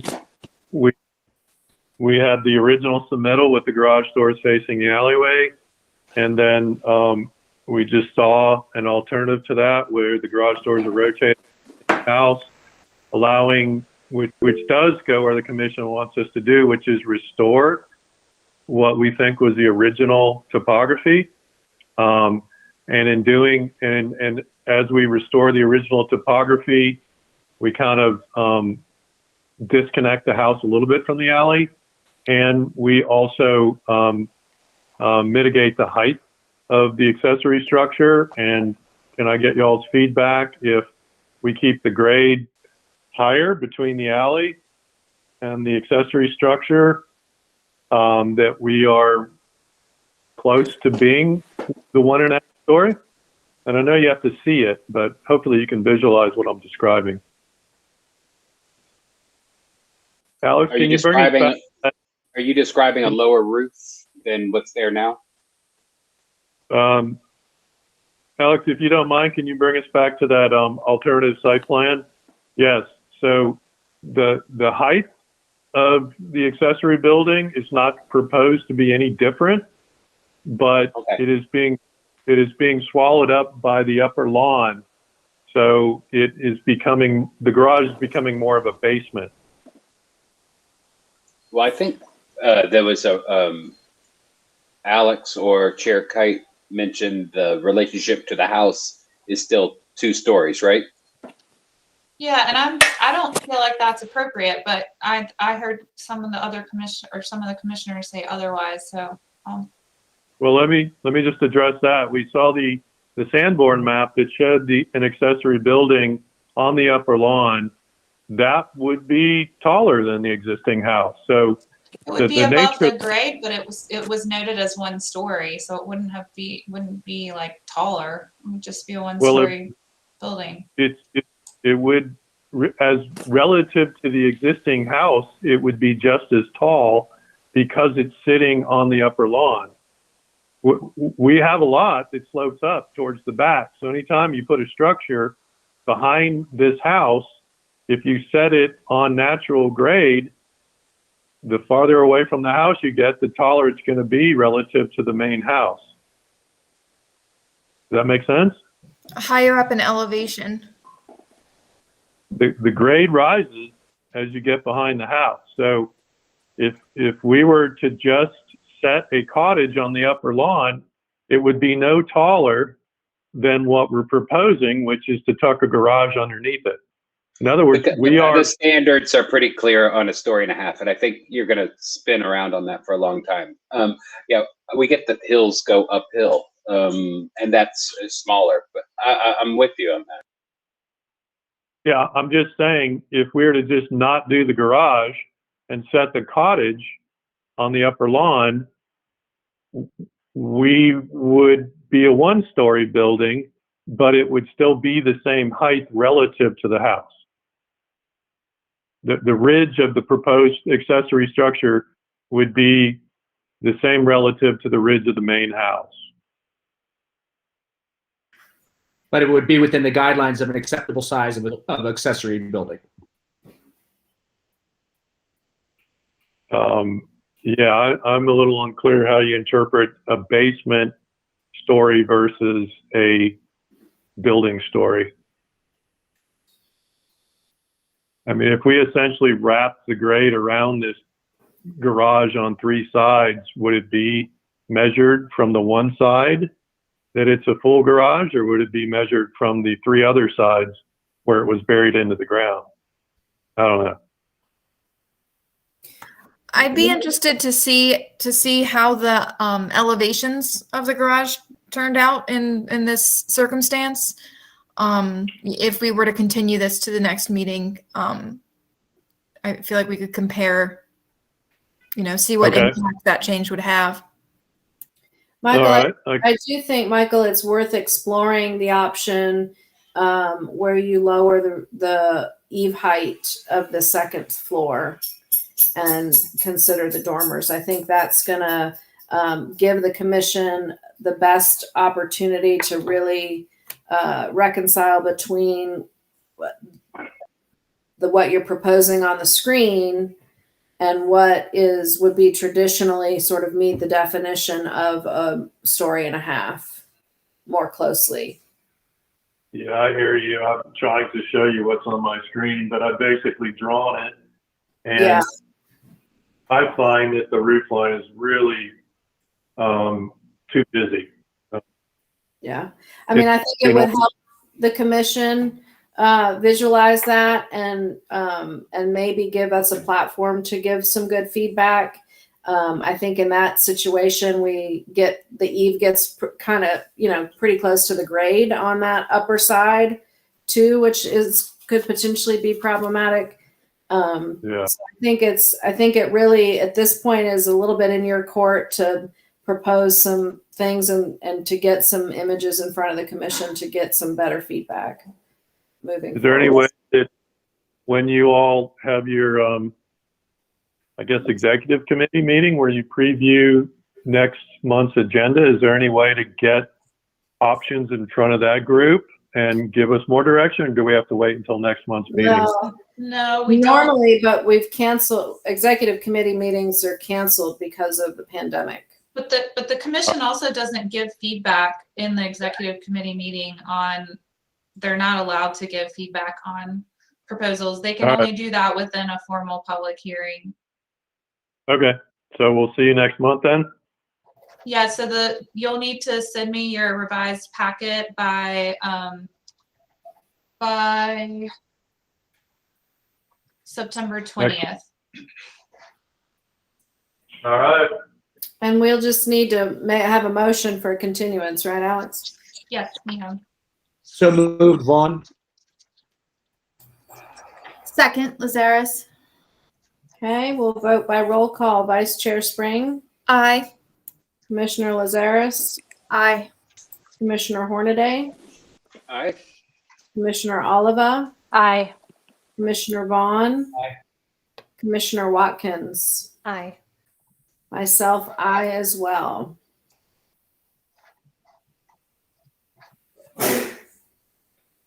Okay, I think, Alex, we've got one more agenda item and other business to consider the High Top Colony National Register nomination.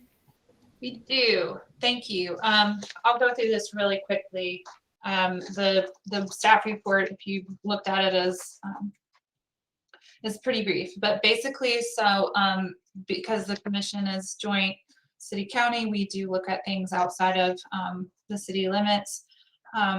So this is a neighborhood that is a couple of miles from Black Mountain. It is an area that was developed in the early to mid 1900s and has mostly revival craftsman bungalow and vernacular and a couple of mid-century style houses in it.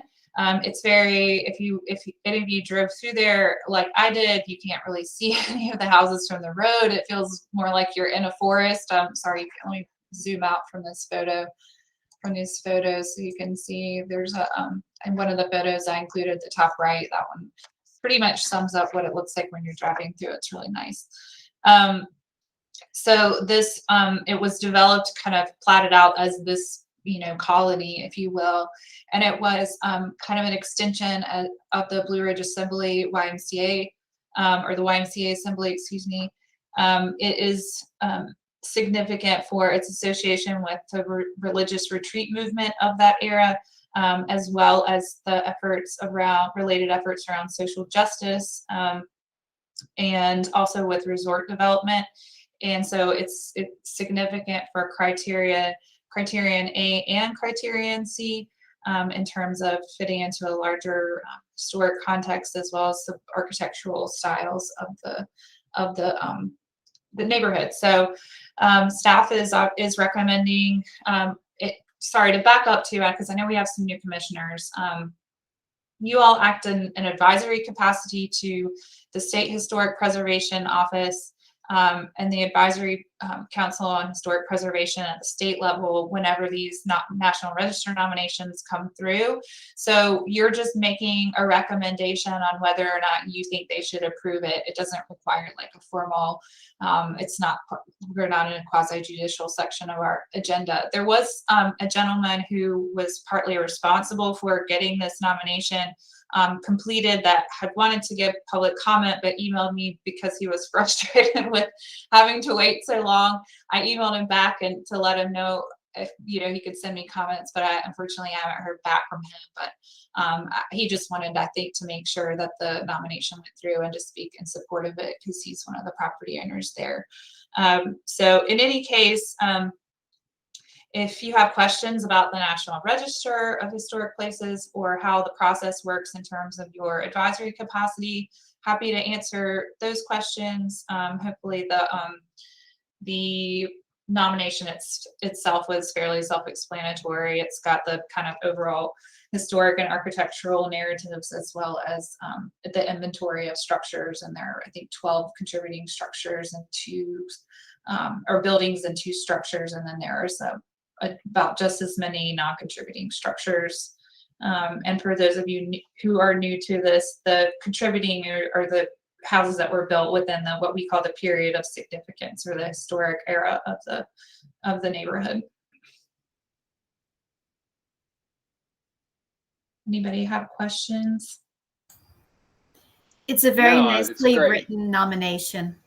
Just wanted to shout that out.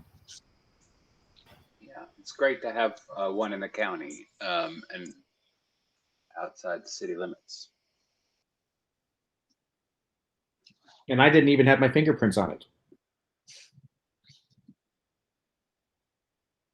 Inside joke for the new people, because the last 2 we had were both involving me. That's true. They were both you, right?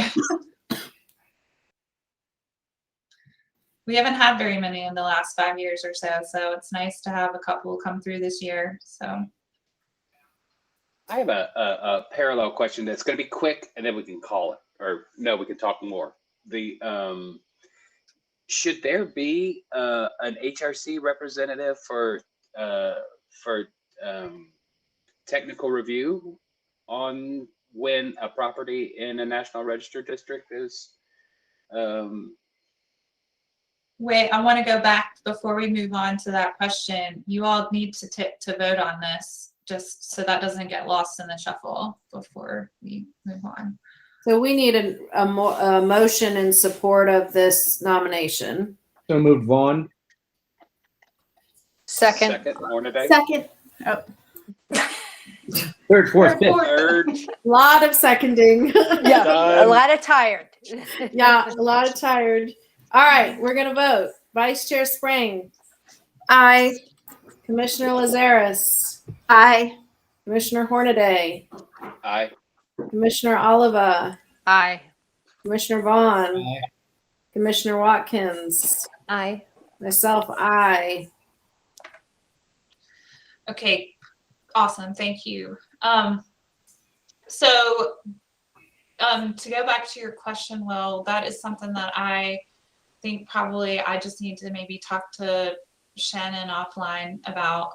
That hasn't come up to my knowledge, and I can chat with Stacy too to see if that's come up in her time too. I don't know how much that would be weighted in the technical review, since that's all tied back to like either the zoning requirements or the like the actual standards and specs manual, which is stuff related to like sidewalks and street. But tree commission and stuff is on there, right? Yeah, but that's part of the UDO requirements. Like they're, those big We'll just developments leave it. or any kind of commercial development is required to include, very specific number of plantings and parking spaces and all those fun things. So I'm not saying that it's not something we should consider. I would like to talk to Shannon and Stacy and see what they think about it. So it's a good question for us to chat about, and I'll make a note to follow up with you guys on that. Okay.